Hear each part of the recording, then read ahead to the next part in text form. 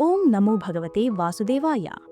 ಶ್ರೇಷ್ಠ ಭಗವತೆಯ ಅಂತರಂಗದಲ್ಲಿ ಶ್ರೀಕೃಷ್ಣ ಪರಮಾತ್ಮನು ಅರ್ಜುನನಿಗೆ ಹೀಗೆ ಹೇಳುತ್ತಾನೆ: ಕರ್ಮವನ್ನು ಮಾಡಲು ನಿನಗೆ ಅಧಿಕಾರವಿದೆ, ಆದರೆ ಕರ್ಮಫಲಗಳಲ್ಲಿ ಎಂದಿಗೂ ಅಧಿಕಾರವಿಲ್ಲ.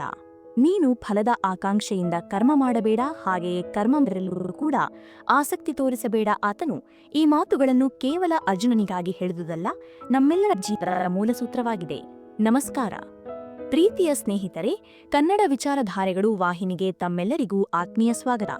ಜೀವನದ ಸಾರ, ಆಧ್ಯಾತ್ಮಿಕ ಜ್ಞಾನ ಮತ್ತು ಸಾರ್ವಕಾಲಿಕ ಸತ್ಯಗಳನ್ನು ತಮ್ಮ ಮುಂದೆ ನಿರೂಪಿಸುವ ನಮ್ಮ ಈ ಪಯಣದಲ್ಲಿ ತಾವು ಸದಾ ನಮ್ಮೊಂದಿಗೆ ಇರಿ. ನಾವು ಇಂದು ಸಮಸ್ತ ಮಾನವಕುಲಕ್ಕೆ ಶ್ರೇಷ್ಠ ಮಾರ್ಗದರ್ಶಿಯಾಗಿರುವ ಶ್ರೀಮದ್ ಭಗವದ್ಗೀತೆಯ ಸಾರವನ್ನು ಅದರ ಆಳವಾದ ಅರ್ಥದೊಂದಿಗೆ ತಮ್ಮ ಹೃದಯಕ್ಕೆ ತಲುಪಿಸುವ ಒಂದು ಚಿಕ್ಕ ಪ್ರಯತ್ನ ಮಾಡುತ್ತಿದ್ದೇವೆ. ನಮ್ಮ ಈ ಜ್ಞಾನಾಮೃತವು ತಮ್ಮ ಜೀವನದ ಕತ್ತಲೆಯನ್ನು ದೂರ ಮಾಡಿ ಶಾಂತಿ ಮತ್ತು ನೆಮ್ಮದಿಯ ಬೆಳಕನ್ನು ತರಲಿ ಎಂದು ನಾವು ಹಾರೈಸುತ್ತೇವೆ. ಕೃಷ್ಣನ ದಿವ್ಯ ಸಂದೇಶ, ವಿಭಾಗ 1: ಅಭಯದ ವಚನ ಮತ್ತು ಅಂತರಂಗದ ಶಕ್ತಿ. ನಮ್ಮೆಲ್ಲರ ಪರಮಾಪ್ತನಾದ ಶ್ರೀಕೃಷ್ಣನು ಈ ಜಗತ್ತಿಗೆ ನೀಡಿದ ಅತಿ ಮುಖ್ಯ ಸಂದೇಶವೆಂದರೆ, ನಾನು ಸದಾ ನಿನ್ನೊಂದಿಗೆ ಇರುವೆನು. ಈ ಮಾತಿನಲ್ಲಿ ಕೇವಲ ಆಶ್ವಾಸನೆ ಇಲ್ಲ, ಅದರಲ್ಲಿ ಅಖಂಡವಾದ ದಿವ್ಯ ಶಕ್ತಿ ಇದೆ. ಯಾವಾಗ ಕತ್ತಲು ದಟ್ಟವಾಗುತ್ತದೆಯೋ, ಯಾವಾಗ ಹಾದಿಗಳು ಅಸ್ಪಷ್ಟವಾಗಿ ತೋರುವವೋ, ಯಾವಾಗ ಇಡೀ ಜಗತ್ತು ನಮ್ಮಿಂದ ವಿಮುಖವಾಗುತ್ತದೆ, ಅಂತಹ ಕಠಿಣ ಸಂದರ್ಭಗಳಲ್ಲಿಯೂ ನಾವು ಭಯಪಡುವ ಅಗತ್ಯವಿಲ್ಲ. ಏಕೆಂದರೆ ನಮ್ಮ ಪರೀಕ್ಷೆಯಲ್ಲಿ, ಪ್ರತಿ ಸಂಘರ್ಷದಲ್ಲಿ, ನಮ್ಮ ಪ್ರತಿಯೊಂದು ಸೋಲು ಮತ್ತು ಗೆಲುವುಗಳಲ್ಲಿ ಆ ಪರಮಾತ್ಮನು ನಮ್ಮೊಂದಿಗೆ ನಿಂತಿರುತ್ತಾನೆ. ನಮ್ಮ ಅಸ್ತಿತ್ವವೇ ಡಗಮಗಿಸುತ್ತಿದೆ ಎಂದು ಅನಿಸಿದಾಗ, ನಮ್ಮೊಳಗಿನ ಧೈರ್ಯವು ಕುಸಿಯುತ್ತಿರುವುದೇ ಇದ್ದಾಗ, ಅಂತಹ ಕ್ಷಣದಲ್ಲಿ ಆ ಪರಮಶಕ್ತಿಯು ನಮ್ಮನ್ನು ಕೈ ಹಿಡಿದು ಮೇಲೆತ್ತಲು ಖಂಡಿತವಾಗಿ ನಾವು ನಮ್ಮನ್ನು ನಾವೇ ಪ್ರಶ್ನಿಸಿಕೊಳ್ಳಬಹುದು. ನಮಗೆ ಆಧಾರ ಯಾರು? ಪ್ರಶ್ನೆಗಳಿಗೆ ಉತ್ತರ ನೀಡುವವರು ಯಾರು? ನಮ್ಮನ್ನು ನಿರ್ಭಯರನ್ನಾಗಿ ಮಾಡುವ ಆ ಶಕ್ತಿ? ಈ ಎಲ್ಲ ಪ್ರಶ್ನೆಗಳಿಗೂ ಉತ್ತರವೇ ಆ ಶ್ರೀಕೃಷ್ಣ. ಆತನು ನಮ್ಮ ಅಂತರಂಗದಿಂದ ಪ್ರಜ್ವಲಿಸುತ್ತಿರುವ ದೀಪವಾಗಿದ್ದಾನೆ. ಆತನೇ ನಮ್ಮ ರೋಮರೋಮಗಳಲ್ಲಿ ನೆಲೆಸಿರುವ ಅಗಾಧ. ನಿಮ್ಮೊಳಗಿನ ಧೈರ್ಯವೇ ನಿಮ್ಮ ಅತಿ ದೊಡ್ಡ ಆಯುಧವಾಗಿದೆ. ನಿಮ್ಮ ವಿಶ್ವಾಸವೇ ನಿಮಗೆ ಅತಿ ದೊಡ್ಡ ಗುರಾಣಿಯಾಗಿದೆ. ನಿಮ್ಮ ಆತ್ಮದಲ್ಲಿ ಅಡಗಿರುವ ದಿವ್ಯತೆಯೇ ಅಜೇಯರನ್ನಾಗಿ ಮಾಡುತ್ತದೆ.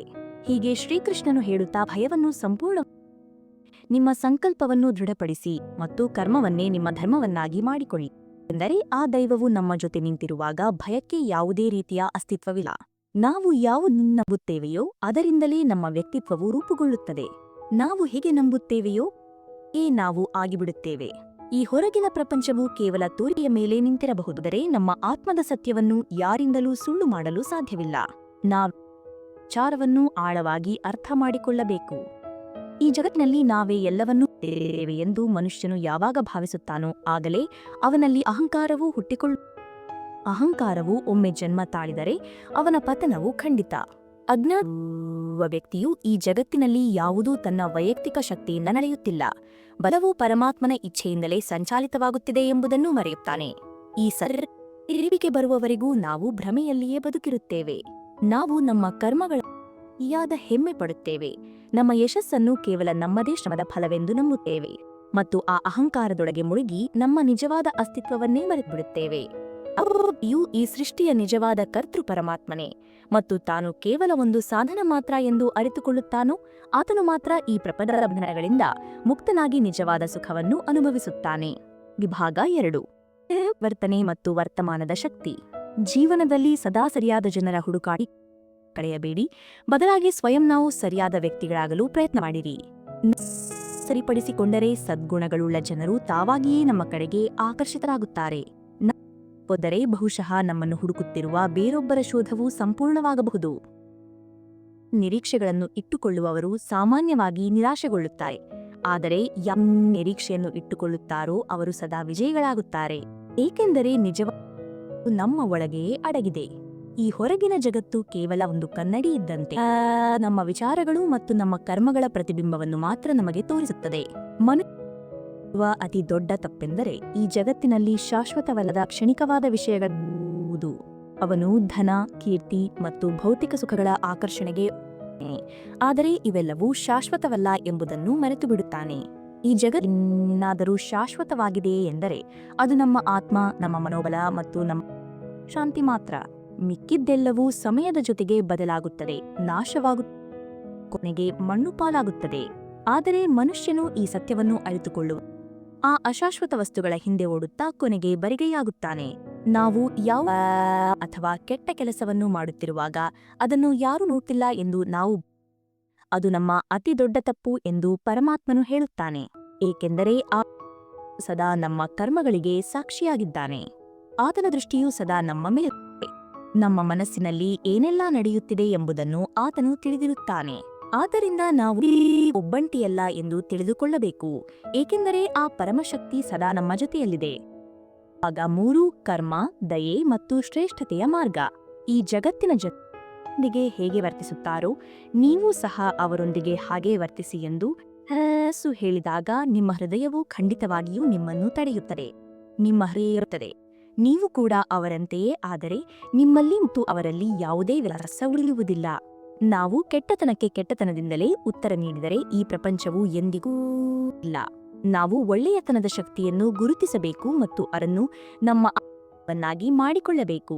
ಕೇವಲ ಹಣ ಸಂಪಾದಿಸುವ ಹಿಂದೆ ಓಡಬೇಡಿ, ಬದಲಿಗೆ ಆಶೀರ್ವಾದಗಳನ್ನು ಸಂಪಾದಿಸಲು ಪ್ರಯತ್ನಿಸಿ. ನೀವು ಕೇವಲ ಹಣವನ್ನು ಗಳಿಸಿದರೆ ಕೇವಲ ಭೌತಿಕ ವಸ್ತುಗಳು ಮಾತ್ರ ಬರುತ್ತವೆ. ಆದರೆ ನೀವು ಆಶೀರ್ವಾದಗಳನ್ನು ಗಳಿಸಿದರೆ ನಿಮಗೆ ನಿಜವಾದ ಸಂತೋಷ, ಮಾನಸಿಕ ಶಾಂತಿ, ಉತ್ತಮ ಆರೋಗ್ಯ ಮತ್ತು ಪ್ರೀತಿಯೂ ಸಹ ದೊರೆಯುತ್ತದೆ. ಇದೇ ಜೀವನದ ಅತಿ ದೊಡ್ಡ ಸತ್ಯ. ಜನರು ಸಾಮಾನ್ಯವಾಗಿ ಉತ್ತಮ ಸಮಯಕ್ಕಾಗಿ ಕಾಯುತ್ತಿರುತ್ತಾರೆ, ಆದರೆ ಈ ಕ್ಷಣದಲ್ಲಿ ನಮ್ಮ ಬಳಿ ಇರುವ ಸಮಯವೇ ಅತ್ಯುತ್ತಮ ಸಮಯ ಎಂಬುದನ್ನು ಅವರು ತಾರೆ. ನಾವು ಭವಿಷ್ಯದಲ್ಲಿ ಬರಲಿರುವ ಒಳ್ಳೆಯ ಕಾಲಕ್ಕಾಗಿ ಕಾಯುತ್ತಾ ಕುಳಿತರೆ ಈ ಜೀವನವೇ ಕಳೆದು ಹೋಗಬಹುದು ಮತ್ತು ಆ ಕಾಲವು ಎಂದಿಗೂ ಬರದೇ ಇರಬಹುದು. ಇದರಿಂದ ನಾವು ನಮ್ಮ ವರ್ತಮಾನದ ಸಮಯವನ್ನು ಅತ್ಯುತ್ತಮವಾಗಿ ಬಳಸಿಕೊಳ್ಳಬೇಕು. ಈ ವರ್ತಮಾನವೇ ನಮ್ಮ ನಿಯಂತ್ರಣದಲ್ಲಿರುವ ಏಕೈಕ ಸಮಯವಾಗಿದೆ. ಏನಾಗುತ್ತಿದೆ ಎಂದು ಮನುಷ್ಯನು ಸದಾ ಚಿಂತಿಸುತ್ತಿರುತ್ತಾನೆ, ಆದರೆ ಅವನು ತನ್ನ ಈ ಯೋಚನೆ ಈ ಕ್ಷಣದಲ್ಲಿ ನಾನು ಏನು ಮಾಡುತ್ತಿದ್ದೇನೆ ಎಂದು ಚಿಂತಿಸಲು ಪ್ರಾರಂಭಿಸಿದರೆ ಇಡೀ ಜೀವನವೇ ಬದಲಾಗಬಲ್ಲದು. ನಾವು ಕಷ್ಟದ ಪರಿಸ್ಥಿತಿಯಲ್ಲಿರುವಾಗ ಗುಣಗಳು ನಮ್ಮನ್ನು ರಕ್ಷಿಸಬಲ್ಲವು.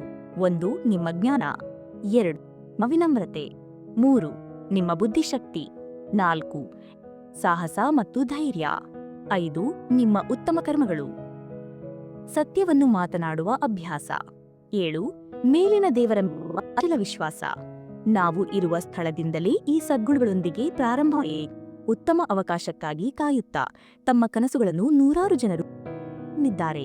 ನಮ್ಮ ಜೀವನದಲ್ಲಿ ಯಾವುದೇ ವಿಚಾರ, ಕರ್ಮ ಅಥವಾ ವ್ಯಕ್ತಿ ವಿಷವನ್ನು ಬೆಸುತ್ತಿದ್ದರೆ ಅದನ್ನು ತ್ಯಜಿಸಬೇಕು ಮತ್ತು ಯಾವುದು ನಮ್ಮ ಉನ್ನತಿಗೆ ಕಾರಣವಾಗುತ್ತದೆಯೋ ತಿಳಿಸಬೇಕು. ನಾವು ನಮ್ಮನ್ನು ಯಾವಾಗಲೂ ಯಾವುದಾದರೂ ಒಂದು ಕೆಲಸದಲ್ಲಿ ಇಟ್ಟುಕೊಳ್ಳಬೇಕು, ಏಕೆಂದರೆ ಯಾವಾಗಲೂ ಕಾರ್ಯದಲ್ಲಿ ನಿರತರಾಗಿರುವ ವ್ಯಕ್ತಿಯಾಗಲು ಸಮಯವೇ ಸಿಗುವುದಿಲ್ಲ. ಸಮಯದೊಂದಿಗೆ ಒಂದು ಸತ್ಯ ಅರ್ಥವಾಗುತ್ತದೆ. ಟೀಕೆಗಳನ್ನು ಆಲಿಸಿ ಅವುಗಳನ್ನು ಸಹಿಸಿ ಆದರೂ ಮುಂದುವರಿಯುತ್ತಾರೋ ಅವರೇ ಮಹಾನ್ ವ್ಯಕ್ತಿ. ಕೋಪ ಬಂದಾಗ ನಿಲ್ಲಲು ಕಲಿಯಿರಿ, ತಪ್ಪು ಮಾಡಿದಾಗ ಬಾಗಲು. ಸಂಬಂಧಗಳು ತಾವಾಗಿಯೇ ಮುರಿದು ಹೋಗುವುದಿಲ್ಲ, ಅವುಗಳನ್ನು ಮುರಿಯುವುದು ಅಹಂಕಾರ, ಜ್ಞಾನ ಮತ್ತು ನಮ್ಮ ತಪ್ಪಾದ ವರ್ತನೆ. ಜ್ಞಾನದ ನಿಜವಾದ ಸ್ವರೂಪ ಯಾವುದು ಎಂದರೆ ಅದನ್ನು ನಾಶ ಮಾಡುವುದು. ಒಂದು ವೇಳೆ ಜ್ಞಾನದ ನಂತರ ನಮ್ಮಲ್ಲಿ ಅಹಂಕಾರವು ಹುಟ್ಟಿಕೊಂಡರೆ ಆ ಜ್ಞಾನವು ವಿಷವಾಗಿ ಪರಿಣಮಿಸುತ್ತದೆ. ಆದರೆ ಜ್ಞಾನದ ನಂತರ ನಮ್ಮಲ್ಲಿ ವಿನದರೆ ಅದೇ ಜ್ಞಾನವು ಅಮೃತವಾಗುತ್ತದೆ. ಈ ಜಗತ್ತಿನಲ್ಲಿ ಅತ್ಯಂತ ದೊಡ್ಡ ಸೌದು ಎಂದರೆ ಅದು ನಮ್ಮ ಮನಸ್ಸಿನ ಶಾಂತಿ. ಮನುಷ್ಯನ ಗುರುತು ಅವನ ಮುಖ, ಅವನ ಸ್ಥಾನದಿಂದಾಗಲೇ ಆಗಬಾರದು, ಬದಲಿಗೆ ಅವನ ಚಾರಿತ್ರದಿಂದ ಆಗಬೇಕು. ಚಿನ್ನವನ್ನು ಸಹ ಕಬ್ಬಿಣದ ಕಪಾಟಿನಲ್ಲಿಯೇ ಇಡಲಾಗುತ್ತದೆ. ವಿಭಾಗ 4. ಸಾಕ್ಷಿ ಮತ್ತು ಕರ್ಮದ ಪ್ರತಿಫಲ. ಮನುಷ್ಯನು ಆಗಾಗ್ಗೆ ದೇವರಿಗೆ ದೂರು, ನನ್ನ ಪ್ರಾರ್ಥನೆ ಯಾವಾಗ ಪೂರ್ಣಗೊಳ್ಳುತ್ತದೆ ಎಂದು. ಆದರೆ ಆ ಪರಮ ಪಾಪಗಳಿಗೆ ಕೂಡಲೇ ಶಿಕ್ಷೆಯನ್ನು ನೀಡುವುದಿಲ್ಲ ಎಂಬುದನ್ನು ಅವನು ಮರೆತುಬಿಡು. ಜಗತ್ತಿನ ಪ್ರತಿಯೊಂದು ವಸ್ತುವು ಸಹ ಆಘಾತದಿಂದ ಒಡೆದು ಹೋಗುತ್ತದೆ, ಆದರೆ ಯಶಸ್ಸು ಆಘಾತಗಳನ್ನು ತಿಂದ ನಂತರವೇ ದೊರೆಯುವಂತಹ ವಿಶಿಷ್ಟ ವಸ್ತುವಾಗಿದೆ. ಯಾವಾಗ ಬೇರೆಯವರ ಸಲಹೆಯ ಮೇರೆಗೆ ತನ್ನವರನ್ನು ಬಿಡುವ ನಿರ್ಧಾರ ತೆಗೆದುಕೊಳ್ಳುತ್ತಾನೋ ಅವನು ಒಂಟಿಯಾಗುತ್ತಾನೆ. ಶ್ರಮವಿಲ್ಲದೆ ಇಲ್ಲಿ ಏನೂ ಸಾಧ್ಯವಿಲ್ಲ. ನಮ್ಮದೇ ನೆರಳು ಕೂಡ ಸೂರ್ಯನ ಬೆಳಕು ಬಿದ್ದಾಗ ಮಾತ್ರ ಕಾಣಿಸುತ್ತದೆ ಹೇಳುತ್ತಾರೆ. ಈ ಜಗತ್ತಿನಲ್ಲಿ ಯಾರ ನೆರಳು ಸಹ ಅವರಿಂದ ದೂರವಿರುವುದಿಲ್ಲ. ನಮ್ಮ ನೆರಳು ನಮ್ಮೊಂದಿಗೇ ಇರುತ್ತದೆ. ಅದೇ ರೀತಿ ನಮ್ಮ ಕರ್ಮಗಳು ಕೂಡ ಸದಾ ನಮ್ಮೊಂದಿಗೆ ಇರುತ್ತವೆ. ಕೆಲವೊಮ್ಮೆ ಆ ನೆರಳು ನಮ್ಮನ್ನು ಭಯಭೀತಗೊಳಿಸುತ್ತದೆ, ಏಕೆಂದರೆ ಅದು ನಮ್ಮ ಕರ್ಮಗಳ ಪ್ರತಿಬಿಂಬವಿರುತ್ತದೆ. ಆದರೆ ಈ ಭಯದಿಂದ ದೂರವಾಗಲು ಒಂದೇ ಒಂದು ಮಾರ್ಗವಿದೆ, ಬೆಳಕಿನ ಕಡೆಗೆ ಮುಖ ಮಾಡುವುದು. ಪ್ರಿಯನ ಕಡೆಗೆ ಮುಖ ಮಾಡಿದರೆ ಹೇಗೆ ನಮ್ಮ ನೆರಳು ಹಿಂದುಳಿಯುತ್ತದೆಯೋ ಅದೇ ರೀತಿ ಶುಭ ಕರ್ಮಗಳ ಬೆಳಕಿನಲ್ಲಿ ಮುನ್ನಡೆದರೆ ಪಾಪಗಳ ಕತ್ತಲು ತಾನಾಗಿಯೇ ಹಿಂದುಳಿಯುತ್ತದೆ. ನಮ್ಮ ಮನಸ್ಸು ಪರಿಶುದ್ಧವಾಗಿದ್ದರೆ ನಮ್ಮ ಕರ್ಮಗಳು ಸಹ ಪರಿಶುದ್ಧವಾಗುತ್ತವೆ ಮತ್ತು ಪವಿತ್ರ ಕರ್ಮಗಳ ಫಲ ಎಂದಿಗೂ ಅಶುಭವಾಗಿರಲು ಸಾಧ್ಯವಿಲ್ಲ. ನಾವು ಸಂಗತಿಯಿಂದ ಸಹವಾಸದಿಂದ ಬದಲಾಗುತ್ತೇವೆ ಎಂದು ಹೇಳಲಾಗುತ್ತದೆ. ಶ್ರೀಕೃಷ್ಣನು ಇದಕ್ಕೆ ವಿಚಿತ್ರ ಉದಾಹರಣೆಗಳನ್ನು ನೀಡುತ್ತಾನೆ. ನರಿಯು ಯಾರ ಸಂಗತಿಯಲ್ಲೂ ಇರುವುದಿಲ್ಲ, ಆದರೂ ಅದು ಕುತಂತ್ರದಿಂದ ಕೂಡಿರುತ್ತದೆ. ಸಿಂಹದ ಜೊತೆ ಇರದಿದ್ದರೂ ಅದು ಕ್ರೂರವಾಗಿರುತ್ತದೆ. ಆದರೆ ಅತ್ಯಂತ ಆಶ್ಚರ್ಯಕರ ವಿಷಯವೆಂದರೆ ಮನುಷ್ಯನು ನಾಯಿಯೊಂದಿಗೆ ಇದ್ದ ನಂಬಿಗಸ್ತನಾಗಿ ಇರುವುದಿಲ್ಲ. ಇದರ ಅರ್ಥ ಸಂಗತಿಯೂ ಪ್ರಭಾವ ಬೀರಿದರೂ ಸಹ ಮನುಷ್ಯನೊಳಗಿನ ಸ್ವಭಾವ ಮತ್ತು ನಿರ್ಧಾರವೇ ಅಂತಿಮವಾಗಿರುತ್ತದೆ. ಜಗತ್ತು ಬದಲಾಗಿದೆ ಎಂದು ಜನರು ಆಗುತ್ತಾರೆ, ಆದರೆ ನಿಜವಾಗಿ ಬದಲಾಗಿದ್ದು ಏನು? ಮಾವು ತನ್ನ ಸಿಹಿಯಲ್ಲ, ಎಲೆಗಳು ತಮ್ಮ ಹಸಿರು ಬಣ್ಣವನ್ನು ಬದಲಾಯಿಸಿಲ್ಲ. ಸೂರ್ಯ ಉದಯಿಸುತ್ತಾನೆ, ಚಂದ್ರನು ರಾತ್ರಿ ಹೊತ್ತಿನಲ್ಲಿ ಹೊಳೆಯುತ್ತಾನೆ, ಗಾಳಿ ಬೀಸುತ್ತದೆ, ಹರಿಯುತ್ತದೆ. ಬದಲಾಗಿದ್ದು ಕೇವಲ ಮನುಷ್ಯ ಮತ್ತು ಅವನ ಮನುಷ್ಯತ್ವ. ಮನುಷ್ಯನು ಬದಲಾಗಿದ್ದಾನೆ ಮತ್ತು ಈ ಬದಲಾವಣೆಗೆ ಜಗತ್ತಿಗೆ ದೋಷವನ್ನು ಹೇಳು. ನಿಮ್ಮ ದುಃಖಗಳೆಲ್ಲ ದೂರವಾದಾಗ ಮಾತ್ರ ನಿಮ್ಮ ಮನಸ್ಸು ಪ್ರಸನ್ನವಾಗುತ್ತದೆ ಭಾವಿಸಿದರೆ ಅದು ಕೇವಲ ಭ್ರಮೆ. ಸತ್ಯವೇನೆಂದರೆ ನೀವು ನಿಮ್ಮ ಮನಸ್ಸನ್ನು ಸಂತೋಷವಾಗಿ ಇಡಲು ಕಲಿತರೆ ದುಃಖಗಳು ತಾವಾಗಿಯೇ ದೂರವಾಗುತ್ತವೆ. ಇದೇ ಜೀವನದ ನಿಜವಾದ ಪರೀಕ್ಷೆ. ಕುವ ಜನರೊಂದಿಗೆ ಮಾತ್ರ ಈ ಜಗತ್ತು ನಿಲ್ಲುತ್ತದೆ, ಏಕೆಂದರೆ ಕಣ್ಣುಗಳಲ್ಲಿಯೂ ಸಹ ಹೆಚ್ಚು ಸಮಯ ಉಳಿಯುವ ಜಾಗ ಸಿಗುವುದಿಲ್ಲ. ವಿಭಾಗ 5: ಆಂತರಿಕ ವಿಮರ್ಶೆ ಮತ್ತು ಯಾರೇ ಆಗಲಿ ಎಷ್ಟು ಕಠೋರವಾಗಿದ್ದರೂ ಸಹ ಅವರ ಹೃದಯದಲ್ಲಿ ನೋವಾಗದಂತೆ ನಾವು ಯಾರ ಮನಸ್ಸಿಗೂ ನೋವು ನೀಡಬಾರದು, ಏಕೆಂದರೆ ಅವರು ಪರಮಾತ್ಮನಿಗೆ ದೂರು ನೀಡಲು ಪ್ರಾರಂಭಿಸಿದರೆ ಅವರ ನೋವು ಎಲ್ಲೇ ಮೀರಿದು ತಿಳಿದುಕೊಳ್ಳಬೇಕು. ಯಾರು ಈ ಜಗತ್ತನ್ನು ಬದಲಾಯಿಸುವ ಶಕ್ತಿಯನ್ನು ಹೊಂದಿರುತ್ತಾರೆ ಸಂಘರ್ಷದ ಹಾದಿಯನ್ನು ಆರಿಸಿಕೊಳ್ಳುತ್ತಾರೆ. ರಾತ್ರಿಗಳ ಯುದ್ಧವನ್ನು ಬೆಳಗ್ಗೆ ಸೂರ್ಯನಾಗಿ ಬೆಳಗುತ್ತಾನೆ. ತೊಂದರೆಗಳು ಬರುತ್ತವೆ, ಬೀಳಿಸುತ್ತವೆ, ಆದರೆ ಯಾರು ಆ ಕಷ್ಟಗಳೊಂದಿಗೆ ಹೋರಾಡಿ ಹೊರಬರುತ್ತಾರೆಯೋ ಅವರೇ ಸೃಷ್ಟಿಸುತ್ತಾರೆ. ಜೀವನವನ್ನು ಕೇವಲ ಬದುಕುವುದಲ್ಲ, ಅದನ್ನು ಒಂದು ಹೋರಾಡಬೇಕು. ಈ ಜೀವನದಲ್ಲಿ ಯಾರು ಕೇವಲ ಇತರರ ಮೌಲ್ಯಮಾಪನ ಮಾಡಿ ಅವರೇ ಹೆಚ್ಚು ದುಃಖಿಯಾಗಿರುತ್ತಾರೆ. ಆದರೆ ಯಾರು ಸ್ವಯಂ ತಮ್ಮದೇ ಮಾಡಿಕೊಳ್ಳುತ್ತಾರೆಯೋ ಅವರೇ ಹೆಚ್ಚು ಸಂತೋಷವಾಗಿರುತ್ತಾರೆ. ಗಿಡದಿಂದ ಕಡಿದು ಮತ್ತೆ ಗಿಡಕ್ಕೆ ಸೇರಲಾರದು, ಆದರೆ ಗಿಡವು ಗಟ್ಟಿಯಾಗಿದ್ದರೆ ಖಂಡಿತವಾಗಿಯೂ ಹೂಗಳು ಅರಳಬಹುದು.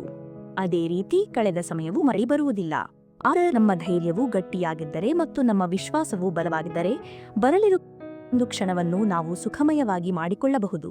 ನಮಗೆ ಒಂದೇ ಒಂದು ಇರುತ್ತಿದೆ, ಅದನ್ನು ವ್ಯರ್ಥವಾದ ಚಿಂತೆಗಳಲ್ಲಿ ಮತ್ತು ನಕಾರಾತ್ಮಕ ವಿಚಾರಗಳಲ್ಲಿ ಇಡಿ. ನಿಮ್ಮ ಹೃದಯದ ಮಾತನ್ನು ಆಲಿಸಿ. ನಿಮ್ಮ ಕನಸುಗಳಿಗಾಗಿ ನಾವು ಈ ಜಗತ್ತಿನ ಜನರ ಗುಂಪಿನಲ್ಲಿ ಹೊರಟಾಗ ಒಂದು ಸತ್ಯ ತಿಳಿದು ಬರುತ್ತದೆ. ಇತರರ ಮೇಲೆ ಅತಿಯಾದ ನಂಬಿಕೆ ಇಡುತ್ತಾರೆಯೋ ಅವರು ಕೊನೆಗೆ ಒಬ್ಬಂಟಿದ್ದಾರೆ, ಏಕೆಂದರೆ ಈ ಜಗತ್ತು ಕೇವಲ ತೋರಿಕೆಗಳಿಗೆ ಅಂಟಿಕೊಂಡಿದೆ. ನಿಜವಾದ ಉದ್ದೇಶವನ್ನು ಪರೀಕ್ಷಿಸುವ ಮುನ್ನ ಅದನ್ನು ಸಂಶಯದ ದೃಷ್ಟಿಯಿಂದ ನಮ್ಮ ಗುರಿಯನ್ನು ತಲುಪಬೇಕಾದರೆ ನಾವೇ ನಮ್ಮ ಮಾರ್ಗವನ್ನು ನಿರ್ಮಿಸಿಕೊಳ್ಳಬೇಕು. ಯಾರ ಆಧಾರದ ಮೇಲೋ ಕುಳಿತು ಕಾಯುವವರಿಗೆ ಈ ಜಗತ್ತಿನಲ್ಲಿ ಏನೂ ಸಿಗುವುದಿಲ್ಲ. ಸಮಯ ಮತ್ತು ಪರಿಸ್ಥಿತಿಗಳು ಮುಂದೆ ಬಾಗುವಂತೆ ನಾವು ಏನನ್ನಾದರೂ ಸಾಧಿಸಿ ತೋರಿಸಬೇಕು. ಯಾರು ಕಾಯುವುದಿಲ್ಲ, ಎಲ್ಲಿಗೆ ತಮ್ಮ ಮಾರ್ಗವನ್ನು ತಾವೇ ನಿರ್ಮಿಸಿಕೊಳ್ಳುತ್ತಾರೋ ಮತ್ತು ನಿಲ್ಲದೆ ಮುಂದೆ ಸಾಗುತ್ತಾರೋ ಜಗತ್ತಿನಲ್ಲಿ ಏನನ್ನಾದರೂ ಸಾಧಿಸುತ್ತಾರೆ ಎಂಬುದು ಇತಿಹಾಸದ ಸಾಕ್ಷಿಯಾಗಿದೆ. ಗುಂಪಿನ ಭಾಗವು ಎಲ್ಲರಿಗೂ ಸಾಧ್ಯ, ಆದರೆ ಯಾರು ಗುಂಪಿಗೆ ಕಾರಣರಾಗುತ್ತಾರೆಯೋ ಅವರನ್ನು ಸೃಷ್ಟಿಸುತ್ತಾರೆ. ನಿಮ್ಮ ಯಶಸ್ಸು ನಿಂತು ಹೋಗಿದ್ದರೆ ಅದಕ್ಕೆ ಏಕೈಕ ಕಾರಣ ನೀವೇ. ಎಲ್ಲೂ ಇಲ್ಲ, ಅದು ನಿಮ್ಮ ಒಳಗೆಯೇ ಇದೆ. ನೀವು ನಿಮಗೆ ಇಣುಕಿ ನೋಡಶಕ್ಯತೆ ಮಾತ್ರ ಇದೆ. ಪಾಂಡವರನ್ನು ರಕ್ಷಿಸಲು ಶ್ರೀಕೃಷ್ಣನ ಬಳಿ ಒಂದು ಶ್ರೇಷ್ಠ ಯೋಜನೆ ಇರದೆ ಹೋಗಿದ್ದರೆ ಅವರು ಕೌರವರನ್ನು ಎಂದಿಗೂ ಸೋಲಿಸಲಾಗುತ್ತಿರಲಿಲ್ಲ. ಇದು ನಮಗೆ ಏನು ತಿಳಿಸುತ್ತದೆ ಎಂದರೆ ಕೇವಲ ಶ್ರಮವು ಸರಿಯಾದ ದಿಕ್ಕಿನಲ್ಲಿ ಮಾಡುವ ಶ್ರಮವು ಅಷ್ಟೇ ಮುಖ್ಯ. ನೀವು ನಿಮ್ಮ ಸಂಗತಿ ಕೆಟ್ಟದ್ದಾಗಿದ್ದರೆ ನಿಮ್ಮ ವಿನಾಶವು ನಿಶ್ಚಿತ. ಆದರೆ ನೀವು ತಪ್ಪಿದ್ದರೂ ನಿಮ್ಮ ಜೊತೆ ಸರಿಯಾದ ಜನರಿದ್ದರೆ ಮತ್ತು ನೀವು ಅವರಿಂದ ಕಲಿಯುತ್ತೀರಿ, ಖಂಡಿತವಾಗಿಯೂ ನಿಮ್ಮ ಯಶಸ್ಸು ಖಚಿತ. ನೆನಪಿಡಿ, ಕೌರವರ ಬಳಿ ಶಬ್ದಿದ್ದ ಮತ್ತು ಪಾಂಡವರ ಬಳಿ ಶ್ರೀಕೃಷ್ಣನಿದ್ದ. ವ್ಯತ್ಯಾಸ ಇಷ್ಟೇ, ಒಬ್ಬನು ತಂತ್ರದ ಸಂಕೇತವಾಗಿದ್ದನು, ಇನ್ನೊಬ್ಬನು ಧರ್ಮದ ಮಾರ್ಗದರ್ಶಕನಾಗಿದ್ದನು. ನಿಮ್ಮ ಸುತ್ತಲೂ ಇದ್ದರೆ ನಿಧಾನವಾಗಿ ನಿಮ್ಮ ಆಲೋಚಿಸುವ ಸಾಮರ್ಥ್ಯ ನಾಶವಾಗಬಹುದು. ಮನುಷ್ಯನಲ್ಲೇ ರೂಪುಗೊಳ್ಳುತ್ತಾನೆ ಅಥವಾ ಹಾಳಾಗುತ್ತಾನೆ. ವಿಭಾಗ 6: ವಿಶ್ವಾಸ, ನಮ್ರತೆ ಮತ್ತು ಸ್ವಾಭಿಮಾನ. ನಾವು ಎಡವಿ ಬಿದ್ದಿದ್ದೇವೆ ಎಂದರೆ ನಾವು ನಡೆಸಬೇಕು ಎಂದರ್ಥವಲ್ಲ. ಬದಲಿಗೆ ಇದರ ಅರ್ಥ ಇಷ್ಟೇ: ಇನ್ನು ಹೆಚ್ಚು ಎಚ್ಚರಿಕೆಯಿಂದ ಮುಂದುವರಿಯಬೇಕು. ದುಃಖವನ್ನು ನೋಡಬೇಕೆಂದರೆ ಭೂಲದಲ್ಲಿ ನೋಡಿ, ಸುಖವನ್ನು ನೋಡಬೇಕೆಂದರೆ ಭವಿಷ್ಯದ ಕಡೆಗೆ ನೋಡಿ, ನಿಜವಾದ ಸಂತೋಷ ಬೇಕೆಂದರೆ ವರ್ತಮಾನದಲ್ಲಿ ಜ್ಞಾನದ ದೃಷ್ಟಿಯಿಂದ ನೋಡಿ. ಕನಸು ಏಕೆ ಪೂರ್ಣಗೊಳ್ಳುತ್ತಿಲ್ಲ ಎಂದು ನೀವು ಯೋಚಿಸುತ್ತಿದ್ದರೆ ಅದಕ್ಕೆ ನಿಮ್ಮ ಕನಸಿಗಾಗಿ ನೀವು ಸಾಕಷ್ಟು ತ್ಯಾಗ ಮತ್ತು ಶ್ರಮ ಮಾಡಿದ್ದೀರಾ? ಧೈರ್ಯಶಾಲಿಗಳ ಉದ್ದೇಶ ಎಂದಿಗೂ ಪೂರ್ಣವಾಗುವುದಿಲ್ಲ. ಇತರರ ಬಗ್ಗೆ ಆಳವಾದ ಗೌರವವನ್ನು ಇಟ್ಟುಕೊಳ್ಳುವ ಮೊದಲ ಷರತ್ತು ಏನು? ಮೊದಲು ನೀವು ನಿಮ್ಮನ್ನು ಗೌರವಿಸಲು ಕಲಿಯಬೇಕು. ಆತ್ಮವಿಶ್ವಾಸ ಎಂದರೆ ನೀವು ಯಾರು ಎಂಬುದನ್ನು ತಿಳಿದುಕೊಳ್ಳುವುದು ಮತ್ತು ಬೇರೆಯವರ ಮಾತಿನಿಂದ ಆ ನಿಮ್ಮ ಆತ್ಮವಿಶ್ವಾಸವನ್ನು ಎಂದಿಗೂ ಏಕೆಂದರೆ ಬೇರೆಯವರ ವಾಸ್ತವವು ನಿಮ್ಮ ವಾಸ್ತವವಾಗಲು ಸಾಧ್ಯವಿಲ್ಲ. ಪಡೆದುಕೊಂಡು ಏನನ್ನಾದರೂ ಸಾಧಿಸಿದರೆ ಅದರ ಮೌಲ್ಯವು ಯಾವಾಗಲೂ ಕಡಿಮೆ. ಪ್ರತಿಯೊಂದು ಕನಸನ್ನು ನಿಮ್ಮ ಉಸಿರಾಟದಲ್ಲಿ ಇಟ್ಟುಕೊಳ್ಳಿ. ಪ್ರತಿಯೊಂದು ಗುರಿ ಯೋಚನೆಯಲ್ಲಿ ಇಟ್ಟುಕೊಳ್ಳಿ. ನಿಮ್ಮ ಗುರಿ ನಿಮ್ಮ ಕಣ್ಣುಗಳಲ್ಲಿ ನೆಲೆಸಿದ್ದರೆ ಭೂತವಾಗಿಯೂ ನಿಮ್ಮದಾಗುತ್ತದೆ.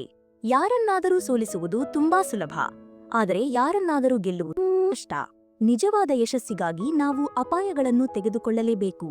ನಾವು ಇನ್ನು ಏರಲು ಕೆಳಗಿನ ಮೆಟ್ಟಿಲಿನಿಂದ ನಮ್ಮ ಕಾಲು ತೆಗೆಯಬೇಕಾಗುತ್ತದೆಯೋ ಅದೇ ಯಶಸ್ವಿಯಾಗಲು ಕೆಲವು ವಿಷಯಗಳನ್ನು ಬಿಡಬೇಕಾಗುತ್ತದೆ.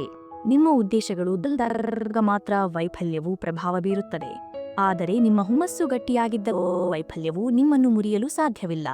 ಮೊದಲು ಕಷ್ಟದ ಕೆಲಸಗಳನ್ನು ಸುಲಭದ ಕೆಲಸಗಳು ತಾನಾಗಿಯೇ ಆಗಿ ಹೋಗುತ್ತವೆ.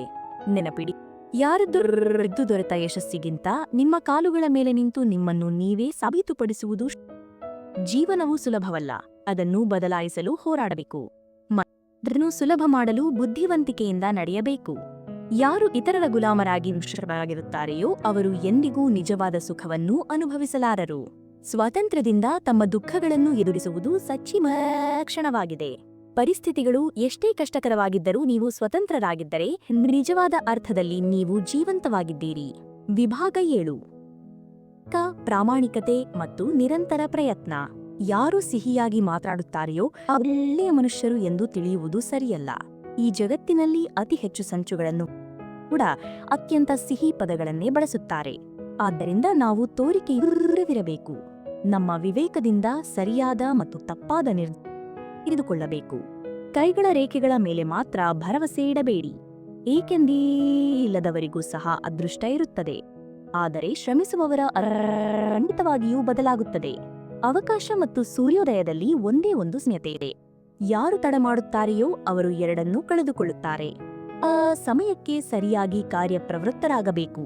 ಯಾರದ್ದಾದರೂ ನಾವು ಅವರಿಗೆ ಆಸರೆ ನೀಡಬೇಕು, ಏಕೆಂದರೆ ಆ ಕಷ್ಟ ಹೋಗುತ್ತದೆ.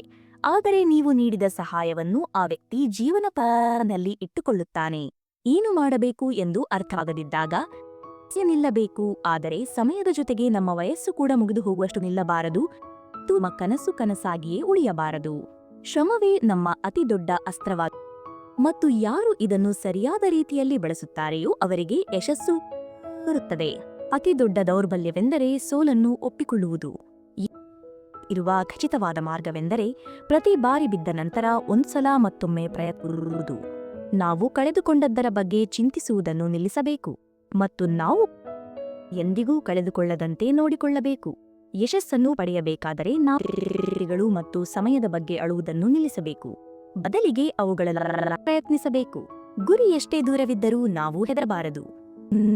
ನದಿಯು ಎಂದಿಗೂ ಸಮುದ್ರವು ಎಷ್ಟು ದೂರವಿದೆ ಎಂದು ಕೇಳುವುದಿಲ್ಲ. ಅದು ಕೇವಲ ಹರಿಯುತ್ತದೆ ಮತ್ತು ಕೊನೆಗೆ ತನ್ನ ಗುರಿಯನ್ನು ತಲುಪುತ್ತದೆ. ವಿಭಾಗ 8. ದೈವಕ್ಕೆ ಮತ್ತು ಶಾಂತಿಯ ಹುಡುಕಾಟ.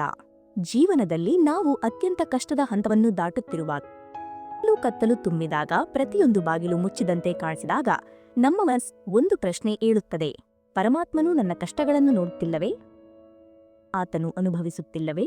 ಆದರೆ ಸತ್ಯವೇನೆಂದರೆ ಸುಖ ಮತ್ತು ದುಃಖ ಎರಡು ಮುಖಗಳಿದ್ದಂತೆ.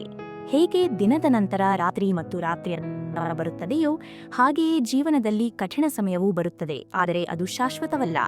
ಎಲ್ಲ ಬಾಗಿಲುಗಳು ಮುಚ್ಚಿದಾಗಲೂ ಒಂದೇ ಒಂದು ಬಾಗಿಲು ಯಾವಾಗಲೂ ತೆರೆದಿರುತ್ತದೆ ಮತ್ತು ಅದು ಈಶ್ವರನ ಬಾಗಿಲು. ನಾವು ಈ ಜಗತ್ತಿನ ಜನರ ಮೇಲೆ ಆಧಾರವಾಗಿ ಕುಳಿತುಕೊಳ್ಳ, ಏಕೆಂದರೆ ಇಲ್ಲಿ ಪ್ರತಿಯೊಬ್ಬರೂ ತಮ್ಮ ಸ್ವಂತ ಸ್ವಾರ್ಥದಲ್ಲಿ ಮುಳುಗಿರುತ್ತಾರೆ. ಮನಸ್ಸು ವಿಚಲಿತವಾದಾಗ, ಮುಂದೆ ಸಾಗಲು ಸಾಧ್ಯವಿಲ್ಲ ಎಂದು ಅನಿಸಿದಾಗ ನಾವು ಶ್ರೀಕೃಷ್ಣನ ಅರ್ಜುನನಿಗೆ ಹೇಳಿದ ಮಾತನ್ನು ನೆನಪಿಸಿಕೊಳ್ಳಬೇಕು: ಕರ್ಮ ಮಾಡುತ್ತಾ ಹೋಗು, ಫಲದ ಚಿಂತೆ ಮಾಡಬೇಕು. ನಾವು ನಮ್ಮ ಕರ್ಮಕ್ಕೆ ಅತ್ಯುನ್ನತ ಸ್ಥಾನ ನೀಡಿದಾಗ ಆ ಭಗವಂತನು ತಾನಾಗಿ ಯನ್ನು ನದಿಯ ಇನ್ನೊಂದು ದಡಕ್ಕೆ ಸೇರಿಸುತ್ತಾನೆ. ನಾವು ಆಗಾಗ್ಗೆ ದೇವರ ಬರುತ್ತೇವೆ, ಹೇ ಪ್ರಭು, ನಾನು ಅಪರಾಧಿ. ಭಗವಂತನು ನಾನು ಕ್ಷಮಿಸಿಬಿಡುತ್ತೇನೆ. ಹೇ ಪ್ರಭು, ನಾನು ಬಹಳ ತೊಂದರೆಯಲ್ಲಿರುವೆನು. ಭಗವಂತನು ಹೇಳುತ್ತಾನೆ, ನಾನು ನಿನ್ನನ್ನು ನಿಭಾಯಿಸುತ್ತೇನೆ. ಹೇ ಪ್ರಭು, ನನ್ನೊಬ್ಬಂಟಿ. ಭಗವಂತನು ಹೇಳುತ್ತಾನೆ, ನಾನು ಸದಾ ನಿನ್ನೊಂದಿಗೆ ಇರುವೆನು. ಹೇ ಪ್ರಭು, ನಾನು ದುಃಖಿತನಾಗಿದ್ದೇನೆ. ಭಗವಂತನು ಹೇಳುತ್ತಾನೆ, ಕಣ್ಣೆತ್ತಿ ನೋಡು, ನಾನು ಪ್ರತಿಕ್ಷಣ ನಿನ್ನ ಸುತ್ತಲೇ ಆದ್ದರಿಂದ ನಾವು ಭಗವಂತನಿಂದ ಏನನ್ನಾದರೂ ಕೇಳಬೇಕಾದರೆ ಪ್ರಾರ್ಥಿಸಬೇಕು. ಹೇ ಪ್ರಭು, ನಾನು ಎಂದಾದರೂ ನಿಮ್ಮ ಕೈಯನ್ನು ನೀವು ನನ್ನ ತೋಳನ್ನು ಹಿಡಿಯಲು ಎಂದಿಗೂ ಮರೆಯಬೇಡಿ. ನಾನು ನಿಮ್ಮೊಂದಿಗೆ ಮರೆತರೂ ನೀವು ನನ್ನೊಂದಿಗೆ ನಡೆಯಲು ಮರೆಯಬೇಡಿ. ಇದೇ ನಿಜವಾದ ವಿಶ್ವಾಸ, ಶ್ರದ್ಧೆ. ಜೀವನದ ಅತಿ ದೊಡ್ಡ ಪಾಠ ಏನೆಂದರೆ ನಾವು ಎಂದಿಗೂ ಆ ಶಕ್ತಿಯನ್ನು ಮುಟ್ಟಬಾರದು. ಅದನ್ನು ನಾವು ದುರ್ಬಲರ ಮೇಲೆ ಬಳಸುತ್ತೇವೆ. ನಾವು ಆ ಭಾವಬಾರದು. ಇದರಿಂದ ನಾವು ಯಾರನ್ನಾದರೂ ನೋಡಿ ಅಸೂಯೆಪಡುತ್ತೇವೆ. ಆ ಜ್ಞಾನವನ್ನು ಬಯಸಬಾರದು. ಇದರಿಂದ ನಮ್ಮಲ್ಲಿ ಅಹಂಕಾರವು ಜನ್ಮ. ಶ್ರೀಕೃಷ್ಣನು ಹೇಳುತ್ತಾನೆ, ಧೈರ್ಯ ಮತ್ತು ಧರ್ಮದ ಪರೀಕ್ಷೆಯು ಕಷ್ಟದ ಸಮಯವು ನಿಮಗೆ ವಿರುದ್ಧವಾಗಿ ನಡೆಯುತ್ತಿರುವಾಗ ಅತ್ಯುತ್ತಮ ಉತ್ತಮವಾಗಿರುವುದು. ಜೀವನದಲ್ಲಿ ಬಹಳಷ್ಟು ವಿಷಯಗಳನ್ನು ನಮ್ಮ ಕೈಯಿಂದ ಆದರೆ ನಮ್ಮ ಧೈರ್ಯ ಮತ್ತು ಸಂಯಮವೇ ನಮ್ಮನ್ನು ಕಠಿಣ ಪರಿಸ್ಥಿತಿಗಳಿಂದ ಹೊರತರಲು ಸಹಾಯ ಗುಣಗಳು. ಭಗವಂತನು ಮನುಷ್ಯನಿಗೆ ಎಲ್ಲವನ್ನೂ ಕೊಟ್ಟ, ಆದರೆ ಒಂದು ಮಾತ್ರ ತನ್ನ ಬಳಿ ಇಟ್ಟುಕೊಂಡ. ಆ ವಸ್ತುವನ್ನು ಮನುಷ್ಯನಿಗೆ ಏಕೆ ಕೊಡಲಿಲ್ಲ ಎಂದು ಕೇಳಿದಾಗ ಭಗವಂತನು ಹೇಳಿದ, ನಾನು ಶಾಂತಿಯನ್ನು ನನ್ನ ಚರಣಗಳ ಕೆಳಗೆ ಬಚ್ಚಿಟ್ಟಿದ್ದೇನೆ. ಶಾಂತಿಯನ್ನು ಇಡೀ ಜಗತ್ತಿನಲ್ಲಿ ಹುಡುಕುತ್ತಾನೆ, ಆದರೆ ಕೊನೆಯಲ್ಲಿ ಅದು ಕೇವಲ ಆತ್ಮನ ಚರಣಗಳಲ್ಲಿ ಮಾತ್ರ ದೊರೆಯುತ್ತದೆ. ಯಾವಾಗ ಒಬ್ಬ ಭಕ್ತನು ದೇವರ ಮುಂದೆ ನಿಂತಿರುತ್ತಾನೋ ಆಗ ಭಗವಂತನು ನಕ್ಕು ಕೇಳುತ್ತಾನೆ, ಏನು ಬೇಕು? ಮಾಯೆ ಭಕ್ತಿ ಬೇಕೆ? ಆಗ ಭಕ್ತನು ಯೋಚಿಸಿ ಕೇಳುತ್ತಾನೆ, ಭಗವಂತ, ವ್ಯತ್ಯಾಸವೇನು? ಭಗವಂತನು ಹೇಳುತ್ತಾನೆ, ನೀನು ಈ ಸಂಸಾರದಲ್ಲಿ ಆದರೆ ಮಾಯೆಯನ್ನು ಆರಿಸಿಕೋ. ಆದರೆ ನೀನು ನನ್ನನ್ನೇ ನಿನ್ನ ಪ್ರೀತಿಯಲ್ಲಿ ಮಾಡಬೇಕಾದರೆ ಭಕ್ತಿಯನ್ನು ಆರಿಸಿಕೋ. ಯಾವ ಜೀವಿಯು ಮಾಯೆಯ ವಶದಲ್ಲಿ ಅದು ಭ್ರಮೆಯಲ್ಲಿ ಅಲೆಯುತ್ತಿರುತ್ತದೆ. ಆದರೆ ಯಾರು ಭಕ್ತಿಯ ಬಣ್ಣದಲ್ಲಿ ಅವರು ಸ್ವತಃ ನನ್ನೊಳಗೆಯೇ ಸೇರಿ ಹೋಗುತ್ತಾರೆ. ಈ ಜಗತ್ತಿನಲ್ಲಿ ಮಾಯೆಯ ಹಿಂದೆ ಓಡುತ್ತಾರೆ. ಆದರೆ ಯಾರು ಮಾಯೆಯ ಆಟವನ್ನು ಅರ್ಥ ಮಾಡಿ ಅವರು ಮಾತ್ರ ಭಕ್ತಿಯ ಹಿಂದೆ ಓಡುತ್ತಾರೆ. ಭಕ್ತಿ ಎಂದರೇನು ಎಂದು ಯಾರು ಉತ್ತರ ಬಂತು. ಭಕ್ತಿ ಎಂದರೆ ಕೇವಲ ಕೈಗಳಿಂದ ಮಾಡುವ ಕಾರ್ಯವಲ್ಲ. ಆದರೆ ಅಂಗವಿಕಲರು ಎಂದಿಗೂ ಭಕ್ತಿ ಮಾಡಲು ಸಾಧ್ಯವಾಗುತ್ತಿರಲಿಲ್ಲ. ಭಕ್ತಿ ಎಂದರೆ ಕಣ್ಣುಗಳಿಂದ ನೋಡುವ ವಿಷಯವಲ್ಲ. ಹಾಗಿದ್ದರೆ ಸೂರದಾಸ್ ಅವರಂತಹ ಸಂತರಿಗೆ ಭಕ್ತಿ ಮಾಡಲು ಸಾಧ್ಯವಾಗುತ್ತಿರಲಿಲ್ಲ. ಭಕ್ತಿ ಎಂದರೆ ಕೇವಲ ಕಿವಿಯಿಂದ ಇಲ್ಲ. ಹಾಗಿದ್ದರೆ ಕಿವುಡರು ಎಂದಿಗೂ ಭಕ್ತಿ ಮಾಡಲು ಸಾಧ್ಯವಾಗುತ್ತಿರಲಿಲ್ಲ. ಹಣದಿಂದ ಅಥವಾ ಶಕ್ತಿಯಿಂದ ಪಡೆಯಲು ಸಾಧ್ಯವಿಲ್ಲ. ಹಾಗಿದ್ದರೆ ಬಡವರೆಲ್ಲರೂ ಎಂದಿಗೂ ಭಕ್ತಿ ಮಾಡಲು ಸಾಧ್ಯವಾಗುತ್ತಿರಲಿಲ್ಲ. ಭಕ್ತಿಯು ಕೇವಲ ಕೂಡಿರುತ್ತದೆ. ಅದು ಹೃದಯದ ಆಳವಾದ ಮೂಲೆಯಿಂದ ಹೊರಹೊಮ್ಮುತ್ತದೆ. ಅಲ್ಲಿ ಪ್ರೀತಿಯ ಬೆಳಕು ಹರಡಿರುತ್ತದೆ. ಭಕ್ತಿ ಎಂದರೆ ಪ್ರೀತಿ, ಆತ್ಮದ ಪರಮಾಲನ. ವಿಭಾಗ 9 ವಿಚಿತ್ರ ಮಾನವ ಮತ್ತು ಆಂತರಿಕ ಜ್ಞಾನ. ಭಗವಂತನು ಮುಗುಳು ನಕ್ಕು ಹೇಳುತ್ತಾನೆ, ಮನುಷ್ಯನ ಸ್ವಭಾವ ಬಹಳ ವಿಚಿತ್ರವಾಗಿದೆ. ಸುಖ ಬಂದಾಗ ನನ್ನನ್ನು ಮರೆತು ಬಿಡುತ್ತಾನೆ ಮತ್ತು ದುಃಖ ಬಂದಾಗ ಮೊದಲಿಗೆ ನನ್ನನ್ನೇ ನೆನಪಿಸಿಕೊಳ್ಳುತ್ತಾನೆ. ಯಾವಾಗ ಸಂಸಾರವು ಅವನಿಗೆ ಮೋಸ ಮಾಡುತ್ತದೆಯೋ ಆಗ ಅವನು ನನ್ನ ಆಶ್ರಯಕ್ಕೆ ಬರುತ್ತಾನೆ. ಪಾಪ ಮಾಡಿದರೆ ಮರಣದ ಸಮಯದಲ್ಲಿ ನನ್ನನ್ನು ಕರೆಯುತ್ತಾನೆ. ಕಳ್ಳನಾಗಿ ಸಿಕ್ಕಿಬಿದ್ದರೆ ನನ್ನನ್ನು ನೆನಪಿಸಿಕೊಳ್ಳುತ್ತಾನೆ. ಬಡತನದಿಂದ ಹಸಿದಿದ್ದರೆ ನನ್ನ ಹೆಸರನ್ನು ಹೇಳುತ್ತಾನೆ. ಕಾಯಿಲೆ ಬಂದರೆ ಪ್ರಾರ್ಥನೆ ಮಾಡುತ್ತಾನೆ. ಪರೀಕ್ಷೆಯಲ್ಲಿ ಸೋತರೆ ನನ್ನ ಕ್ರಿಯೆಯನ್ನು ಬಯಸುತ್ತಾನೆ. ಆದರೆ ಯಾರು ಸುಖದಲ್ಲಿಯೂ ನನ್ನನ್ನು ಸ್ಮರಣೆ ಮಾಡುತ್ತಾರೆಯೋ ಅವರು ಇಡೀ ಜೀವನ ಆನಂದದಲ್ಲಿಯೇ ಇರುತ್ತಾರೆ. ಕೆಲವೊಮ್ಮೆ ಮನುಷ್ಯನು ದೇವರು ನನ್ನನ್ನು ಏಕೆ ನೋಡುತ್ತಿಲ್ಲ, ನನ್ನ ತೊಂದರೆಗಳನ್ನು ಏಕೆ ದೂರ ಮಾಡುತ್ತಿಲ್ಲ ಎಂದು ಚಿಂತಿಸುತ್ತಾನೆ. ಆದರೆ ಯಾರು ಧೈರ್ಯವನ್ನು ಇಟ್ಟುಕೊಳ್ಳುತ್ತಾರೆಯೋ ಅವರು ಪರಮಾತ್ಮನು ಪ್ರತಿಕ್ಷಣ ತಮ್ಮ ಜೊತೆ ಇರುತ್ತಾನೆ ಎಂದು ತಿಳಿದಿರುತ್ತಾರೆ. ನಮ್ಮನ್ನು ಪ್ರತಿ ಪರೀಕ್ಷೆಯಲ್ಲಿಯೂ ಇಡುತ್ತಾನೆ, ಆದರೆ ಎಂದಿಗೂ ನಮ್ಮನ್ನು ಬಿಡುವುದಿಲ್ಲ. ಧರ್ಮದ ಸಿದ್ಧಾಂತವು ಯಾರೇ ಆಗಲಿ, ಎಷ್ಟು ದೊಡ್ಡ ಜ್ಞಾನಿಯಾಗಿರಲಿ, ಅವರ ಕರ್ಮಗಳು ಉತ್ತಮವಾಗಿಲ್ಲದಿದ್ದರೆ ಅವರು ಜೀವನದಿಗೂ ಸುಖಿಯಾಗಿರಲಾರರು. ಅದೇ ರೀತಿ ಯಾರೇ ಆಗಲಿ, ಎಷ್ಟೇ ಸಾಮಾನ್ಯ ವ್ಯಕ್ತಿಯಾಗಿರಲಿ, ಅವಳು ಪವಿತ್ರವಾಗಿದ್ದರೆ ಅವರು ಜೀವನ ಪರ್ಯಂತ ಆನಂದದಲ್ಲಿ ಇರುತ್ತಾರೆ. ಶಬ್ದಕೋಶದಲ್ಲಿ ಅಸಂಖ್ಯಾತ ಪದಗಳಿದ್ದರೂ ಮೃದು ಅತ್ಯುತ್ತಮವಾಗಿದೆ. ಜಗತ್ತಿನಲ್ಲಿ ಸಾವಿರಾರು ಬಣ್ಣಗಳಿದ್ದರೂ ಶ್ವೇತ ಬಣ್ಣವೂ ಅತ್ಯುತ್ತಮ. ಜಗತ್ತಿನಲ್ಲಿ ತಿನ್ನಲು ಅನೇಕ ವಸ್ತುಗಳಿದ್ದರೂ ಉಪವಾಸವೂ ದೇಹಕ್ಕೆ ಅತ್ಯುತ್ತಮ. ಹೊರಗಡೆ ನೋಡಲು ಅಷ್ಟೊಂದು ವಿಷಯಗಳಿದ್ದರೂ ನಮ್ಮ ಒಳಗೆ ನೋಡುವುದು ಅತ್ಯುತ್ತಮ. ಏಕೆಂದರೆ ಆ ಒಳಗಿನ ಪ್ರಯಾಣವೇ ನಿಜವಾದ ಪ್ರಯಾಣ. ಆತ್ಮದ ಜ್ಞಾನವೇ ಸರ್ವೋಚ್ಚ ಜ್ಞಾನ. ಮನಸ್ಸು ಶಾಂತವಾಗಿದ್ದಾಗ ಮಾತ್ರ ನಾವು ಆತ್ಮ ಕೇಳಬಹುದು. ಸತ್ಯದೊಂದಿಗೆ ಸದಾ ಹೋರಾಟವೂ ಸಾಗುತ್ತದೆ. ರಾವಣನ ಬಳಿ ಚಿನ್ನದ ಲಂಕೆ ಮತ್ತು ಪುಷ್ಪವಿದ್ದವು, ಆದರೆ ರಾಮನು ವನವಾಸವನ್ನೇ ನೋಡಬೇಕಾಯಿತು. ಕಂಸನ ಬಳಿ ರಾಜಪೀಠವಿತ್ತು, ಆದರೆ ಜೈಲಿನಲ್ಲಿ ಜನಿಸಿದನು. ರಾಜಮಹಲ್ನಲ್ಲಿ ಕೌರವರು ವಾಸಿಸುತ್ತಿದ್ದರು, ಆದರೆ ವನವಾಸವನ್ನು ಅನುಭವಿಸಬೇಕಾಯಿತು ಪಾಂಡವರು. ಸತ್ಯದ ಹಾದಿ ಸುಲಭವಲ್ಲ, ಆದರೆ ಯಾರು ಈ ಹಾದಿಯಲ್ಲಿ ನಡೆಯುತ್ತಾರೆಯೋ ಅವರನ್ನು ಇತಿಹಾಸವೂ ನೆನಪಿಟ್ಟುಕೊಳ್ಳು. ಹೃದಯದಿಂದ ಸತ್ಯವಂತರು ಜೀವನದಲ್ಲಿ ಒಬ್ಬಂಟಿಯಾಗಿದ್ದರೂ ಸಹ ಅಂತಹ ಜನರ ಜೊತೆ ಖಂಡಿತವಾಗಿಯೂ ಭಗವನು. ಸತ್ಯ ಮತ್ತು ಭಕ್ತಿಯ ಮಾರ್ಗವು ಕಠಿಣ, ಆದರೆ ಅದರಲ್ಲಿ ಅಚಲವಾಗಿರುವವನೇ ನಿಜವಾದ ಅರ್ಥದಲ್ಲಿ ವಿಜಯ. ಜಗತ್ತು ನಿಮ್ಮನ್ನು ಅರ್ಥ ಮಾಡಿಕೊಳ್ಳದಿದ್ದರೂ ಪರಮಾತ್ಮನು ಎಲ್ಲವನ್ನೂ ನೋಡುತ್ತಾನೆ. ಆದ್ದರಿಂದ ಧೈರ್ಯವನ್ನು ಇಟ್ಟುಕೊಳ್ಳುವುದು ಶಕ್ತಿ. ಜೀವನದ ಪುಸ್ತಕದಲ್ಲಿ ಧೈರ್ಯದ ಮುಖಪುಟ ಇರುವುದು ಅತ್ಯಗತ್ಯ, ಏಕೆ ಪ್ರತಿಯೊಂದು ಪುಟವನ್ನು ಒಟ್ಟಿಗೆ ಹಿಡಿದಿಡುತ್ತದೆ. ಸೀಮೆಯು ಕೇವಲ ಒಂದು ಗೆರೆಯಲ್ಲ, ಅದು ಪ್ರೀತಿ, ಸ್ನೇಹ ಮತ್ತು ಶತ್ರುತ್ವದ ಒಂದು ವ್ಯಾಖ್ಯಾನವೂ ಹೌದು. ಯಾರು ಸದಾ ಸೀಮೆಯಲ್ಲಿಯೇ ಬಂಧಿಗಳಾಗಿರುತ್ತಾರೆಯೋ ಅವರು ಸಾಮಾನ್ಯ ಮನುಷ್ಯರಾಗಿ ಉಳಿಯುತ್ತಾರೆ, ಆದರೆ ಯಾರು ಸಮಯ ಬಂದಾಗ ಸೀಮೆಯನ್ನು ದಾಟುತ್ತಾರೆಯೋ ವನ್ನು ನಿರ್ಮಿಸುತ್ತಾರೆ. ಸೀಮೆಯು ನಮ್ಮನ್ನು ಮರ್ಯಾದೆಯಲ್ಲಿ ಇಡುವುದಲ್ಲದೆ ಕೆಲವೊಮ್ಮೆ ನಮ್ಮನ್ನು ಬಂಧಿಸ. ಯಾವ ಸೀಮೆಗಳು ನಮಗೆ ಅಡ್ಡಿಯಾಗುತ್ತಿವೆ ಮತ್ತು ಯಾವ ಸೀಮೆಗಳು ನಮಗೆ ಶಕ್ತಿಯ ಹೊಸ ತೋರಿಸುತ್ತಿವೆ ಎಂಬುದನ್ನು ನಿರ್ಧರಿಸುವುದು ನಮಗೆ ಬಿಟ್ಟ ವಿಷಯ. ವಿಭಾಗ 10: ಮನೋಭಾವ ಮತ್ತು ವಿಜಯ. ಕಷ್ಟದ ಮೋಡಗಳು ಆವರಿಸಿದಾಗ ಏನಾಗುತ್ತದೆ? ಕತ್ತಲು ಹರಡುತ್ತದೆ, ಮೇಘಗಳು, ಮಳೆ ಸುರಿಯುತ್ತದೆ. ಎಲ್ಲಾ ಪ್ರಾಣಿಗಳು ತಮ್ಮ ಆಶ್ರಯ ಸ್ಥಳಗಳಲ್ಲಿ ಅಡಗಿಕೊಳ್ಳುತ್ತವೆ. ಮನುಷ್ಯರು ತಮ್ಮ ಮನೆಗಳ ಕಡೆಗೆ ಓಡುತ್ತಾರೆ, ಪಕ್ಷಿಗಳು ತಮ್ಮ ಗೂಡಿನಲ್ಲಿ ಅಡಗಿಕೊಳ್ಳುತ್ತವೆ. ಆದರೆ ಒಂದು ಜೀವವಿದೆ, ಅದು ಘರ್ಜಿಸುವ ಮೋಡಗಳು, ಸಿಡಿಲುಗಳು ಮತ್ತು ಭಾರೀ ಮಳೆಯಿಂದ ಮೇಲಕ್ಕೆ ಏರುತ್ತದೆ. ಆ ಜೀವವೇ ಗರುಡ. ಅದು ಈ ತೊಂದರೆಗಳಿಂದ ತಪ್ಪಿಸಿಕೊಳ್ಳುವುದಲ್ಲದೆ ಅದಕ್ಕಿಂತಲೂ ಹಾರಾಟ ನಡೆಸುತ್ತದೆ. ಸೋತವರಲ್ಲಿ ಮತ್ತು ಗೆದ್ದವರಲ್ಲಿ ಇದೇ ವ್ಯತ್ಯಾಸವಿದೆ. ಈ ಹೋಲು ಗೆಲುವಿನದಲ್ಲ, ಬದಲಿಗೆ ಸಮಸ್ಯೆ ಮತ್ತು ಆಲೋಚನೆಯದ್ದು. ನಮ್ಮ ಆಲೋಚನೆ ಸಮಸ್ಯೆಯು ದೊಡ್ಡದಾಗಿ ಬಿಡುತ್ತದೆ, ಆದರೆ ನಮ್ಮ ಆಲೋಚನೆ ದೊಡ್ಡದಾಗಿದ್ದರೆ ಸಮಸ್ಯೆಯು ಚಿಕ್ಕದಾಗಿ ಬಿಡುತ್ತದೆ. ಜೀವನದಲ್ಲಿ ಯಶಸ್ಸು ಅವರಿಗೆ ಮಾತ್ರ ದೊರೆಯುತ್ತದೆ ಈ ಆಲೋಚನೆಯನ್ನು ಉನ್ನತ ಮಟ್ಟದಲ್ಲಿ ಇಟ್ಟುಕೊಳ್ಳುತ್ತಾರೆ. ನಕಾರಾತ್ಮಕತೆಯಿಂದ ಮೇಲಕ್ಕೆದ್ದು ವಿಶ್ವಾಸ ಮತ್ತು ಧೈರ್ಯದೊಂದಿಗೆ ಯಾರು ಮುನ್ನಡೆಯುತ್ತಾರೆಯೋ ಅವರೇ ವಿಜಯಗಳಾಗುತ್ತಾರೆ. ನಿಜವಾದ ವಿಜಯ ಹೊರಗಿನದಲ್ಲ, ಆಂತರಿಕವಾಗಿರುತ್ತದೆ. ಜಗತ್ತಿನೊಂದಿಗೆ ದೂರವಾಣಿಯ ಅಗತ್ಯವಿದೆ ಮತ್ತು ಪರಮಾತ್ಮನೊಂದಿಗೆ ಮಾತನಾಡಲು ಮೌನದ ಅಗತ್ಯ. ದೂರವಾಣಿಯಲ್ಲಿ ಮಾತನಾಡಿದರೆ ಹಣದ ಬಿಲ್ ನೀಡಬೇಕಾಗುತ್ತದೆ ಮತ್ತು ಮಾತನಾಡಲು ಹೃದಯವನ್ನು ನೀಡಬೇಕಾಗುತ್ತದೆ. ಯಾರು ಸಂಸಾರದ ಆಕರ್ಷಣೆಯಲ್ಲಿ ಅವರು ಚದುರಿ ಹೋಗುತ್ತಾರೆ ಮತ್ತು ಯಾರು ಈಶ್ವರನೊಂದಿಗೆ ಸೇರಿ ಅವರು ಅರಳುತ್ತಾರೆ. ಕೋಪದಲ್ಲಿ ಆಡಿದ ಕಠಿಣ ಮಾತುಗಳು ಹಲವು ವರ್ಷಗಳ ಸಂಬಂಧಗಳ ಗುರು, ಆದರೆ ಪ್ರೀತಿಯಿಂದ ಹೇಳಿದ ಸಿಹಿ ಮಾತುಗಳು ಅಪರಿಚಿತರನ್ನು ಸಹ ನಮ್ಮವರನ್ನ. ಶ್ರೀಕೃಷ್ಣನು ಹೇಳುತ್ತಾನೆ, ನೀನು ಮಲಗುವ ಮೊದಲು ಎಲ್ಲರನ್ನೂ ಕ್ಷಮಿಸು, ಏಳುವ ಮೊದಲು ನಿನ್ನನ್ನು ಕ್ಷಮಿಸಿಬಿಡುತ್ತೇನೆ. ಜೀವನದಲ್ಲಿ ದುಃಖಗಳು ಸುಖವೂ ಶಾಶ್ವತವಲ್ಲ. ಯಾವುದೇ ಪರಿಸ್ಥಿತಿ ಇರಲಿ, ಅದು ಕಳೆದು ಹೋಗುತ್ತದೆ.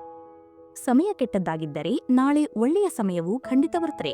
ಈ ಸಮಯ ಆಗುತ್ತಿರುತ್ತದೆ. ಪ್ರತಿ ರಾತ್ರಿಯ ನಂತರ ದಿನ ಬರುತ್ತದೆ. ಕರ್ಮವನ್ನು ಮಾಡುತ್ತಾ ಚಿಂತೆ ಮಾಡಬೇಡಿ. ಫಲ ಯಾವಾಗ ಸಿಗುತ್ತದೆ, ಹೇಗಿರುತ್ತೆ ಎಂದು ಕೇವಲ ಆ ಪತ್ರ ಗೊತ್ತು. ಚದುರಿದ ಸಮಾಜ ಎಂದಿಗೂ ಶಕ್ತಿಶಾಲಿಯಾಗಲು ಸಾಧ್ಯವಿಲ್ಲ. ಬೇರೆಯವರನ್ನು ಶಕ್ತಿಶಾಲಿಯನ್ನಾಗಿ ಮಾಡಬಹುದು.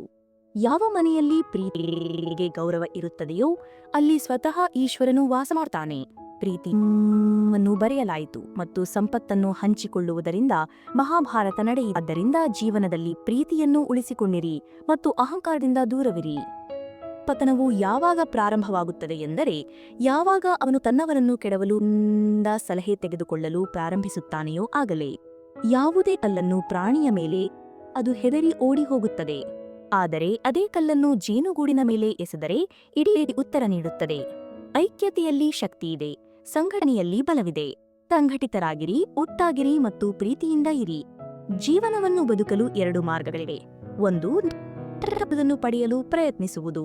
ಇನ್ನೊಂದು, ನಿಮ್ಮ ಬಳಿ ಇರುವುದನ್ನೇ ಪ್ರೀತಿಸಲು. ಯಾರು ತಮ್ಮ ಬಳಿ ಇರುವ ವಸ್ತುಗಳಲ್ಲಿ ಸಂತೃಪ್ತರಾಗಿರುತ್ತಾರೆಯೋ ಅವರೇ ಜ್ಞಾನವನ್ನು ಪಡೆಯುತ್ತಾರೆ.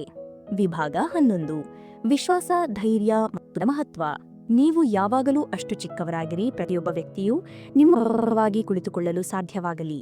ಮತ್ತು ನೀವು ಅಷ್ಟು ದೊಡ್ಡವರಾಗಿರಿ, ನೀವು ಎದ್ದಾಗ ಯಾರೂ ಕುಳಿತಿರಬಾರದು. ಅವು ಹಲವು ಬಾರಿ ಬೀಳಬೇಕಾದರೂ ಸಹ ಹಾರಾಟವನ್ನು ತುಂಬಲೇಬೇಕು, ಕನಸುಗಳನ್ನು ಪೂರ್ಣಗೊಳಿಸಲೇಬೇಕು. ಅವು ನಮ್ಮೊಂದಿಗೆ ಹೋರಾಡಬೇಕಾದರೂ ಸಹ ಜೀವನದಲ್ಲಿ ಅಪಾಯಗಳನ್ನು ತೆಗೆದುಕೊಳ್ಳಲು ಎಂದಿಗೂ ಹೆದರಬೇಡಿ. ಒಂದು ವೇಳೆ ನೀವು ಗೆದ್ದರೆ ನಿಮಗೆ ವಿಜಯ ಸಿಗುತ್ತದೆ, ಒಂದು ವೇಳೆ ಸೋತರೆ ನಿಮಗೆ ಪಾಠ. ಶ್ರೀಕೃಷ್ಣನು ಹೇಳುತ್ತಾನೆ, ಸಂಘರ್ಷವನ್ನು ತಂದೆಯಿಂದ ಕಲಿಯಿರಿ ಮತ್ತು ಸಂಸ್ಕಾರವನ್ನು ತಾಯಿಯಿಂದ ಕಲಿಯಿರಿ.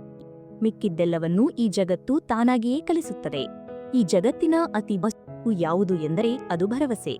ಒಂದು ವೇಳೆ ಭರವಸೆಯು ಈಶ್ವರನ ಮೇಲಿದ್ದರೆ ದಲ್ಲಿ ಬರೆದಿದ್ದನ್ನೇ ನೀವು ಪಡೆಯುತ್ತೀರಿ.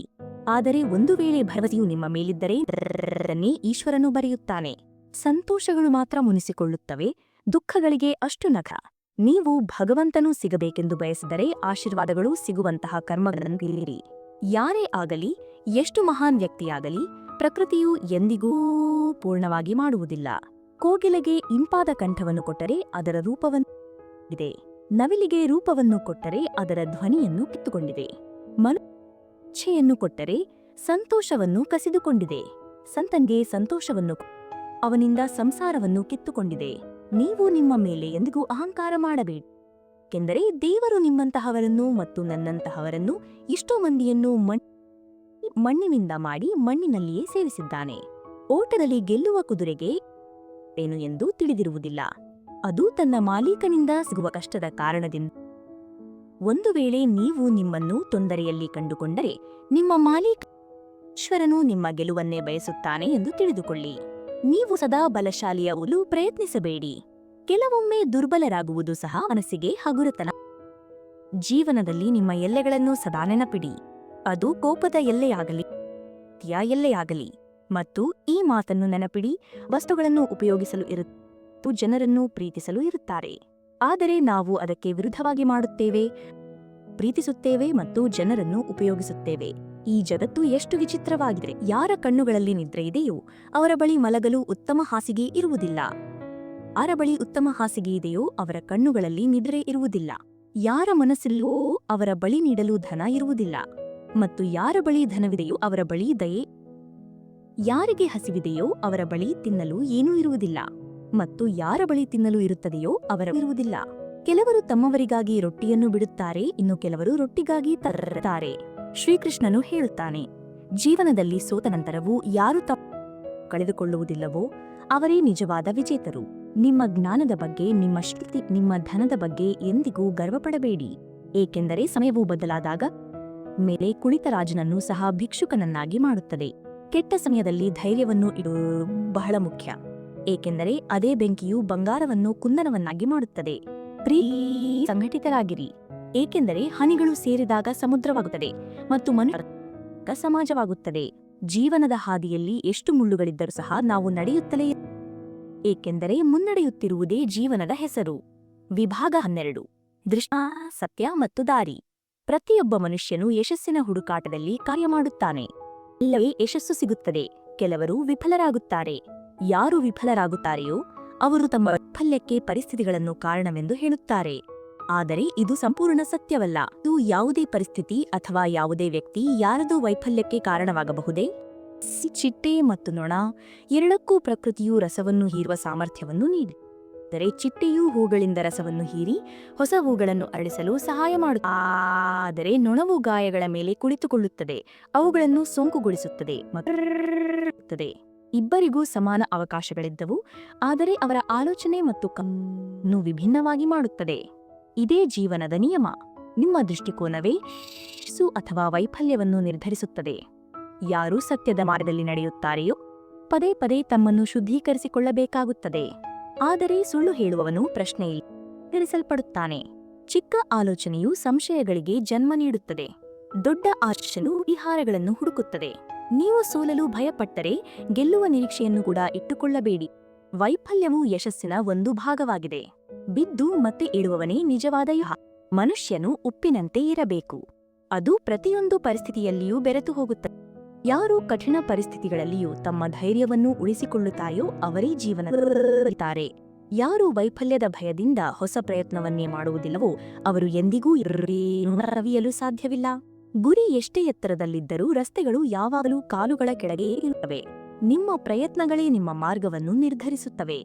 ಜೀವನದಲ್ಲಿ ಯಶಸ್ವಿಯಾಗಲು ನೀವು ನಿಮ್ಮ ಮೇಲೆ ವಿಶ್ವಾಸ ಇಡಬೇಕು ಮತ್ತು ನಿಮ್ಮ ಪ್ರಯತ್ನಗಳನ್ನು ನಿರಂತರವಾಗಿ ಮುಂದುವರಿಸಬೇಕು. ತುಂಬಾ ಸಿಹಿಯಾಗಿ ಮಾತಾಡುವವರಿಂದ ಮತ್ತು ನಿಮ್ಮನ್ನು ಅತಿಯಾಗಿ ಹೊಗಳುವವರಿಂದ ಎಚ್ಚರವಾಗಿರಿ. ನಿಮಗೆ ಅವಶ್ಯಕತೆ ಇರುವಾಗ ಮಾತ್ರ ಸಿಹಿ ಮಾತುಗಳನ್ನು ಹೇಳಲಾಗುತ್ತದೆ. ಹೊಗಳಿಕೆಯು ಕೂಡ ಉಚಿತವಾಗಿ ಸಿಗುವುದಿಲ್ಲ. ಯಾರಾದರೂ ನಿಮ್ಮನ್ನು ಹೊಗಳುತ್ತಿದ್ದರೆ ಅದರ ಹಿಂದವಾಗಿಯೂ ಯಾವುದಾದರೂ ಸ್ವಾರ್ಥ ಅಡಗಿರುತ್ತದೆ. ಕೆಲವೊಮ್ಮೆ ಕಣ್ಣುಗಳಿಂದ ಕಾಣುವ ಸತ್ಯವು ವಾಸ್ತವವಾಗಿ ಸತ್ಯವಿಲ್ಲ. ಕಣ್ಣುಗಳಿಂದ ಕಂಡ ಪ್ರತಿಯೊಂದು ಮಾತಿನ ಮೇಲೆ ತಕ್ಷಣವೇ ಭರವಸೆ ಇಡಬೇಡಿ. ಧೈರ್ಯದಿಂದ ನಿರ್ಧಾರಗಳನ್ನು ತೆಗೆದುಕೊಳ್ಳಿ. ಭಾವನೆಗಳಿಗೆ ಒಳಗಾಗಿ ಯಾವುದೇ ತರ ತೆಗೆದುಕೊಳ್ಳಬೇಡಿ. ಜೀವನದಲ್ಲಿ ಕಷ್ಟಗಳಿದ್ದರೆ ಅದು ನಿಮ್ಮ ಪರೀಕ್ಷೆ. ಆದರೆ ನಗುವುದಕ್ಕಿಂತ ಸ್ವಾತಂತ್ರ್ಯದಲ್ಲಿ ನಿಮ್ಮ ದುಃಖಗಳೊಂದಿಗೆ ಹೋರಾಡುವುದು ಉತ್ತಮ. ಈ ನಿಜವಾದ ಮನುಷ್ಯನು ತನ್ನ ಕಷ್ಟಗಳಿಂದ ಓಡಿ ಹೋಗುವುದಿಲ್ಲ, ಬದಲಿಗೆ ಅವುಗಳನ್ನು ಸೋಲಿಸುವ ಇಟ್ಟುಕೊಂಡಿರುತ್ತಾನೆ. ವಿಭಾಗ 13 ಗುರಿ, ಮಾರ್ಗದರ್ಶನ ಮತ್ತು ನಿಮ್ಮ ಭವಿಷ್ಯವು ನಾಳೆ ನೀವು ಏನು ಮಾಡುತ್ತೀರಿ ಎಂಬುದರ ಮೇಲೆ ಅವಲಂಬಿಸಿರುವುದಿಲ್ಲ, ನೀವು ಏನು ಮಾಡುತ್ತೀರಿ ಎಂಬುದರ ಮೇಲೆ ಅವಲಂಬಿಸಿರುತ್ತದೆ. ಯಾವ ಶಿಕ್ಷಣವೂ ಮನುಷ್ಯತ್ವವೋ ಅದು ಅರ್ಥಹೀನ. ನಿಮ್ಮ ಗುರಿಯ ಮಾರ್ಗವನ್ನು ಇತರರನ್ನು ಕೇಳಿದರೆ ನೀವು ದಾರಿ ತಪ್ಪುತ್ತೀರಿ, ಏಕೆಂದರೆ ನಿಮ್ಮ ಗುರಿಯ ಮಹತ್ವ ಎಷ್ಟು ನಿಮಗೆ ಇದೆಯೋ ಅಷ್ಟು ಬೇರೆ ಯಾರಿಗೂ ಇರಲು ಸಾಧ್ಯವಿಲ್ಲ. ಗುರು ಮತ್ತು ರಸ್ತೆ ಎರಡೂ ಒಂದೇ ರೀತಿ ಇರುತ್ತವೆ.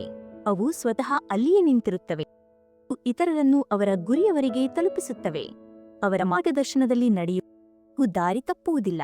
ಆದರೆ ಯಾರು ತಮ್ಮನ್ನು ತಾವೇ ಹೆಚ್ಚು ಬುದ್ಧಿವಂತರೆಂದು ಭಾವಿಸುತ್ತಾರೆ ಅವರು ಸಾಮಾನ್ಯವಾಗಿ ದಾರಿ ಕಳೆದುಕೊಳ್ಳುತ್ತಾರೆ. ಒಳ್ಳೆಯ ಸಮಯ ಅವರಿಗೆ ಮಾತ್ರ ಸಾಧ್ಯ. ಯಾರೂ ಎಂದಿಗೂ ಯಾರಿಗೂ ಕೆಟ್ಟದನ್ನು ಬಯಸುವುದಿಲ್ಲ. ಕೆಟ್ಟ ಸಮಯದಲ್ಲಿ ಧೈರ್ಯವನ್ನು ಮತ್ತು ಒಳ್ಳೆಯ ಸಮಯದಲ್ಲಿ ವಿನಮ್ರರಾಗಿರುವುದು ಜೀವನದ ಮೂಲಮಂತ್ರವಾಗಿದೆ. ಆದರೂ ನಿಮ್ಮ ನಗುವನ್ನು ಮತ್ತು ಅಳುವನ್ನು ನಿರ್ಧರಿಸುವಷ್ಟು ಅವರಿಗೆ ಅಧಿಕಾರ ನೀಡಬೇಡಿ. ಮತ್ತು ನಿಮ್ಮ ಕಣ್ಣೀರನ್ನು ನೀವೇ ನಿರ್ಧರಿಸಿ, ಏಕೆಂದರೆ ಬೇರೆಯವರು ನೀಡಿದ ಎಂದಿಗೂ ಶಾಶ್ವತವಾಗಿರುವುದಿಲ್ಲ. ನಮ್ಮವರೆಂದರೆ ಕೇವಲ ಫೋಟೋಗಳಲ್ಲಿ ನಮ್ಮೊಂದಿಗೆ ನಿಲ್ಲ. ನಮ್ಮವರೆಂದರೆ ಕಷ್ಟದ ಸಮಯದಲ್ಲಿ ನಮ್ಮೊಂದಿಗೆ ನಿಲ್ಲುವವರು. ಸಂಕಷ್ಟದ ಸಮಯದಲ್ಲಿ ಕೈ ಹಿಡಿದು ನಾನು ನಿಮ್ಮೊಂದಿಗಿದ್ದೇನೆ ಎಂದು ಹೇಳುತ್ತಾರೆಯೋ ಅವರೇ ನಿಜವಾದವರು. ಪರಿಸ್ಥಿತಿಯ ಸ್ನೇಹಿತರು. ಅವರು ಸಮಯದೊಂದಿಗೆ ಬದಲಾಗಿಬಿಡುತ್ತಾರೆ. ಪ್ರಯಾಸ್ತವು ನಮ್ಮ ಜೀವನದಿಂದ ಒಂದು ದಿನವನ್ನು ಕಡಿಮೆ ಮಾಡುತ್ತದೆ, ಆದರೆ ಪ್ರತಿಯೊಂದು ಸೂರ್ಯೋದಯವು ಹೊಸ ಭರವಸೆ ಮತ್ತು ಹೊಸ ಆರಂಭವನ್ನು ತರುತ್ತದೆ. ಕಳೆದು ಹೋದದ್ದರ ಬಗ್ಗೆ ಚಿಂತಿಸುವುದು ಬರಲಿರುವ ದಿನಗಳಿಗಾಗಿ ತಯಾರಿ ಮಾಡಿ.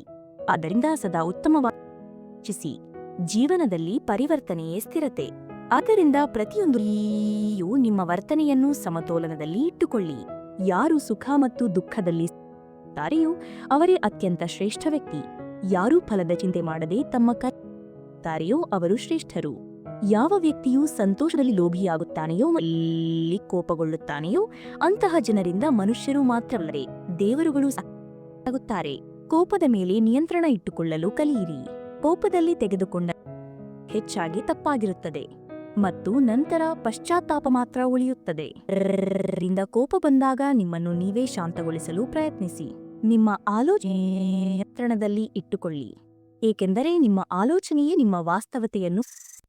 ಒಂದು ವೇಳೆ ಆಲೋಚನೆಯು ಸಕಾರಾತ್ಮಕವಾಗಿದ್ದರೆ ಅಸಾಧ್ಯವೂ ಸಹ ಸಾಧ್ಯವೆಂದು ಅನಿಸುತ್ತದೆ. ಕಷ್ಟಪಟ್ಟು ಸಂಪಾದಿಸಿದ ಗೌರವ ಮತ್ತು ಇತರರಿಂದ ಸಾಲ ಪಡೆದ ಗೌರವ ಎಂದಿಗೂ ಸಮಾನವಲ್ಲ. ಜಗಳಗಳು ಮಕ್ಕಳಂತೆ, ಅವುಗಳನ್ನು ಬೆಳೆಸುತ್ತಾ ಹೋದರೆ ದೊಡ್ಡದಾಗುತ್ತವೆ. ಎಷ್ಟು ಬೇಗ ಅವುಗಳನ್ನು ಮುಗಿಸುವೆ ಅಷ್ಟು ಉತ್ತಮ. ಜೀವನದಲ್ಲಿ ಅರ್ಧದಷ್ಟು ದುಃಖಗಳು ನಮ್ಮ ದೊಡ್ಡ ದೊಡ್ಡ ನಿರೀಕ್ಷೆಗಳು ತಾಳುತ್ತವೆ. ಈ ನಿರೀಕ್ಷೆಗಳನ್ನು ತ್ಯಜಿಸಿ ನೋಡಿ, ಜೀವನದಲ್ಲಿ ಸುಖಿಯಾಗುತ್ತೀರಿ. ಹೆಚ್ಚಿನ ನಿರೀಕ್ಷೆಗಳು ಮನುಷ್ಯನನ್ನು ದುರ್ಬಲಗೊಳಿಸುತ್ತವೆ. ನಿಮ್ಮ ಉದ್ದೇಶ ನಿಮ್ಮ ಅದೃಷ್ಟ ಎಂದಿಗೂ ಕೆಟ್ಟದಾಗಿರುವುದಿಲ್ಲ. ಸಮಯವನ್ನು ಸೃಷ್ಟಿಸಿದವನಿಗೆ ಸ್ವಲ್ಪ ಸಮಯ ಕೊಟ್ಟನು, ಅವನು ನಿಮ್ಮ ಸಮಯವನ್ನು ಬದಲಾಯಿಸಿ ಬಿಡುತ್ತಾನೆ. ಯಾರ ಉದ್ದೇಶಗಳು ಬಲವಾಗಿರುತ್ತವೆಯೋ ಅದೃಷ್ಟವೂ ಸಹ ಮಾರ್ಗವನ್ನು ನಿರ್ಮಿಸಿಬಿಡುತ್ತದೆ. ಅಗತ್ಯಕ್ಕಿಂತ ಹೆಚ್ಚು ಗೌರವ ಮತ್ತು ಸಮಯ ಜನರು ನಿಮ್ಮನ್ನು ದುರ್ಬಲರೆಂದು ತಿಳಿಯಲು ಪ್ರಾರಂಭಿಸುತ್ತಾರೆ. ಪ್ರತಿಯೊಬ್ಬರಿಗೂ ನಿಮ್ಮವಾಗಿ ಲಭ್ಯವಾಗುವಂತೆ ಮಾಡಬೇಡಿ, ಏಕೆಂದರೆ ಪ್ರತಿಯೊಬ್ಬರೂ ನಿಮ್ಮ ಬೆಲೆಯನ್ನು ನಿಮ್ಮ ಆತ್ಮಸಮ್ಮಾನವನ್ನು ಎಂದಿಗೂ ಕೆಳಗೆ ಬೀಳಲು ಬಿಡಬೇಡಿ, ಏಕೆಂದರೆ ಯಾರು ತಮ್ಮಿಗುವುದಿಲ್ಲವೋ ಅವರನ್ನು ಜಗತ್ತು ಸಹ ಗೌರವಿಸುವುದಿಲ್ಲ. ನಿಮ್ಮ ಬೆನ್ನ ಹಿಂದೆಯೇ ನಿಮ್ಮ ಬಗ್ಗೆ ಮಾತನಾಡಿದರೆ ಭಯಪಡಬೇಡಿ, ಏಕೆಂದರೆ ಚರ್ಚೆಗಳು ಅವರದೇ ಆಗುತ್ತವೆ. ಯಾರಾದರೂ ವಿಶೇಷವಿರುತ್ತದೆಯೋ ಆದ್ದರಿಂದ ನಿಮ್ಮನ್ನು ನೀವೇ ಇನ್ನಷ್ಟು ಉನ್ನತ ಸ್ಥಾನಕ್ಕೆ ಏರಿಸಿ. ನಿಮ್ಮ ಯಶಸ್ಸೇ ನಿಮ್ಮ ಅತಿದೊಡ್ಡ ಉತ್ತರವಾಗಲಿ. ಸಣ್ಣ ಸಣ್ಣ ತಪ್ಪುಗಳಿಂದ ದೂರಸಿ, ಏಕೆಂದರೆ ಮನುಷ್ಯನು ದೊಡ್ಡ ಬೆಟ್ಟಗಳಿಂದಲ್ಲ, ಬದಲಿಗೆ ಸಣ್ಣ ಕಲ್ಲುಗಳಿಂದ ಎಡವಿಳುತ್ತಾನೆ. ನಿಮ್ಮ ತಪ್ಪನ್ನು ಒಪ್ಪಿಕೊಳ್ಳದೆ ನೀವು ಎಂದಿಗೂ ಉತ್ತಮ ಮನುಷ್ಯರಾಗಲು ಸಾಧ್ಯವಿಲ್ಲ. ತಪ್ಪನ್ನು ನೀವೇ ಸುಧಾರಿಸಿಕೊಳ್ಳಲು ಪ್ರಾರಂಭಿಸಿ, ಏಕೆಂದರೆ ನೀವು ನೀಡಲು ಪ್ರಾರಂಭಿಸಿದಾಗ ಅದು ಗೌರವವಿರಲಿ ಅಥವಾ ಸಂಪತ್ತಾಗಿರಲಿ ತಾನಾಗಿಯೇ ಬರಲು ಪ್ರಾರಂಭಿಸುತ್ತದೆ. ವ್ಯಾಪಾರದಲ್ಲಿ ಮುಳುಗಿದ ಮನುಷ್ಯನಿಗೆ ತನ್ನದೇ ತಪ್ಪು ಕಾಣಿಸುವುದಿಲ್ಲ ಮತ್ತು ಇತರರ ಒಳ್ಳೆಯತನವೂ ಕಾಣಿಸುವುದಿಲ್ಲ. ಜೀವನದ ಕಷ್ಟಗಳೇ ನಿಮ್ಮನ್ನು ಬಲಶಾಲಿಗಳನ್ನಾಗಿ ಮಾಡುತ್ತವೆ ಮತ್ತು ನೀವು ಎಷ್ಟು ಬಲಶಾಲಿಗಳಾಗುತ್ತೀರೋ ಜೀವನವು ಅಷ್ಟೇ ಸರಳವಾಗುತ್ತಾ ಹೋಗುತ್ತದೆ. ಅಪಮಾನಕ್ಕೆ ಸೇಡನ್ನು ಹೋರಾಟದಿಂದಲ್ಲ, ಬದಲಿಗೆ ಯಶಸ್ಸಿನಿಂದ ತೆಗೆದುಕೊಳ್ಳಬೇಕು. ನಿಮ್ಮಿಂದ ಅಸಮಾಧಾನಗೊಂಡಿದ್ದರೆ ನೀವು ಅವರ ಮಹತ್ವವನ್ನು ಕಡಿಮೆ ಮಾಡುವುದೇ ಉತ್ತಮ. ಸಂತೋಷವಾಗಿರಿ, ಏಕೆಂದರೆ ಮಿಕ್ಕಿದ್ದೆಲ್ಲವೂ ನಡೆಯುತ್ತಲೇ ಇರುತ್ತದೆ. ಯಾರೋ ಒಬ್ಬರು ದೂರವಾಗುತ್ತಿದ್ದರೆ ಯಾರೋ ನಿಮ್ಮವರಾಗುತ್ತಲೇ ಇರುತ್ತಾರೆ. ಸಂಬಂಧಗಳು ಕೇವಲ ಒಬ್ಬರ ಪಾಲುದಾರಿಕೆಯಿಂದಲ್ಲ, ಇಬ್ಬರ ಪಡೆಯುತ್ತವೆ. ಯಾರು ನಿಮ್ಮ ದುಃಖದಲ್ಲಿ ತಮ್ಮ ಸಂತೋಷವನ್ನು ಮರೆತು ಬಿಡುತ್ತಾರೆಯೋ ಅವರಿಗೆ ಹೆಚ್ಚು ನಮ್ಮವರು ಬೇರೆ ಯಾರೂ ಇರಲು ಸಾಧ್ಯವಿಲ್ಲ. ನಿಧಾನವಾಗಿ ನಡೆಯಿರಿ, ಆದರೆ ಇಲ್ಲಬೇಡಿ, ಏಕೆಂದರೆ ನೀವು ನಿಂತು ಹೋದಾಗ ಜಗತ್ತು ನಿಮ್ಮಿಂದ ಮುಂದೆ ಹೋಗಿಬಿಡುತ್ತದೆ. ಈ ಜೀವನದಲ್ಲಿ ಯಾರು ತಮ್ಮ ಮೇಲೆ ವಿಶ್ವಾಸ ಇಡುತ್ತಾರೆಯೋ ಅವರೇ ಯಶಸ್ವಿಯಾಗುತ್ತಾರೆ. 4. ಸಂಘರ್ಷ, ಸಂಗತಿ ಮತ್ತು ಆತ್ಮದ ಸೌಂದರ್ಯ. ನಮ್ಮ ಕೋಪದಲ್ಲಿ ನಾವು ಸಾಮಾನ್ಯವಾಗಿ ನಮ್ಮ ಅತಿ ಹತ್ತಿರದವರೊಂದಿಗೆ ಸಂಬಂಧಗಳನ್ನು ಹಾಳು ಮಾಡಿ ನಾವು ಭಾವಿಸುತ್ತೇವೆ ಅವರು ನಮ್ಮವರೇ, ಅವರನ್ನು ಮತ್ತೆ ಸಮಾಧಾನಪಡಿಸಿಕೊಳ್ಳಬಹುದು. ಆದರೆ ಪ್ರತಿ ಬಾರಿಯೂ ಇದು ಸಾಧ್ಯವಾಗುವುದಿಲ್ಲ. ಸಂಗತಿಯ ಪರಿಣಾಮವು ಅತಿ ಹೆಚ್ಚು. ನೀವು ಬಯಸಿದರೂ ಇಲ್ಲದಿದ್ದರೂ ನಿಮ್ಮ ಸಂಗತಿಯೇ ನಿಮ್ಮ ವ್ಯಕ್ತಿತ್ವವನ್ನು ಆದ್ದರಿಂದ ಆಲೋಚಿಸಿ, ವಿಚಾರಿಸಿ, ಸಂಗತಿಯನ್ನು ಆರಿಸಿಕೊಳ್ಳಿ, ಏಕೆಂದರೆ ನಿಮ್ಮ ಜೀವನವನ್ನು ಹಾಳು ಮಾಡಬಹುದು ಮತ್ತು ಒಳ್ಳೆಯ ಸಂಗತಿಯು ನಿಮ್ಮನ್ನು ಎತ್ತರಕ್ಕೆ ಕೊಂಡೊಯ್ಯಬಹುದು. ಸಮಯದ ಮೌಲ್ಯವನ್ನು ಅರಿತುಕೊಳ್ಳಿ, ಏಕೆಂದರೆ ಯಾರು ತಮ್ಮ ಇಂದಿನ ಕೆಲಸವನ್ನು ಇರುತ್ತಾರೆಯೋ ಕೊನೆಯಲ್ಲಿ ಅವರ ಬಳಿ ಏನನ್ನೂ ಮಾಡಲು ಸಮಯ ಉಳಿಯುವುದಿಲ್ಲ. ಯಾರ ಕನಸುಗಳಿಗಾಗಿ ಹಿಂದೆ ಹೆಜ್ಜೆ ಇಡುತ್ತಾರೆಯೋ ಅವರಿಗೆ ಮಾತ್ರ ಯಶಸ್ಸು ಸಿಗುತ್ತದೆ. ಜೀವನದಲ್ಲಿ ಮುಖ್ಯ, ಆದರೆ ಅದಕ್ಕಿಂತಲೂ ಹೆಚ್ಚು ಮುಖ್ಯವಾದುದು ಪ್ರತಿ ಬಾರಿ ಎದ್ದು ಮತ್ತೆ ನಡೆಯು. ನೆನಪಿಡಿ, ಪ್ರಯತ್ನ ಮಾಡುವವರಿಗೆ ಮಾತ್ರ ಯಶಸ್ಸು ಸಿಗುತ್ತದೆ. ಒಂದು ಪಾತ್ರೆ ಇನ್ನೊಂದರಲ್ಲಿ ಹಾಲು ಮತ್ತು ಮೂರನೆಯದರಲ್ಲಿ ಕೊಳಕು ಕೆಸರು ಇದೆ ಎಂದು ಭಾವಿಸಿ. ಈ ನೀರನ್ನು ನಲ್ಲಿ ಸೇರಿಸಿದರೆ ಅದು ಹಾಲಿನ ಭಾಗವಾಗುತ್ತದೆ ಮತ್ತು ಇದೇ ನೀರನ್ನು ಕೆಸರಿನಲ್ಲಿ ಸೇರಿಸಿ ಅದು ಕೆಸರಾಗಿ ಬಿಡುತ್ತದೆ. ನೀರು ಬೆರೆಯದೆ ಹಾಲು ಅಥವಾ ಕೆಸರಿನಲ್ಲಿ ತನ್ನ ಅಸ್ತಿತ್ವವನ್ನು ಉಳಿಸಿಕೊಳ್ಳ. ಮನುಷ್ಯನ ಸಂಗತಿಯೂ ಕೂಡ ಇದೇ ರೀತಿ ಇದೆ. ಒಂದು ವೇಳೆ ಗುಣಹೀನ ವ್ಯಕ್ತಿಯು ಗುಣವತಿಯಲ್ಲಿ ಕುಳಿತರೆ ಜನರು ಅವನನ್ನು ಗುಣವಂತನೆಂದು ಭಾವಿಸುತ್ತಾರೆ ಮತ್ತು ಗೌರವಿಸುತ್ತಾರೆ. ಆದರೆ ಒಬ್ಬ ಗುಣವಂತ ವ್ಯಕ್ತಿಯು ಕೆಟ್ಟ ಜನರ ಸಂಗತಿಯಲ್ಲಿ ಹೋದರೆ ಅವನು ಸಹ ತಿರಸ್ಕೃತನಾಗುತ್ತಾನೆ. ಆದ್ದರಿಂದ ಜೀವನದಲ್ಲಿ ಸಂಗತಿಯನ್ನು ಆಲೋಚಿಸಿ ಆರಿಸಿಕೊಳ್ಳಬೇಕು. ಆಯಸ್ಕಾಂತವನ್ನು ನೋಡಿರಬಹುದು, ಅದು ಹೇಗೆ ಕಬ್ಬಿಣವನ್ನು ತನ್ನ ಕಡೆಗೆ ಮತ್ತು ಅದನ್ನು ತನ್ನ ಕಡೆಗೆ ಎಳೆಯುತ್ತದೆ, ಏಕೆಂದರೆ ಅದರ ಸ್ವಭಾವದಲ್ಲಿಯೇ ಇರುತ್ತದೆ. ಅದೇ ರೀತಿ ನಮ್ಮೊಳಗೆಯೂ ವಿಚಾರಗಳ ಒಂದು ಆಯಸ್ಕಾಂತವಿದೆ. ಅದು ಸದಾ ತನ್ನಂತೆಯೇ ಇರುವ ವಿಚಾರಗಳನ್ನು ಆಕರ್ಷಿಸುತ್ತದೆ. ನಾವು ನಕಾರಾತ್ಮಕವಾಗಿ ಯೋಚಿಸುವ ಸುತ್ತಲೂ ನಕಾರಾತ್ಮಕತೆ ಹೆಚ್ಚುತ್ತದೆ. ಆದರೆ ನಾವು ಸಕಾರಾತ್ಮಕವಾಗಿ ಯೋಚಿಸಿದರೆ ನಮ್ಮನ್ನು ಸುತ್ತುವರಿಯುತ್ತದೆ. ಆದ್ದರಿಂದ ನಿಮ್ಮ ವಿಚಾರಗಳನ್ನು ಸದಾ ಎತ್ತರಕ್ಕೆ ಪ್ರಯತ್ನಿಸಿ. ಜೀವನ ಸಿಗುವುದು ಅದೃಷ್ಟದ ವಿಷಯ, ಸಾವು ಬರುವುದು ಸಮಯದ. ಆದರೆ ಸಾವಿನ ನಂತರವೂ ಜನರ ಹೃದಯದಲ್ಲಿ ಜೀವಂತವಾಗಿರುವುದು ಅದು ನಮ್ಮ ಕರ್ಮಗಳು. ಜನರು ತಮ್ಮ ದೇಹವನ್ನು ಸುಂದರವಾಗಿಸಲು ಪ್ರಯತ್ನಿಸುತ್ತಾರೆ, ಆದರೆ ಆತ್ಮದ ಸೌಂದರ್ಯವು ಸೌಂದರ್ಯಕ್ಕಿಂತ ಹೆಚ್ಚು ಮಹತ್ವಪೂರ್ಣವಾಗಿದೆ. ದೇಹವು ನಶ್ವರ, ಮಣ್ಣಿನಿಂದ ಮತ್ತು ಮಣ್ಣಿನಲ್ಲಿಯೇ ಸೇರಿ ಹೋಗುತ್ತದೆ, ಆದರೆ ಆತ್ಮವು ಅಮರ. ಆತ್ಮದ ಸುಧಾರಿಸಲು ನಾವು ನಮ್ಮ ವಿಚಾರಗಳು ಮತ್ತು ಕರ್ಮಗಳನ್ನು ಶುದ್ಧೀಕರಿಸಬೇಕು. ಕರ್ಮಯೋಗರೆ ಯಾರು ತಮ್ಮ ಮನಸ್ಸು ಮತ್ತು ಬುದ್ಧಿಯ ಶುದ್ಧೀಕರಣಕ್ಕಾಗಿ ತಮ್ಮ ದೇಹ, ಬುದ್ಧಿ ಮತ್ತು ಇಂದ್ರಿಯಗಳೊಂದಿಗೆ ಆಸಕ್ತಿರಹಿತರಾಗಿ ಕರ್ಮ ಮಾಡುತ್ತಾರೆಯೋ ಅವರೇ ನಿಜವಾದ ಸೌಂದರ್ಯವು ಕಣ್ಣುಗಳಿಗೆ ಕಾಣಿಸುವುದಿಲ್ಲ, ಬದಲಿಗೆ ಅದು ಹೃದಯದಿಸುವಂತದ್ದು. ಒಳ್ಳೆಯತನವನ್ನು ಅಳವಡಿಸಿಕೊಳ್ಳಿ, ಕೆಟ್ಟತನದಿಂದ ದೂರವಿರಿ. ಕರ್ಮಗಳಿಂದ ಈ ಜಗತ್ತಿನಲ್ಲಿ ಒಂದು ಬೆಳಕನ್ನು ಹರಡಿ ನಿಮ್ಮ ಗುರುತು ಸದಾ ಅಳಿಸಿಹೋಗದಂತಿರಲಿ. ಭಾಗ 15. ಸ್ವಾರ್ಥ, ಸ್ವಾಭಿಮಾನ ಮತ್ತು ಜೀವನದ ಮಾರ್ಗ. ಯಾವ ಮನುಷ್ಯರು ಸ್ವಾರ್ಥಿಗಳಾಗಿರುತ್ತಾರೆಯೋ, ಕೇವಲ ತಮ್ಮ ಲಾಭಕ್ಕಾಗಿಯೇ ಕೆಲಸ ಮಾಡುತ್ತಾರೆಯೋ ಅವರು ತಮ್ಮ ಲಾಭಕ್ಕಾಗಿ ಏನನ್ನೂ ಮಾಡಲು ಆದರೆ ನೆನಪಿಡಿ, ಸ್ವಾರ್ಥಿ ವ್ಯಕ್ತಿಯೆಂದಿಗೂ ನಿಜವಾದ ಸಂತೋಷ ಮತ್ತು ಯಶಸ್ಸು ಸಾಧ್ಯವಿಲ್ಲ. ಮನುಷ್ಯನ ಸ್ವಾರ್ಥವು ಅವನನ್ನು ಇತರರಿಂದ ದೂರ ಮಾಡುತ್ತದೆ. ನಕಾರಾತ್ಮಕತೆಯ ಕಡೆಗೆ ಕೊಂಡೊಯ್ಯುತ್ತದೆ. ಇದರಿಂದ ಅವನು ಸಂಸಾರದಲ್ಲಿ ಒಬ್ಬಂಟಿಯಾಗಿ ಉಳಿಯುತ್ತಾನೆ. ಗೀತೆಯಲ್ಲಿಯೂ ಹೇಳಲಾಗಿದೆ, ಒಬ್ಬ ಸ್ವಾರ್ಥಿ ವ್ಯಕ್ತಿ ಕನ್ನಡಿಗೆ ಅಂಟಿದ ಧೂಳಿನಂತೆ. ಅವನು ತನ್ನ ನಿಜವಾದ ಪ್ರತಿಬಿಂಬವನ್ನು ಎಂದಿಗೂ ನೋಡಲು ಸಾಧ್ಯವಿಲ್ಲ. ಆದ್ದರಿಂದ ನೀವು ಜೀವನವನ್ನು ಸುಖವಾಗಿ ಶಾಂತಿಯಿಂದ ಬದುಕಲು ಬಯಸಿದರೆ ನಿಮ್ಮ ಸ್ವಾರ್ಥವನ್ನು ತ್ಯಜಿಸಿ ಮತ್ತು ಇತರರ ಹಿತದ ಬಗ್ಗೆ ಯೋಚಿಸಿ. ನಾವು ನಿಸ್ವಾರ್ಥ ಭಾವದಿಂದ ಒಬ್ಬರನ್ನೊಬ್ಬರು ಬೆಂಬಲಿಸಿದಾಗ ಮಾತ್ರ ನಿಜವಾದ ಸ್ನೇಹ ಮತ್ತು ಸಂಬಂಧಗಳು. ಯಾವ ಜೀವನದಲ್ಲಿ ನಾವು ನಮ್ಮೊಂದಿಗೆ ಇತರರ ಭಲಾಯಿಯ ಬಗ್ಗೆಯೂ ಯೋಚಿಸುತ್ತೇವೆಯೋ ಅದೇ ಜೀವನವು ಆಗುತ್ತದೆ. ಮನುಷ್ಯನ ಜೀವನದಲ್ಲಿ ಸುಖ ಮತ್ತು ದುಃಖ ಎರಡೂ ಬರುತ್ತವೆ. ಸುಖ ಬಂದ ಅತಿಯಾಗಿ ಸಂತೋಷಪಡುತ್ತಾನೆ ಮತ್ತು ದುಃಖ ಬಂದಾಗ ನಿರಾಶೆಗೊಳ್ಳುತ್ತಾನೆ. ಆದರೆ ನಿಜವಾದ ಮನುಷ್ಯನು ಈ ಎರಡೂ ಸ್ಥಿತಿಗಳಲ್ಲಿ ಸ್ಥಿರವಾಗಿ ಇಟ್ಟುಕೊಳ್ಳುತ್ತಾನೆ ಮತ್ತು ತನ್ನ ಭಾವನೆಗಳ ಮೇಲೆ ನಿಯಂತ್ರಣ ನೆನಪಿಡಿ, ಜೀವನವು ಒಂದು ಹೋರಾಟ. ಇದರಲ್ಲಿ ಎಂದಿಗೂ ದುಃಖಿತರಾಗಬೇಡಿ, ನಿರಾಶರಾಗಬೇಡಿ. ಈ ಪಯಣ ನಡೆಯಲು ಸಿದ್ಧವಾಗಿದೆ ಮತ್ತು ಇದನ್ನು ಪೂರ್ಣಗೊಳಿಸಬೇಕು. ನೀವು ರಸ್ತೆಗಳಲ್ಲಿ ನಡೆಯುವ ಧೈರ್ಯ ಮಾಡಿದರೆ ಗುರಿಯು ತಾನಾಗಿ ನಿಮಗೆ ಮುಂದುವರಿಯುತ್ತದೆ. ಒಬ್ಬಂಟಿಯಾಗಿ ನಡೆಯುತ್ತಿದ್ದರೂ ಸರಿಯೇ, ಹೆಜ್ಜೆ ಇಡಿ. ಅಂದರೆ ನೀವು ನಿಮ್ಮ ಪಯಣವನ್ನು ಪ್ರಾರಂಭಿಸಿದಾಗ ನಿಧಾನವಾಗಿ ನಿಮ್ಮೊಂದಿಗೆ ಒಂದು ಸಮೂಹವು ತಳ್ಳಿಕೊಳ್ಳುತ್ತದೆ. ಅಭಿಮಾನಿ ಮತ್ತು ಸ್ವಾಭಿಮಾನಿ ನಡುವೆ ಒಂದು ಸಣ್ಣ ವ್ಯತ್ಯಾಸವಿದೆ. ಸ್ವಾಭಿಮಾನಿ ವ್ಯಕ್ತಿ ಎಂದಿಗೂ ಯಾರಿಂದಲೂ ಏನನ್ನೂ ತೂಲ್ಲ ಮತ್ತು ಅಭಿಮಾನಿ ವ್ಯಕ್ತಿ ಎಂದಿಗೂ ಯಾರಿಗೂ ಏನನ್ನೂ ನೀಡುವುದಿಲ್ಲ. ಆದ್ದರಿಂದ ಯಾವಾಗಲೂ ಅಭಿಮಾನಿಯಾಗಿರಿ ಮತ್ತು ಅಭಿಮಾನದಿಂದ ದೂರವಿರಿ.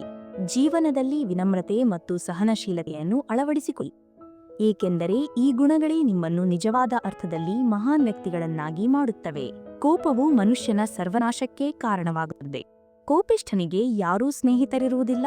ಪ್ರತಿಯೊಬ್ಬರೂ ಅವನಿಂದ ದೂರ ಓಡುತ್ತಾರೆ ಮತ್ತು ಅವನ ಎಲ್ಲ ಕೊನೆಗೊಳ್ಳುತ್ತವೆ. ಯಾರು ತಮ್ಮ ಕೋಪವನ್ನು ನಿಭಾಯಿಸಲಾರರೋ ಅವರು ಜೀವನದಲ್ಲಿ ಏನನ್ನು ನಿಭಾಯಿಸಲು ಸಾಧ್ಯ. ಒಬ್ಬ ಯೋಗ್ಯ ಸ್ನೇಹಿತ ಸಿಕ್ಕರೆ ಅವರೊಂದಿಗೆ ನಡೆಯಿರಿ. ಒಂದು ವೇಳೆ ಯಾರೂ ಸಿಗದಿದ್ದರೆ ರಾಜನಂತೆ ಒಬ್ಬಂಟಿಯಾಗಿ ನಡೆಯಿರಿ. ಜೀವನದಲ್ಲಿ ಯಾರು ಯಾವಾಗ ಹೇಗೆ ಬದಲಾದರು ಎಂದು ಎಂದಿಗೂ ಬದಲಿಗೆ ಅವರು ನಿಮಗೆ ಕಲಿಸಿ ಹೋದ ಪಾಠ ಏನು ಎಂಬುದನ್ನು ಮಾತ್ರ ನೋಡಿ. ನಿಜವಾದ ಜ್ಞಾನ. ನೋವುಗಳು ಕೇವಲ ದುಃಖವನ್ನು ನೀಡುವುದಿಲ್ಲ, ಅವು ಜ್ಞಾನವನ್ನು ನೀಡುತ್ತವೆ. ಯಾರು ಪ್ರತಿ ನೋವಿನಿಂದ ಏನನ್ನಾದರೂ ಕಲಿಯುತ್ತಾರೆಯೋ ಅವರೇ ಜೀವನದಲ್ಲಿ ಮುಂದುವರಿಯುತ್ತಾರೆ. ಒಂದು ವೇಳೆ ಯಾವೂ ನಿಮ್ಮನ್ನು ಹೆದರಿಸುತ್ತಿದ್ದರೆ ಮುಂದೆ ಒಂದು ದೊಡ್ಡ ಯಶಸ್ಸು ನಿಮಗಾಗಿ ಕಾಯುತ್ತಿದೆ ಎಂದು ಅರ್ಥ ಮಾಡಿಕೊಳ್ಳಿ. ಸಮಯ ತಡವಾಗುತ್ತದೆ, ಆದರೆ ಯಾರು ಹೇಗೆ ಇದ್ದಾರೆ ಎಂಬುದು ಅರ್ಥವಾಗುತ್ತದೆ. ತೋರಿಕೆ ಮಾಡುವ ಸಿಗುತ್ತಾರೆ, ಆದರೆ ಸಮಯವೇ ನಿಜವಾದ ಮುಖಗಳನ್ನು ನಮ್ಮ ಮುಂದೆ ತರುತ್ತದೆ. ನಿಮ್ಮ ದುಃಖಗಳನ್ನು ಪ್ರತಿಯೊಬ್ಬರೊಂದಿಗೂ ಹಂಚಿಕೊಳ್ಳಬೇಡಿ. ಸಿಹಿಯಾಗಿ ಮಾತನಾಡುವ ಪ್ರತಿಯೊಬ್ಬ ವ್ಯಕ್ತಿಯೂ ನಿಮ್ಮ ಹಿತೈಷಿಯಾಗಿರುವುದಿಲ್ಲ. ಈ ಜಗತ್ತಿನ ಕಂಪ ತೋರುವವರು ಕಡಿಮೆ, ತಲೆನೋವನ್ನು ನೀಡುವವರು ಹೆಚ್ಚು ಸಿಗುತ್ತಾರೆ. ದುಃಖವನ್ನು ಮಾರಾಟ ಸಾಧ್ಯವಿಲ್ಲ ಮತ್ತು ಸುಖವನ್ನು ಖರೀದಿಸಲು ಸಾಧ್ಯವಿಲ್ಲ. ಕೆಲವೊಮ್ಮೆ ಯಾರ ಸಂತೋಷ ಏನನ್ನೂ ಮಾಡಲು ಸಿದ್ಧರಿರುತ್ತೇವೆಯೋ ಅವರೇ ನಮ್ಮನ್ನು ಅಳಿಸಿಬಿಡುತ್ತಾರೆ. ಮುಖದ ಬಣ್ಣ ಮಾಡಬೇಡಿ. ದೇಹದ ಕಪ್ಪುತನ ನಡೆದೀತು, ಆದರೆ ಮನಸ್ಸಿನ ಕಪ್ಪುತನ ನಡೆಯಲಾರದು. ಎಂದರೂ ಸಾಧಿಸಬೇಕಾದರೆ ಜನಸಂದಣಿಯಿಂದ ಭಿನ್ನವಾಗಿ ನಡೆಯಿರಿ, ಏಕೆಂದರೆ ಗುಂಪು ಆದರೆ ನಿಮ್ಮ ಗುರುತನ್ನು ಕಿತ್ತುಕೊಳ್ಳುತ್ತದೆ. ಪ್ರಶ್ನೆ ಮಾಡುವವರು ಬಹಳ ಸಿಗುತ್ತಾರೆ, ಆದರೆ ಪ್ರಶ್ನೆ ಮಾಡಿಯೇ ನಿಮ್ಮ ಬಗ್ಗೆ ಕಾಳಜಿ ವಹಿಸುವವರು ಅದೃಷ್ಟದಿಂದ ಸಿಗುತ್ತಾರೆ. ಹಣದಿಂದ ಸಂತೋಷವನ್ನು ಖರೀದಿಸಲು ಸಾಧ್ಯವಿಲ್ಲ ಎಂದುಕೊಳ್ಳೋಣ, ಆದರೆ ಹಣವಿಲ್ಲದೆ ಸಂತೋಷವಾಗಿರುವುದು ಕೂಡ ಸುಲಭವಲ್ಲ.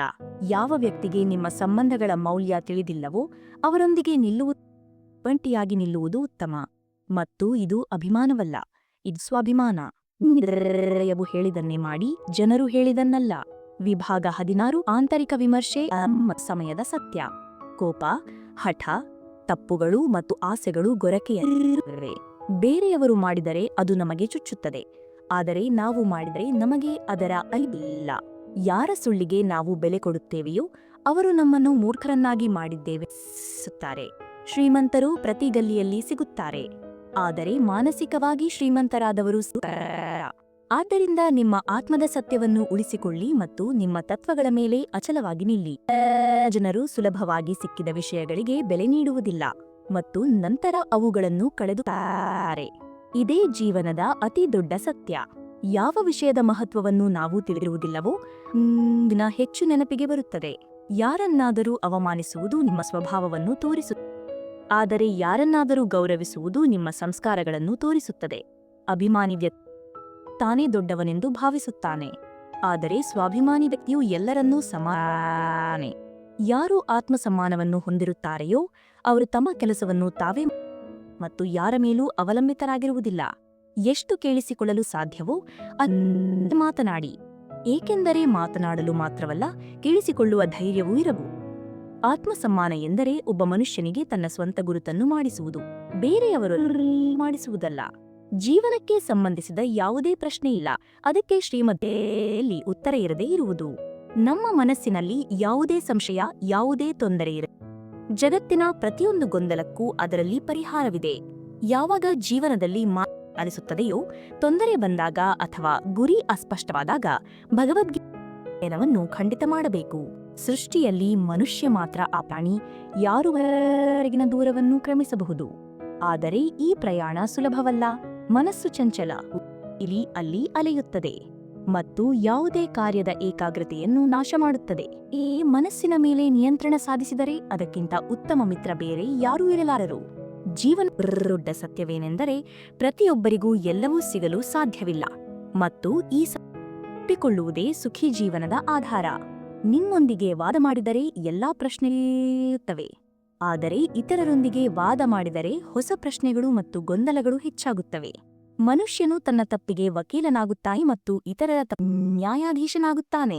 ಆಗ ಜೀವನದಲ್ಲಿ ನಿರ್ಧಾರಗಳೆಲ್ಲ ದೂರಗಳು ಹೆಚ್ಚಾಗಲು ಪ್ರಾರಂಭಿಸುತ್ತವೆ. ಅದೃಷ್ಟದ ಲೇಖನವನ್ನು ಅಳಿಸುವುದರಿಂದ ಅದನ್ನು ಅಳಿಸಲಾಗದು. ಒಳ್ಳೆಯ ಕರ್ಮಗಳನ್ನು ಮಾಡುತ್ತಾ ಹೋಗಿ ಈಶ್ವರನ ಮಹಿಮೆಯನ್ನು ನೋಡಿ. ಒಮ್ಮೆ ಅರ್ಜುನನು ಶ್ರೀಕೃಷ್ಣನಿಗೆ ಹೇಳಿದ, ಪ್ರಭು, ಈ ಗೋಡೆಯ ಬರೆಯಿರಿ, ಅದನ್ನು ನಾನು ಸಂತೋಷದಲ್ಲಿ ಓದಿದರೆ ದುಃಖವಾಗಬೇಕು ಮತ್ತು ದುಃಖದಲ್ಲಿ ಓದಿದರೆ ಸಂತೋಷವಾಗಬೇಕು. ಶ್ರೀಕೃಷ್ಣನು ಬರೆದನು, ಈ ಸಮಯವು ಕಳೆದು ಹೋಗುತ್ತದೆ. ಇದೇ ಜೀವನದ ಅತಿ ದೊಡ್ಡ ಸತ್ಯ. ಜೀವನವು ಬಹಳ ಚಿಕ್ಕದಾಗಿದೆ, ಆದ್ದರಿಂದ ನಮ್ಮೊಂದಿಗೆ ಉತ್ತಮವಾಗಿ ವರ್ತಿಸುವವರಿಗೆ ನಾವು ಕಲಿಯಬೇಕು ಮತ್ತು ಉತ್ತಮವಾಗಿ ವರ್ತಿಸದವರನ್ನು ಸಹ ನಾವು ಕ್ಷಮಿಸಿಬಿಡಬೇಕು. ಮನುಷ್ಯನು ಮೋಸ ಮಾಡುವುದಿಲ್ಲ, ಮನುಷ್ಯನಿಗೆ ಅವನ ನಿರೀಕ್ಷೆಗಳು ಮೋಸ ಮಾಡುತ್ತವೆ. ನೆಯ ಬಗ್ಗೆ ಪಶ್ಚಾತ್ತಾಪ ಮತ್ತು ಬರಲಿರುವ ನಾಳೆಯ ಚಿಂತೆ, ಈ ಇಬ್ಬರು ಕಳ್ಳರು ನಮ್ಮ ಇಂದಿನ ಸೌಂದರ್ಯವನ್ನು ಯಾರಾದರೂ ಮಾಡಿದ ಒಂದು ತಪ್ಪಿಗೆ ಅಸಮಾಧಾನಗೊಳ್ಳುವ ಮೊದಲು ನಿಮ್ಮದೇ 10 ತಪ್ಪುಗಳನ್ನು ಲೆಕ್ಕ ಹಾಕಿ. ಮನುಷ್ಯನು ಒಂದು ಅಂಗಡಿಯಿದ್ದಂತೆ ಮತ್ತು ಅವನ ನಾಲಿಗೆ ಅದರ ಬೀಗ ತೆರೆದಾಗ ಆ ಅಂಗಡಿಯು ಚಿನ್ನದ್ದೇ ಅಥವಾ ಕಲ್ಲಿದ್ದಲದ್ದೇ ಎಂದು ತಿಳಿಯುತ್ತದೆ. ಯಶಸ್ಸಿನ ಮೌಲ್ಯ, ಪ್ರಯತ್ನ ಮತ್ತು ಭರವಸೆ. ದೇವರ ಮೇಲೆ ವಿಶ್ವಾಸ ಇಡಿ, ಆದರೆ ನಿಮ್ಮ ಎಂದಿಗೂ ಮರೆಯಬೇಡಿ. ಪ್ರತಿಯೊಬ್ಬ ಮನುಷ್ಯನು ಆತ್ಮಮಂಥನವನ್ನು ಖಂಡಿತ ಮಾಡಬೇಕು. ಆತ್ಮನಿಗೆ ತನ್ನ ಗುಣ ಮತ್ತು ಅವಗುಣಗಳ ಅರಿವು ಮೂಡಿಸುತ್ತದೆ. ಆತ್ಮಮಂಥನ ಮಾಡುವುದರಿಂದಲೇ ಮನುಷ್ಯ ತಪ್ಪಿನ ನಿರ್ಧಾರ ತೆಗೆದುಕೊಳ್ಳಲು ಸಾಧ್ಯವಾಗುತ್ತದೆ ಮತ್ತು ತನ್ನ ವ್ಯಕ್ತಿತ್ವವನ್ನು ಸರಿಯಾದ ರೀತಿಯಲ್ಲೂ ಸಾಧ್ಯವಾಗುತ್ತದೆ. ನೀವು ನಿಮ್ಮನ್ನು ನೀವೇ ಅರ್ಥ ಮಾಡಿಕೊಳ್ಳುವವರೆಗೂ ನೀವು ಯಾವುದೇ ದೃಢ ನಿರ್ಧಾರ ತೆಗೆದುಕೊಳ್ಳಲು ಸಾಧ್ಯವಿಲ್ಲ. ಯಾವಾಗ ಒಬ್ಬ ವ್ಯಕ್ತಿ ತನ್ನ ಸಾಮರ್ಥ್ಯವನ್ನು ಕೊಳ್ಳುತ್ತಾನೆಯೋ ಆಗಲೇ ಅವನ ಉನ್ನತಿ ಸಾಧ್ಯವಾಗುತ್ತದೆ. ವಿಭಾಗ 17. ಶಾಮ, ಮೋಕ್ಷ ಮತ್ತು ನಿಷ್ಕಾಮ ಕರ್ಮ. ಜೀವನದಲ್ಲಿ ಪ್ರತಿದಿನವೂ ಒಂದು ಹೊಸ ಆರಂಭ. ಕಳೆದು ಹೋದದ್ದನ್ನು ಹೋಗಲು ಬಿಡಿ ಮತ್ತು ಬರಲಿರುವ ದಿನಗಳಿಗಾಗಿ ನಿಮ್ಮನ್ನು ಸಿದ್ಧಪಡಿಸಿಕೊಳ್ಳಿ. ಜಗತ್ತು 2 ರೀತಿಯ ಜನರಿಂದ ಮಾಡಲ್ಪಟ್ಟಿದೆ. ಮೊದಲನೆಯವರು ಯಾರು ಸಣ್ಣ ಸಣ್ಣ ತೊಂದರೆಗಳಲ್ಲಿಯೂ ದುಃಖಿಗಳಾಗುತ್ತಾರೆ ಮತ್ತು ಜೀವನವನ್ನು ಒಂದು ಭಾರವೆಂದು ಭಾವಿಸುತ್ತಾರೆ. ಎರಡನೆಯವರು ಎಷ್ಟೇ ಕಷ್ಟಗಳು ಬಂದರೂ, ಎಷ್ಟೇ ದೊಡ್ಡ ಸಮಸ್ಯೆಗಳು ಜೀವನದಲ್ಲಿ ಬಂದರೂ ಸಹ ನಗುತ್ತಿರುತ್ತಾರೆ, ಸಮತೋಲನ ಕಾಪಾಡಿಕೊಳ್ಳುತ್ತಾರೆ ಮತ್ತು ಪ್ರತಿ ಪರಿಸ್ಥಿತಿಯಲ್ಲಿಯೂ ತಮ್ಮ ಆತ್ಮಶಕ್ತಿಯನ್ನು ಗುರುತಿಸುತ್ತಾರೆ. ಕೆಲವರಲ್ಲಿ ಎಲ್ಲವೂ ಇದ್ದರೂ ಅವರು ದುಃಖಿಗಳಾಗಿರುತ್ತಾರೆ ಮತ್ತು ಅಸಂತುಷ್ಟರಾಗಿರುತ್ತಾರೆ. ಆದರೆ ಕೆಲವರು ತಮ್ಮ ಬಳಿ ಏನೂ ಇಲ್ಲದಿದ್ದರೂ ಸಹ ತಮ್ಮ ಪ್ರಭುವಿನ ಹೆಸರನ್ನು ತೆಗೆದುಕೊಂಡು ಸಂತೋಷ ಮತದಲ್ಲಿ ಜೀವನವನ್ನು ನಡೆಸುತ್ತಾರೆ. ಇವರೇ ನಿಜವಾದ ಅರ್ಥದಲ್ಲಿ ಜೀವನದ ಮರ್ಮವನ್ನು ಅರಿತವರು. ಶ್ರೀಮದ್ ಭಗವದ್ಗೀತೆಯ ಈ ದಿವ್ಯಜ್ಞಾನದ ಸಂಪೂರ್ಣ ಲಾಭವನ್ನು ಪಡೆಯಲು ನೀವು ಬಯಸಿದರೆ ಕೊನೆಯವರೆಗೂ ಗಮನವಿಟ್ಟು ಕೇಳಬೇಕು ಮತ್ತು ಈ ವಿಚಾರಗಳನ್ನು ನಿಮ್ಮ ಜೀವನದ ಒಂದು ಭಾಗವನ್ನಾಕೊಳ್ಳಬೇಕು. ಭಗವಾನ್ ಶ್ರೀಕೃಷ್ಣನು ಹೇಳುತ್ತಾನೆ, ಹೇ ಅರ್ಜುನ, ಮನುಷ್ಯನು ತನ್ನ ಜೀವನವನ್ನು ಸಾಕಬಹುದು, ಆದರೆ ಅವನು ಅದನ್ನು ತಾನೇ ಕಷ್ಟಕರ ಮಾಡಿಕೊಳ್ಳುತ್ತಾನೆ. ಅವನು ಕಳೆದ ಸಮಯದ ಪಶ್ಚಾತ್ತಾಪ ಪಡುತ್ತಾನೆ, ಭವಿಷ್ಯದ ಚಿಂತೆಯಲ್ಲಿ ಮುಳುಗಿರುತ್ತಾನೆ ಮತ್ತು ಈ ಕಾರಣದಿಂದ ಅವನು ಕಳೆದುಕೊಳ್ಳುತ್ತಾನೆ. ಅವನು ಮರಣಕ್ಕೆ ಹೆದರುತ್ತಾನೆ, ಜೀವನದ ಹೋರಾಟಗಳಿಗೆ ಭಯಪಡುತ್ತಾನೆ ಮತ್ತು ದುಃಖಗಳ ಸಾಗರದಲ್ಲಿ ಮುಳುಗುತ್ತಾನೆ. ಆದರೆ ಯಾರು ನಿಜವಾದ ಜ್ಞಾನಿಗಳಾಗಿರುತ್ತಾರೆಯೋ ಅವರು ಮರಣದ ಬಗ್ಗೆ ಶೋಕಿಲ್ಲ ಮತ್ತು ಜೀವನದ ಏರಿಳಿತಗಳಿಂದ ವಿಚಲಿತರಾಗುವುದಿಲ್ಲ. ಅವರು ತಿಳಿದಿರುತ್ತಾರೆ, ಯಾರು ಅವರ ಮರಣ ನಿಶ್ಚಿತ ಮತ್ತು ಯಾರು ಸತ್ತಿದ್ದಾರೋ ಅವರು ಪುನಃ ಜನ್ಮ ತೆಗೆದುಕೊಳ್ಳುತ್ತಾರೆ. ಈ ಸಾರವು ಪರಿವರ್ತನಶೀಲ. ಇಲ್ಲಿ ಏನೂ ಶಾಶ್ವತವಲ್ಲ. ಹಾಗಾದರೆ ಭಯ ಏಕೆ? ಬಂದಿದ್ದರೆ ಅದು ಶಾಶ್ವತವಲ್ಲ, ಅದು ಹೋಗಿಬಿಡುತ್ತದೆ. ದುಃಖ ಬಂದಿದ್ದರೆ ಅದು ಕೊನೆಗೊಳ್ಳುತ್ತದೆ. ನಮಗೆ ಸಮಸ್ಯೆ ಯಾವಾಗ ಬರುತ್ತದೆ ಎಂದರೆ ನಾವು ಅವುಗಳನ್ನು ಒಪ್ಪಿಕೊಳ್ಳಲು ಸಾಧ್ಯವಾಗದೆ ಅವುಗಳಿಗೆ ಅಂಟಿಕೊಂಡಿರುತ್ತೇವೆ ಮತ್ತು ನಮ್ಮ ಮನಸ್ಸನ್ನು ಆಳುತ್ತೇವೆ. ಏಕೆಂದರೆ ಮನಸ್ಸೇ ವ್ಯಕ್ತಿಯನ್ನು ಬಂಧನದಲ್ಲಿ ಇಡುತ್ತದೆ ಮತ್ತು ಅವನಿಗೆ ಮುಕ್ತಿಯನ್ನು ನೀಡುತ್ತದೆ. ನಿಮ್ಮ ಮನಸ್ಸು ಪ್ರಭುವಿನ ಚರಣಗಳಲ್ಲಿ ನೆಲೆಸಿದ್ದರೆ ಸಂಸಾರದ ಯಾವುದೇ ಕಷ್ಟವೂ ನಿಮ್ಮನ್ನು ಸಾಧ್ಯವಿಲ್ಲ. ಯಾರು ತಮ್ಮೊಳಗೆ ಪ್ರಭುವಿನ ಜ್ಞಾನವನ್ನು ಸೇರಿಸಿಕೊಳ್ಳುತ್ತಾರೆಯೋ ಅವರೇ ನಿಜದಲ್ಲಿ ಮುಕ್ತರಾಗುತ್ತಾರೆ. ಶ್ರೀಮದ್ ಭಗವದ್ಗೀತೆಯಲ್ಲಿ ಶ್ರೀಕೃಷ್ಣನು ಹೇಳುತ್ತಾನೆ, ಕರ್ಮವಾಗಿದೆ. ಪ್ರತಿಯೊಂದು ಘಟನೆಗೂ ಒಂದು ಕಾರಣವಿರುತ್ತದೆ ಮತ್ತು ಪ್ರತಿ ಕಾರಣಕ್ಕೂ ಒಂದು ನಿಶ್ಚಿತ ಆದರೆ ಈ ಪರಿಣಾಮವು ಪ್ರತಿಯೊಬ್ಬರಿಗೂ ಬೇರೆ ಬೇರೆಯಾಗಿರಬಹುದು. ಏಕೆಂದರೆ ಕೇವಲ ಕರ್ಮವಲ್ಲ, ಬದಲಾಗಿ ಕರ್ಮ ಮಾಡುವವರ ಉದ್ದೇಶ, ಅವರ ಪ್ರವೃತ್ತಿ ಮತ್ತು ಅವರ ಮೇಲೆ ಅವಲಂಬಿಸಿರುತ್ತದೆ. ಹೇಗೆ ಅಗ್ನಿಯು ಕಟ್ಟಿಗೆಯನ್ನು ಸುಟ್ಟು ಬೂದಿ ಮಾಡುತ್ತದೆಯೋ ಹಾಗೆ ಅಜ್ಞಾನವು ಮನುಷ್ಯನೊಳಗಿನ ಸಮಸ್ತ ದ್ವಂದ್ವ, ಮೋಹ ಮತ್ತು ಭ್ರಮೆಯನ್ನು ಸುಟ್ಟುಬಿಡುತ್ತದೆ. ಮನನ್ನು ವಾಸ್ತವಿಕ ಶಾಂತಿಯ ಕಡೆಗೆ ಕೊಂಡೊಯ್ಯುತ್ತದೆ. ವಿಭಾಗ 18 ಧರ್ಮ, ಮಾರ್ಗದರ್ಶನ ಮತ್ತು ವಿಜಯದ ರಹಸ್ಯ. ಹೇ ಪಾರ್ಥ, ಈ ಬ್ರಹ್ಮಾಂಡವು ಗುಣ ಮತ್ತು ಕರ್ಮಗಳ ವಿಭಜಿಸಲ್ಪಟ್ಟ 4 ವರ್ಣಗಳಿಂದ ನಿರ್ಮಿತವಾಗಿದೆ ಮತ್ತು ಈ ವಿಭಜನೆಯನ್ನು ಸ್ವತಃ ನಾನು ಸೃಷ್ಟಿಸಿದ್ದೇನೆ.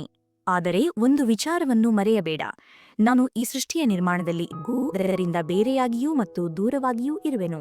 ನನಗೆ ಯಾವುದೇ ಕರ್ಮದ ಲೋಭವಿಲ್ಲ ಮತ್ತು ಗಳ ಬಗ್ಗೆಯೂ ನನಗೆ ಯಾವುದೇ ಆಕಾಂಕ್ಷೆಯಿಲ್ಲ. ಆದ್ದರಿಂದ ನನಗೆ ಯಾವುದೇ ಕರ್ಮಕ್ಕೆ ಕಾರಣವಾಗುವುದಿಲ್ಲ. ಶ್ರೀಕೃಷ್ಣನು ನಮಗೆ ಇದು ಅರ್ಥವಾಗಲು ಪ್ರಯತ್ನಿಸುತ್ತಿದ್ದಾನೆ. ಕರ್ಮ ಆದರೆ ಫಲದ ಚಿಂತೆ ಇಲ್ಲದೆ. ಯಾವ ವ್ಯಕ್ತಿಯು ಫಲದ ಆಕಾಂಕ್ಷೆಯಿಂದ ಮುಕ್ತನಾಗಿ ಅವನು ಪರಮಾತ್ಮನ ಆಶ್ರಯಕ್ಕೆ ಬರುತ್ತಾನೆ ಮತ್ತು ಮೋಕ್ಷಕ್ಕೆ ಅಧಿಕಾರಿಯಾಗುತ್ತಾನೆ. ಕೂಡ ಅನೇಕ ಮಹಾತ್ಮರು ಇದೇ ಮಾರ್ಗವನ್ನು ಅನುಸರಿಸಿದರು, ನಿಸ್ವಾರ್ಥ ಕರ್ಮಗಳನ್ನು ಮಾಡಿದರು ಮತ್ತು ಕೊನೆಯಲ್ಲಿ ಪಡೆದರು. ಆದ್ದರಿಂದ ನೀನೂ ಸಹ ಈ ಜನ್ಮ ಮರಣ ಚಕ್ರದಿಂದ ಮುಕ್ತನಾಗಲು ಬಯಸಿದರೆ ನಿಸ್ವಾರ್ಥ ಕರ್ತವ್ಯಗಳನ್ನು ಪಾಲಿಸು. ಯಾರ ಆಸಕ್ತಿಯು ಸಂಪೂರ್ಣವಾಗಿ ಕೊನೆಗೊಂಡಿಯೋ, ಯಾರನ್ನು ಕೇವಲ ಒಂದು ಸಾಧನವೆಂದು ತಿಳಿಯುತ್ತಾರೆಯೋ, ಯಾರು ತಮ್ಮ ಅಹಂಕಾರ ಮತ್ತು ಮಮತೆಯಿದ್ದಾರೆಯೋ ಮತ್ತು ಯಾರ ಚಿತ್ತವು ನಿರಂತರವಾಗಿ ಪರಮಾತ್ಮನಲ್ಲಿ ಸ್ಥಿರವಾಗಿರುತ್ತದೆಯೋ ನಿಜವಾದ ಕರ್ಮಯೋಗಿ. ಯಾರು ತಮ್ಮ ಪ್ರತಿ ಕರ್ಮವನ್ನು ಯಜ್ಞದಂತೆ ಸಮರ್ಪಿಸುತ್ತಾರೆಯೋ ಅವರೇ ನಿಜವಾದ ಮೋಕ್ಷದ ಕಡೆಗೆ ಮುಂದುವರಿಯುತ್ತಾರೆ. ಯಾವಾಗ ಯಾರಾದರೂ ತಮ್ಮ ಪ್ರತಿ ಕರ್ಮವನ್ನು ಪರಮಾತ್ಮನಿಗೆ ಸಮರ್ಪಿಸುತ್ತಾರೆಯೋ ಅವರಿಗೆ ತಮ್ಮ ಜೀವನದ ಪ್ರತಿಯೊಂದು ಕಾರ್ಯದಲ್ಲಿ ಭಗವಂತನ ಅನುಭವವಾಗುತ್ತದೆಯೋ ಆಗ ಅವರು ಮುಕ್ತರಾಗುತ್ತಾರೆ. ಯಾರು ಏನು ಮಾಡುತ್ತಿದ್ದಾರೆ, ಹೇಗೆ ಮಾಡುತ್ತಿದ್ದಾರೆ, ಏಕೆ ಮಾಡುತ್ತಿದ್ದಾರೆ, ಈ ಎಲ್ಲಾ ಪ್ರಶ್ನೆಗಳೆಷ್ಟು ದೂರವಿರುತ್ತೀರೋ ಅಷ್ಟೇ ಸುಖಿಗಳಾಗಿರುತ್ತೀರಿ. ಏಕೆಂದರೆ ಇತರರ ಕರ್ಮಗಳು ಅವರಿಗಾಗಿ, ಕರ್ಮವೇ ನಮ್ಮ ಧರ್ಮ. ಯಾರಾದರೂ ನಮ್ಮ ಕೆಟ್ಟದನ್ನು ಮಾಡಿದರೆ ಅದು ಅವರ ಕರ್ಮ. ಯಾರಿಗೂ ಕೆಟ್ಟದನ್ನು ಮಾಡದಿರುವುದು ನಮ್ಮ ಧರ್ಮ. ಜೀವನದಲ್ಲಿ ಈ ಸಮತೋಲನವನ್ನು ಕಾಯ್ದುಕೊಳ್ಳುವುದೇ ಆತ್ಮಜ್ಞಾನ. ಯಾವುದೇ ಸಂಬಂಧವೂ ನಮ್ಮ ಇಚ್ಛೆಯಿಂದಲೇ ಸೇರುವುದಿಲ್ಲ. ನಾವು ಯಾವಾಗ ಯಾರನ್ನು ಭೇಟಿಯಾಗಬೇಕು ಎಂಬುದು ಮೊದಲೇ ನಿರ್ಧಾರವಾಗಿರುತ್ತದೆ. ಇದು ಈಶ್ವರನ ಯೋಜನೆಯ ಒಂದು ಭಾಗವಾಗಿರುತ್ತದೆ. ಜೀವನದಲ್ಲಿ 2 ರೀತಿಯ ಜನರು ಇರುವುದು ಬಹಳ ಮುಖ್ಯ. ಒಬ್ಬರು ಶ್ರೀಕೃಷ್ಣನಂತೆ ಯಾರು ಸ್ವತಃ ಹೋರಾಡದೆ ನಿಮ್ಮ ಗೆಲುವನ್ನು ಖಚಿತಪಡಿಸುತ್ತಾರೆ ಮತ್ತು ಇನ್ನೊಬ್ಬರು ಕರ್ಣನಂತೆ ಯಾರು ಸೋಲು ಕಣ್ಣೆದುರು ಇದ್ದರೂ ಸಹ ನಿಮ್ಮನ್ನು ಎಂದೂ. ಕೃಷ್ಣನು ಹೇಳುತ್ತಾನೆ, ನೀನು ನಿನ್ನ ಇಚ್ಛೆಯಂತೆ ಮಾಡುತ್ತಿ, ಆದರೆ ನಾನೇ ಬಯಸಿದಂತೆ ಆಗುತ್ತದೆ. ಒಂದು ವೇಳೆ ನೀನು ನಾನು ಬಯಸಿದನ್ನೇ ಮಾಡಿದರೆ ಕೊನೆಯಲ್ಲಿ ನೀನು ಬಯಸಿದಂತೆಯೇ ಆಗುತ್ತದೆ. ಮನುಷ್ಯನು ಯಾವಾಗ ತಪ್ಪು ಕೆಲಸ ಮಾಡುತ್ತಾನೆ ಆಗ ಬಲಕ್ಕೆ, ಎಡಕ್ಕೆ, ಮುಂದೆ, ಹಿಂದೆ ಎಲ್ಲೆಡೆ ನೋಡುತ್ತಾನೆ, ಆದರೆ ನೋಡಲು ಮರೆತು ಬಿಡುತ್ತಾನೆ. ಯಾರು ಮೇಲಕ್ಕೆ ನೋಡಿಬಿಡುತ್ತಾರೆಯೋ ಅವರು ಎಂದಿಗೂ ತಪ್ಪು ಕೆಲಸ ಮಾಡುವ ಧೈರ್ಯ. ಮಿತ್ರರೇ, ಭಗವಾನ್ ಶ್ರೀಕೃಷ್ಣನು ಹೇಳುತ್ತಾನೆ, ಜೋ ಭೀ ನನ್ನ ಭಕ್ತರಾಗಿ ಶ್ರದ್ಧೆಯಿಂದ ನನ್ನನ್ನು ನನ್ನ ನಾಮಜಪ ಮಾಡುತ್ತಾರೆಯೋ, ನನ್ನನ್ನು ಪೂಜಿಸುತ್ತಾರೆಯೋ ಮತ್ತು ನನ್ನನ್ನು ಪ್ರೀತಿಸುತ್ತಾರೆಯೋ ಪ್ರಿಯರು ಮತ್ತು ನಾನು ಅವರಿಗೆ ಪ್ರಿಯನಾಗಿದ್ದೇನೆ. ನಾನು ಅವರ ಎಲ್ಲಾ ಕಷ್ಟಗಳನ್ನು ದೂರೇನೆ. ಅವರು ಏನು ಬಯಸುತ್ತಾರೆಯೋ ಆ ಎಲ್ಲಾ ಸುಖಗಳನ್ನು ನಾನು ಅವರಿಗೆ ನೀಡುತ್ತೇನೆ. ಕೃಷ್ಣನು ಹೇಳುತ್ತಾನೆ, ಜೀವನ ಸಿಗುವುದು ಅದೃಷ್ಟ, ಸಾವು ಬರುವುದು ಸಮಯದ ವಿಷಯ. ಈ ಸಾವಿನ ನಂತರವೂ ಜನರ ಹೃದಯದಲ್ಲಿ ಜೀವಂತವಾಗಿರುವುದು ಕೇವಲ ನಿಮ್ಮ ಕರ್ಮಗಳ ವಿಷಯ. ನಿಜವಾದ ಕರ್ಮಯೋಗಿ ಯಾರು ಎಂದರೆ ಯಾರು ತಮ್ಮ ಮನಸ್ಸು ಮತ್ತು ಬುದ್ಧಿಯ ಶುದ್ಧಿಗಾಗಿ ಮನಸ್ಸು, ಬುದ್ಧಿ ಮತ್ತು ಇಂದ್ರಿಯಗಳೊಂದಿಗೆ ಆಸಕ್ತಿರಹಿತರಾಗಿ ಕರ್ಮ ಮಾಡುತ್ತಾರೆಯೋ. ಭಗವಾನ್ ಶ್ರೀಕೃಷ್ಣನು ಹೇಳುತ್ತಾನೆ, ನಾನು ಎಲ್ಲೆಡೆ ಇದ್ದೇನೆ ನಾನು ಈ ಸೃಷ್ಟಿಯ ರಚನಾಕಾರ. ಭೂತಕಾಲ, ವರ್ತಮಾನ ಮತ್ತು ಭವಿಷ್ಯದ ಎಲ್ಲಾ ಪ್ರಾಣಿಗಳ ವಿಚಾರಗಳನ್ನು ತಿಳಿದಿದ್ದೇನೆ. ಆ ವಾಸ್ತವದಲ್ಲಿ ನನ್ನನ್ನು ಯಾರೂ ಸಂಪೂರ್ಣವಾಗಿ ಅರಿಯಲು ಸಾಧ್ಯವಿಲ್ಲ ಅಥವಾ ಅರ್ಥಮಾಡಿಕೊಳ್ಳಲು ಸಾಧ್ಯವಿಲ್ಲ. ಈ ಸಂಸಾರದ ಅತಿ ದೊಡ್ಡ ರಹಸ್ಯ.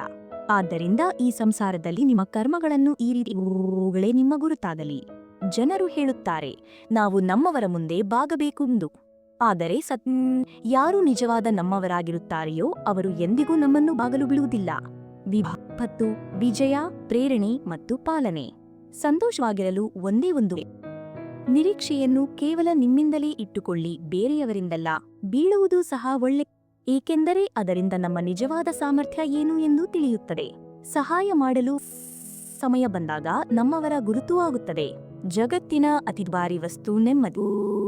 ಅದನ್ನು ಮಾರುಕಟ್ಟೆಯಲ್ಲಿ ಯಾರೂ ಖರೀದಿಸಲು ಸಾಧ್ಯವಿಲ್ಲ.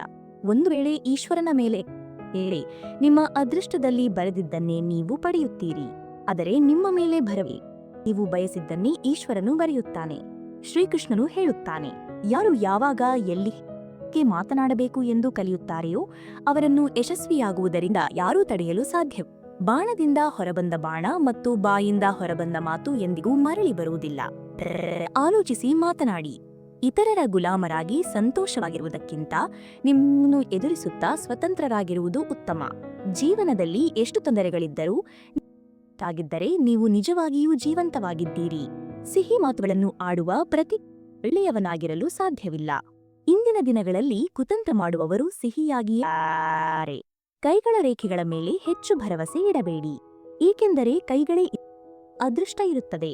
ದೊಡ್ಡ ಕನಸುಗಳನ್ನು ಕಾಣುವವರು ಹೃದಯದ ಆಳದಿಂದ ಶ್ರಮಿಸಬೇಕಾಗುತ್ತದೆ. ಯಶಸ್ಸು ಸಿಗುವುದಿಲ್ಲ, ಅದನ್ನು ಪಡೆಯಲು ಹಗಲು ರಾತ್ರಿ ಶ್ರಮದ ಬೆಂಕಿಯಲ್ಲಿ ಸುಡಬೇಕಾಗುತ್ತದೆ.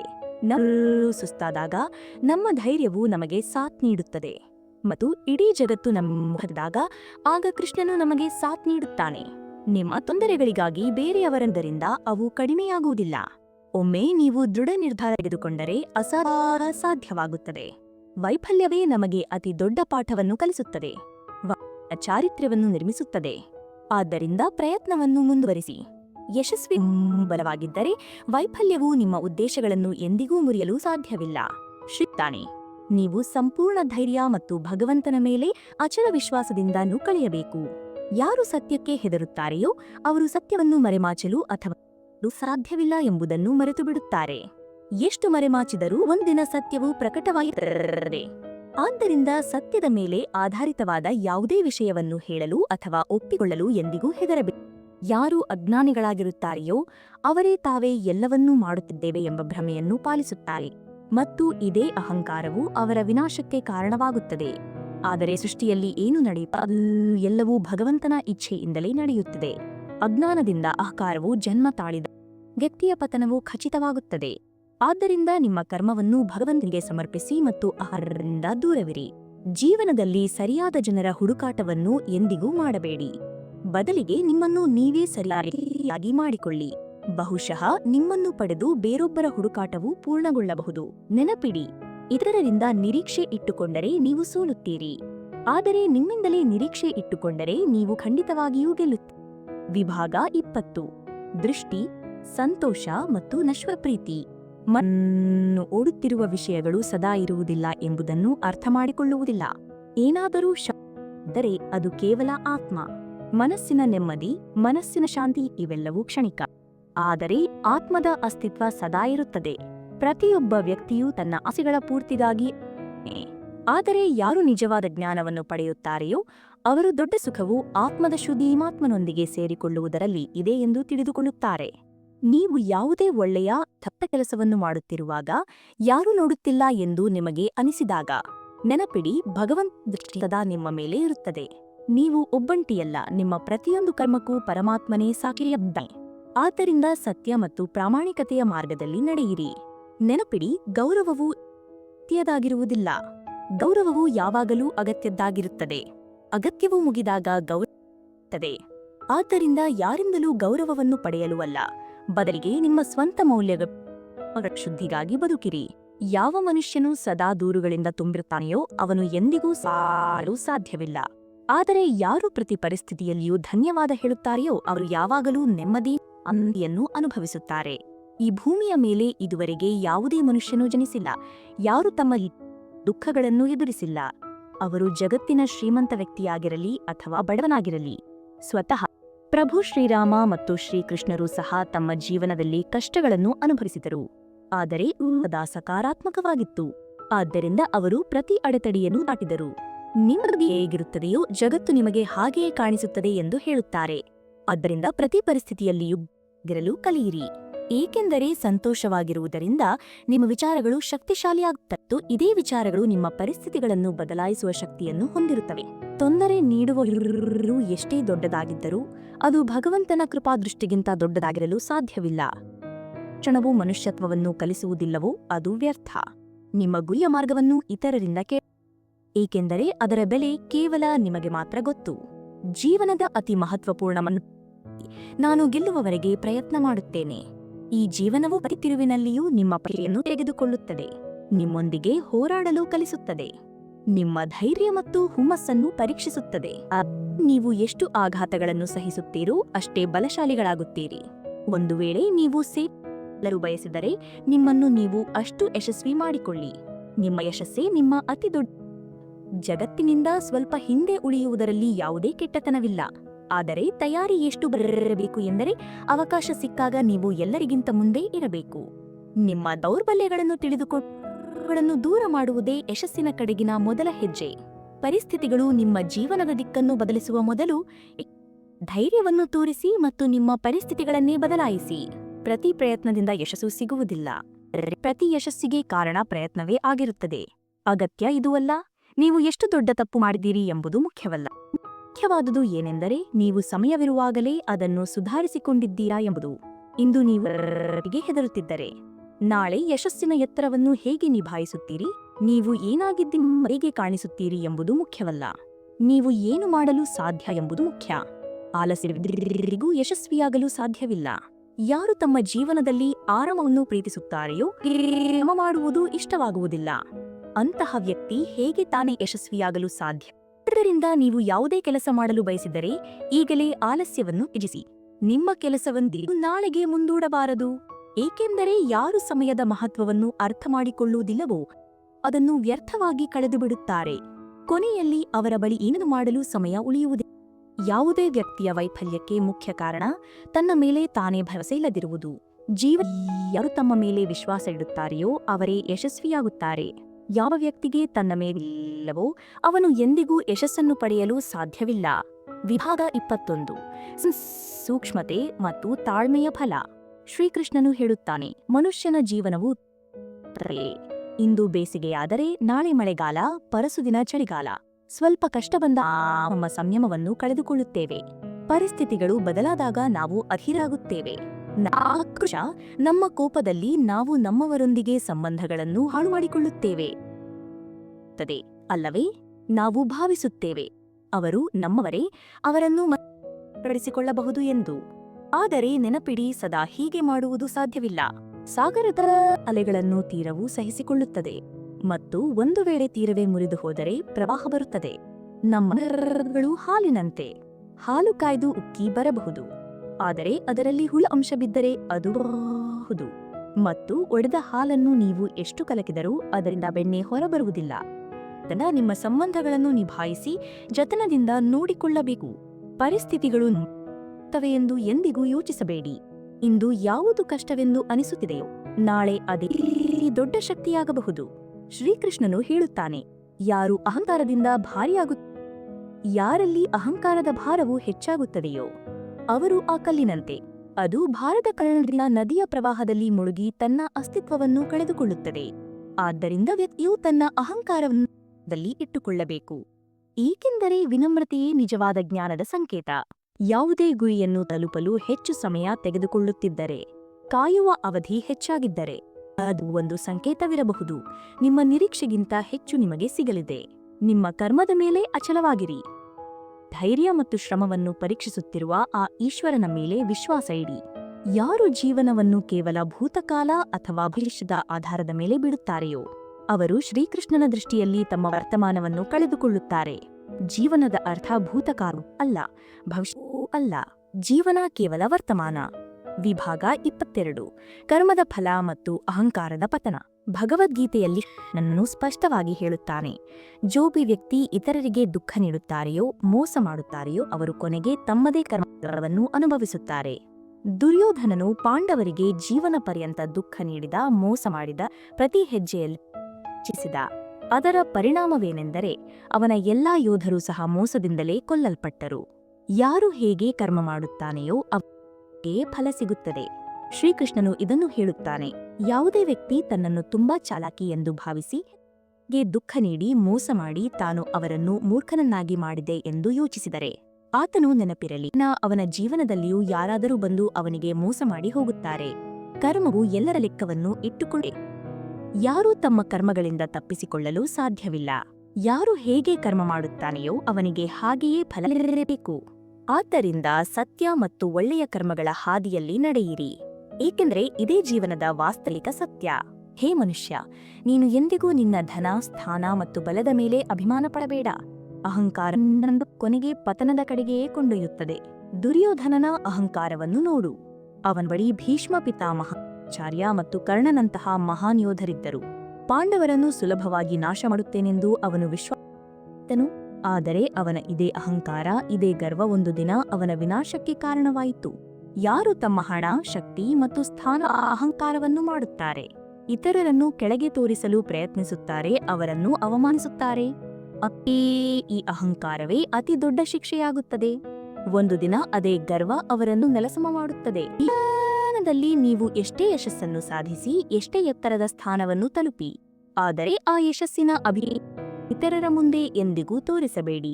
ಏಕೆಂದರೆ ನೆನಪಿಡಿ, ಸಮಯವು ಸ್ಥಿರವಾಗಿರುವುದಿಲ್ಲ, ಬದಲಾಗುತ್ತಿರುತ್ತದೆ. ಶ್ರೀಕೃಷ್ಣನು ಹೇಳುತ್ತಾನೆ, ನಿಮ್ಮ ಸಂತೋಷ ಮತ್ತು ನಿಮ್ಮ ದುಃಖವನ್ನು ಪ್ರತಿಯೊಬ್ಬರಿಗೂ ಹೇಳಬೇಡಿ. ಜಗತ್ತಿನಲ್ಲಿ ಅನೇಕ ಜನರು ನಿಮ್ಮ ಸಂತೋಷದಿಂದ ಅಸೂಯೆ ಪಡುತ್ತಾರೆ ಮತ್ತು ನಿಮ್ಮ ದುಃಖದ ಮೇಲೆ ನಗುತ್ತಾರೆ. ನಿಮ್ಮ ಸುಖ ದುಃಖಗಳನ್ನು ಯಾರು ನಿಜವಾಗಿಯೂ ನಿಮ್ಮ ಬಗ್ಗೆ ಕಾಳಜಿ ವಹಿಸುತ್ತಾರೆಯೋ ಅವರಿಗೆ ಮಾತ್ರ ಹೇಳಿ. ಈ ಸಂಸಾರದಲ್ಲಿ ನಿಮ್ಮ ಯಶಸ್ಸು ಸಂತೋಷಪಡುವವರು ಬಹಳ ಕಡಿಮೆ. ಹೆಚ್ಚಿನ ಜನರು ಒಂದು ಅಸೂಯೆ ಪಡುತ್ತಾರೆ, ಇಲ್ಲವೇ ನಿಮ್ಮ ದುಃಖದಲ್ಲಿ ಆನಂದಿಸುತ್ತಾರೆ. ಆದ್ದರಿಂದ ನಿಮ್ಮ ಭಾವನೆಗಳನ್ನು ವ್ಯರ್ಥವಾಗಿ ಎಲ್ಲರ ಮುಂದೆ ವ್ಯಕ್ತಪಡಿಸಬೇಡಿ. ಯಾರು ಬುದ್ಧಿವಂತರೋ ಅವರು ನಿಮ್ಮ ಮೌನವನ್ನು ಅರ್ಥ ಮಾಡಿಕೊಳ್ಳುತ್ತಾರೆ. ಶ್ರೀಕೃಷ್ಣನು ಇದನ್ನು ಹೇಳುತ್ತಾನೆ, ಎಲ್ಲವನ್ನೂ ಕೇವಲ ಪುಸ್ತಕಗಳಿಂದಲೇ ಕಲಿಯಲು ಸಾಧ್ಯವಿಲ್ಲ. ಕೆಲವು ಜ್ಞಾನವು ಸ್ವಾರ್ಥಿ ಮತ್ತು ಕೆಟ್ಟ ಜನರಿಂದಲೂ ಸಿಗುತ್ತದೆ. ನಕಾರಾತ್ಮಕ ಜನರು ಜೀವನ ಪರ್ಯಂತ ಇತರರ ತಪ್ಪುಗಳನ್ನು ಹುಡುಕುವುದರಲ್ಲಿ ನಿರತರಾಗಿರುತ್ತಾರೆ. ಆದರೆ ಯಾರು ಶ್ರಮ ಮಾಡುತ್ತಾರೆಯೋ ಅವರೇ ತಪ್ಪುಗಳನ್ನು ಮಾಡುತ್ತಾರೆ ಮತ್ತು ಕಲಿಯುತ್ತಾರೆ. ಗೌರವವು ವ್ಯಕ್ತಿಯದ್ದಲ್ಲ, ಬದಲಿಗೆ ಅವನ ಅಗತ್ಯದ್ದಾಗಿರುತ್ತದೆ. ಯಾರಿಗೆ ನಿಮ್ಮ ಅವಶ್ಯಕತೆ ಇದೆಯೋ ಅಲ್ಲಿಯವರೆಗೆ ಅವರು ನಿಮ್ಮನ್ನು ಗೌರವಿಸುತ್ತಾರೆ. ಆದರೆ ಅವರ ಅಗತ್ಯವು ಪೂರ್ಣಗೊಂಡಾಗ ಅದೇ ನಿಮ್ಮನ್ನು ಮರೆತು ಬಿಡುತ್ತಾರೆ. ಆದ್ದರಿಂದ ನಿಮ್ಮ ಆತ್ಮಸಮ್ಮಾನವನ್ನು ಇತರರ ವರ್ತನೆಯ ಮೇಲೆ ಅವಲಂಬಿತವಾಗಲು ಬಿಡಬೇಡಿ. ಶ್ರೀಕೃಷ್ಣನು ನಮಗೆ ಕಲಿಸುತ್ತಾನೆ, ಮಾತನಾಡಲು ಕಲಿಯಿರಿ, ಇಲ್ಲವಾದರೆ ಜೀವನ ಪರ್ಯಂತ ಇತರಗಳನ್ನು ಕೇಳುತ್ತಲೇ ಇರಬೇಕಾಗುತ್ತದೆ. ಹಾರುವುದರಲ್ಲಿ ಯಾವುದೇ ಕೆಟ್ಟತನವಿಲ್ಲ, ಆದರೆ ಭೂಮಿಯು ಸ್ಪಷ್ಟವಾಗಿ ಕಾಣಿಸುವವರೆಗೆ ಹಾರಿರಿ. ಯಾರು ನಿಜವಾಗಿಯೂ ನಿಮ್ಮ ಬಗ್ಗೆ ಕಾಳಜಿ ವಹಿಸುತ್ತಾರೆಯೋ ನೀವು ಮೌನವಾಗಿದ್ದರೂ ಅವರು ನಿಮ್ಮನ್ನು ಅರ್ಥಬಲ್ಲರು. ಅಂತಹ ಜನರನ್ನು ಗುರುತಿಸಿ ಮತ್ತು ಅವರಿಗೆ ಕೃತಜ್ಞರಾಗಿರಿ. ಯಾರು ಸ್ವಾರ್ಥದ ಜೊತೆ ನಿಲ್ಲುತ್ತಾರೆಯೋ ಅವರೊಂದಿಗೆ ಜೀವನದಲ್ಲಿ ಇರಿ. ನೆನಪಿಡಿ, ಯಾರು ಏನನ್ನಾದರೂ ಪಡೆಯುವ ಹಠವನ್ನು ಹೊಂದಿರುತ್ತಾರೆಯೋ ಅವರೇ ಹೋರಾಟವನ್ನು ಮಾಡುತ್ತಾರೆ. ಯಾರು ಸಮಯವನ್ನು ಕಳೆದುಕೊಳ್ಳುತ್ತಾರೆಯೋ ಅವರು ತಮ್ಮನ್ನೇ ಕಳೆದುಕೊಳ್ಳುತ್ತಾರೆ. ಇದರಿಂದ ನಿಮ್ಮ ಕರ್ಮದ ಮೇಲೆ ವಿಶ್ವಾಸ ಇಡಿ ಮತ್ತು ಅಹಂಕಾರವನ್ನು ತ್ಯಜಿಸಿ. ವಿಭಾಗ 23 ನೀರು ಮತ್ತು ಸಣ್ಣ ತಪ್ಪುಗಳ ಪಾಠ. ಶ್ರೀಕೃಷ್ಣನು ಹೇಳುತ್ತಾನೆ, ಯಾರು ಹೇಗೆ ಕರ್ಮ ಮಾಡುತ್ತಾರೆ ಅವರಿಗೆ ಹಾಗೆಯೇ ಫಲ ಸಿಗುತ್ತದೆ. ಕರ್ಮವು ಎಲ್ಲರ ಮುಖಗಳನ್ನು ನೆನಪಿನಲ್ಲಿ ಇಟ್ಟುಕೊಳ್ಳುತ್ತದೆ. ಯಾರು ಇತರರಿಗೆ ಮೋಸ ಮಾಡುತ್ತಾರೆಯೋ ಒಂದು ದಿನ ಅವರು ಸಹ ಇನ್ನೊಬ್ಬರಿಂದ ಮೋಸ ತಿನ್ನುತ್ತಾರೆ. ಸಾರದ ನಿಯಮ, ಕೆಲಸವಾಗುವಷ್ಟು ಮಾತ್ರ ಚಿಂತೆ ಮಾಡಿ, ಜೀವನವೇ ಮುಗಿದು ಹೋಗುವಷ್ಟು ನೀವು ನಿಮ್ಮ ಮಾತುಗಳನ್ನು ಎಷ್ಟೇ ಬುದ್ಧಿವಂತಿಕೆಯಿಂದ ಹೇಳಿದರೂ ಸಹ ಕೇಳುವೇ ಸಾಮರ್ಥ್ಯ ಮತ್ತು ತನ್ನದೇ ಮನಸ್ಸಿನ ವಿಚಾರಗಳ ಪ್ರಕಾರ ಅದರ ಅರ್ಥವನ್ನು ತೆಗೆದುಕೊಳ್ಳುತ್ತಾನೆ. ಅವರು ನಿಮ್ಮನ್ನು ಮರೆತಿದ್ದಾರೆಯೋ ಅವರು ಸಹ ನಿಮ್ಮನ್ನು ನೆನಪಿಸಿಕೊಳ್ಳುತ್ತಾರೆ. ಕೇವಲ ಅವರ ಅಗತ್ಯದ ದಿನಗಳು. ಜೀವನದ ಕಥೆ ಇದೆ, ಇದರಲ್ಲಿ ಮನಸ್ಸೋ ಇಚ್ಛೆಯ ಪಾತ್ರ ಸಿಗುವುದಿಲ್ಲ. ಜೀವನದೇ ಸಾಮರ್ಥ್ಯದ ಮೇಲೆ ಬದುಕಲಾಗುತ್ತದೆ. ಇತರರ ಹೆಗಲ ಮೇಲೆ ಕೇವಲ ಹೆಣವನ್ನು ಮಾತ್ರ ಎತ್ತಲಾಗುತ್ತದೆ. ನಿಮ್ಮ ನಗುವು ನಿಮ್ಮ ಮುಖದ ಮೇಲೆ ಭಗವಂತನ ಸಹಿ ಇದ್ದಂತೆ. ಅದನ್ನು ನಿಮ್ಮ ಕಣ್ಣೀರಿನಿಂದ ಅಥವಾ ಕೋಪದಿಂದ ಅಳಿಸಿ ಹಾಕಲು ಬಿಡಬೇಡಿ. ಹೃದಯವು ಶುದ್ಧವಾಗಿದ್ದರೆ ಪ್ರತಿಯೊಂದು ಕ್ಷಮೆಯಾಗುತ್ತದೆ. ಲೆಕ್ಕಾಚಾರವು ನಿಮ್ಮ ಸಂಪಾದನೆಯದ್ದಲ್ಲ, ಬದಲಿಗೆ ನಿಮ್ಮ ಕೆಲಸಗಳದ್ದ. ಒಂದು ನಿಯಮ ಇಟ್ಟುಕೊಳ್ಳಿ: ನೇರವಾಗಿ ಮಾತನಾಡಿ, ಸತ್ಯ ಮಾತನಾಡಿ ಮತ್ತು ಮುಖದ ಮೇಲೆ. ಜೋಭಿ ನಿಮ್ಮವರೋ ಅವರು ಅರ್ಥ ಮಾಡಿಕೊಳ್ಳುತ್ತಾರೆ, ಯಾರು ಅನ್ಯರೋ ಅವರು ದೂರ ಹೋಗುತ್ತಾರೆ. ಸಮಯ ಯಾವಾಗ ಬಣ್ಣ ಬದಲಾಯಿಸುತ್ತದೆ ಎಂದು ಯಾರಿಗೂ ತಿಳಿದಿಲ್ಲ, ಏಕೆಂದರೆ ಪ್ರಭು ಶ್ರೀರಾಮನಿಗೆ ಯಾವ ರಾತ್ರಿ ಆಗಬೇಕಿತ್ತೋ ಬೆಳಿಗ್ಗೆ ಅವರಿಗೆ ವನವಾಸ ಸಿಕ್ಕಿತು. ಜೀವನದಲ್ಲಿ ಯಶಸ್ವಿಯಾಗ ಈ ಮಾತನ್ನು ಯಾವಾಗಲೂ ನೆನಪಿಡಿ: ಕಾಲು ಜಾರಿ ಬೀಳಲಿ, ಆದರೆ ನಾಲಿಗೆ ಎಬ್ಬಾರದು, ಏಕೆಂದರೆ ನಾಲಿಗೆಯ ಪೆಟ್ಟು ಮನುಷ್ಯನನ್ನು ಒಳಗಿನಿಂದ ಮುರಿಯುತ್ತದೆ. ಆದರೆ ಪೆಟ್ಟು ಕೇವಲ ದೇಹಕ್ಕೆ ಮಾತ್ರ ಆಗುತ್ತದೆ. ವಿಭಾಗ 24. ಕಥೆಯ ಮೂಲ. ಸ್ವಪ್ನ ಕಕ್ಷಾ. ಶ್ರೀಕೃಷ್ಣನು ಹೇಳುತ್ತಾನೆ, ನೀವು ಆಯಸ್ಕಾಂತವನ್ನು ನೋಡಿರುತ್ತೀರಿ. ಅದು ಹೇಗೆ ಕಬ್ಬಿಣದ ಕಡೆಗೆ ಆಕರ್ಷಿತವಾಗುತ್ತದೆ, ಏಕೆಂದರೆ ಅದರ ಸ್ವಭಾವದಲ್ಲಿಯೇ ಆಗುತ್ತದೆ. ಅದೇ ರೀತಿ ನಮ್ಮ ವಿಚಾರಗಳು ಕೂಡ ಆಯಸ್ಕಾಂತದಂತೆ ಕೆಲಸ ಮಾಡುತ್ತವೆ.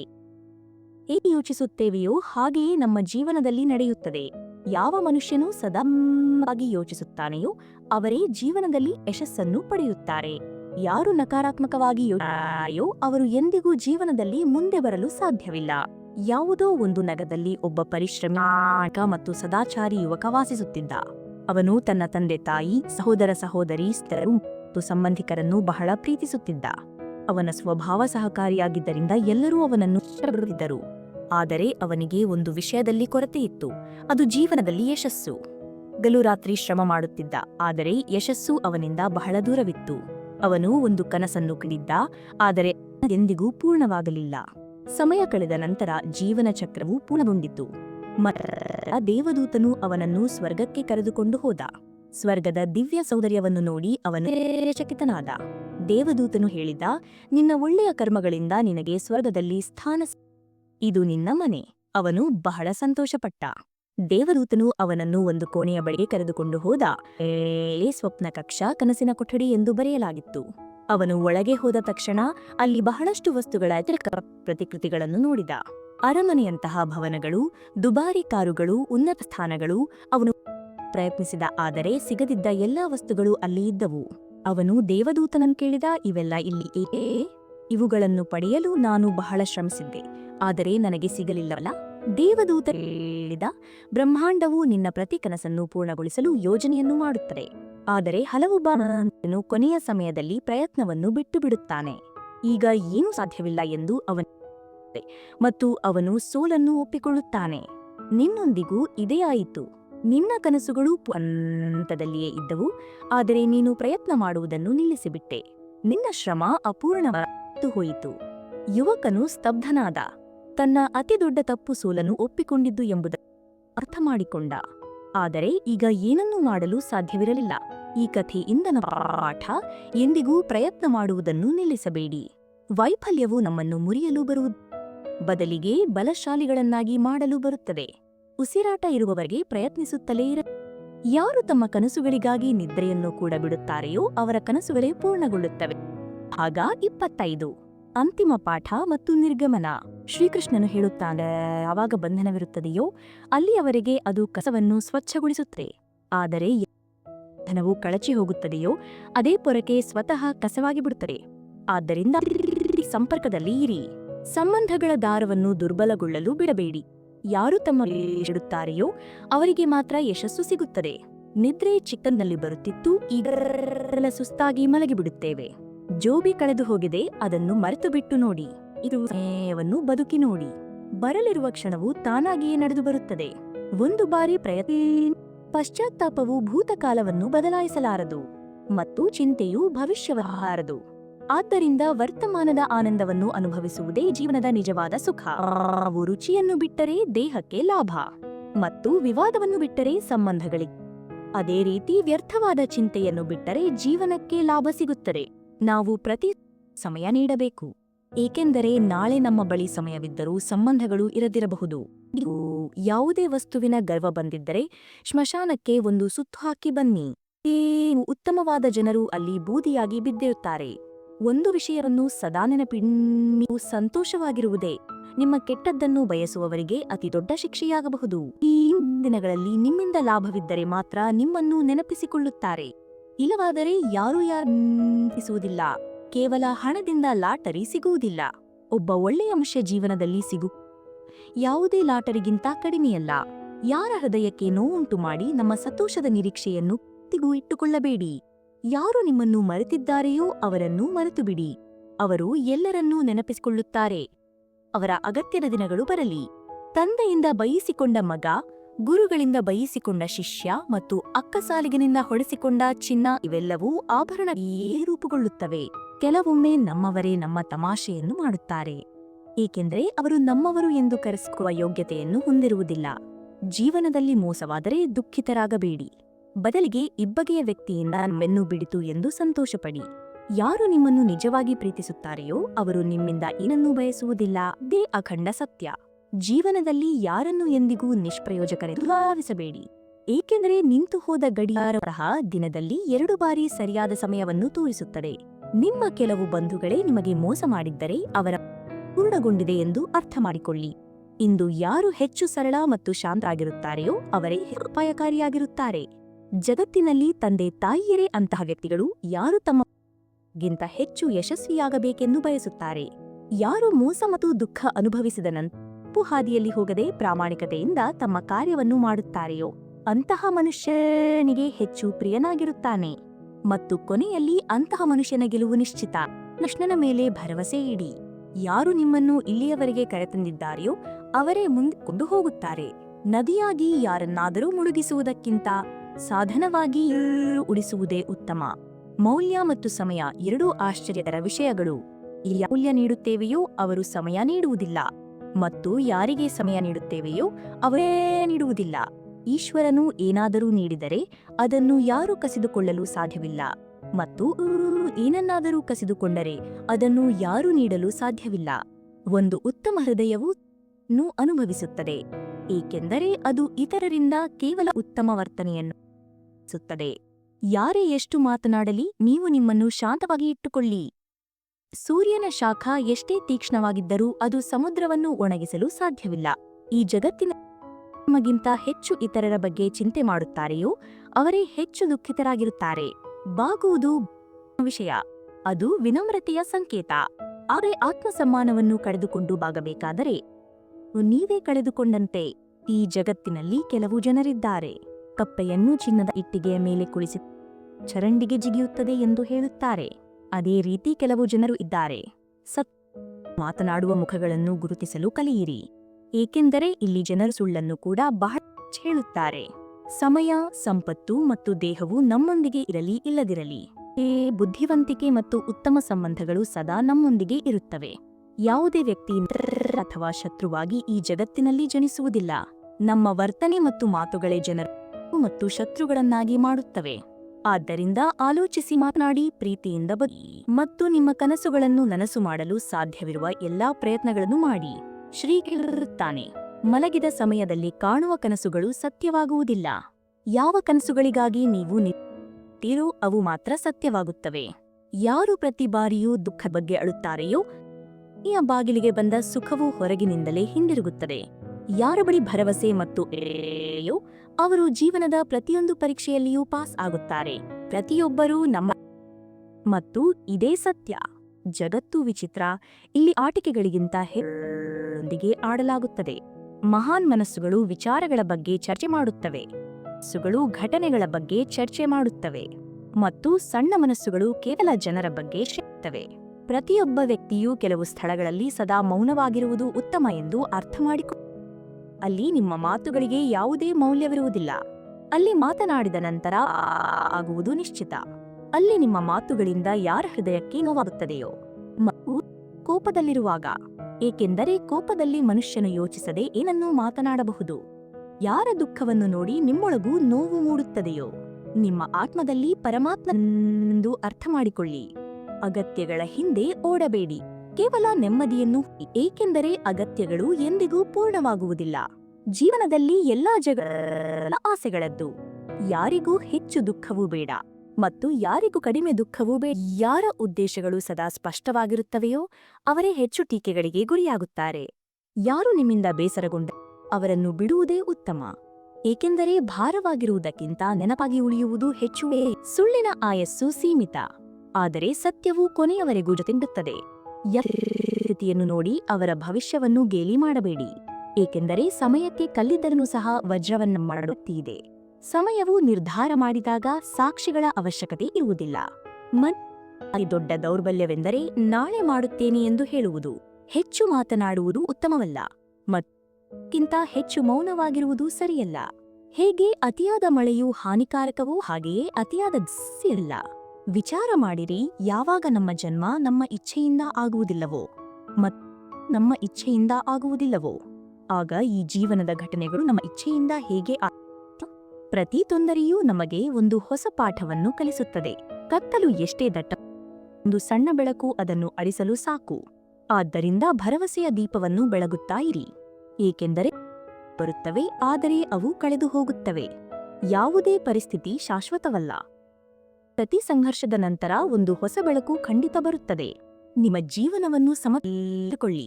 ಜಗತ್ತಿನಲ್ಲಿ ಯಾರೂ ಪರಿಪೂರ್ಣರಲ್ಲ, ಆದರೆ ಯಾರು ತಮ್ಮ ತಪ್ಪುಗಳೋ ಅವರೇ ಯಶಸ್ಸಿನ ಎತ್ತರವನ್ನು ಮುಟ್ಟುತ್ತಾರೆ. ಜೀವನದಲ್ಲಿ ಪ್ರತಿ ಅವಕಾಶದ ಲಾಭವಳ್ಳಿ, ಆದರೆ ಯಾರ ದೌರ್ಬಲ್ಯದ ಲಾಭವನ್ನು ಪಡೆಯಬೇಡಿ. ಜೀವನವು ಅವಕಾಶವನ್ನು ನೀಡುತ್ತದೆ. ಇಂದಿನ ಕಾಲದಲ್ಲಿ ಸುಖಿಯಾಗಿರಬೇಕಾದರೆ ಸ್ವಲ್ಪ ಸ್ವಾರ್ಥಿಯಾಗಬೇಕಾಗುತ್ತದೆ.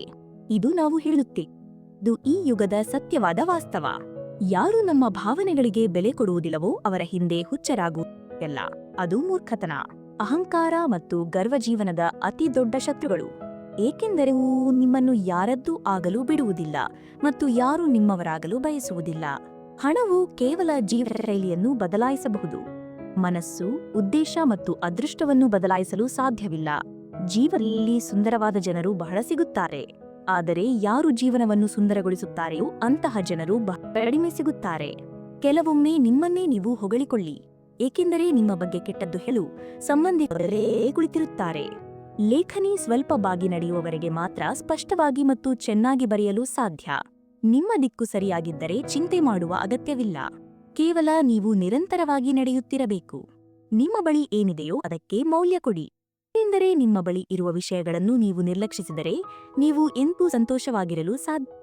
ಜೀವನದಲ್ಲಿ ಏರಿಳಿತಗಳು, ಸುಖ ದುಃಖದ ನಂತರವೂ ಯಾರು ನಿಮ್ಮ ಜೊತೆಯನ್ನು ಬಿಡುವುದಿಲ್ಲವೋ ಅವರಿಗೂ ಮೌಲ್ಯ ಕೊಡಿ.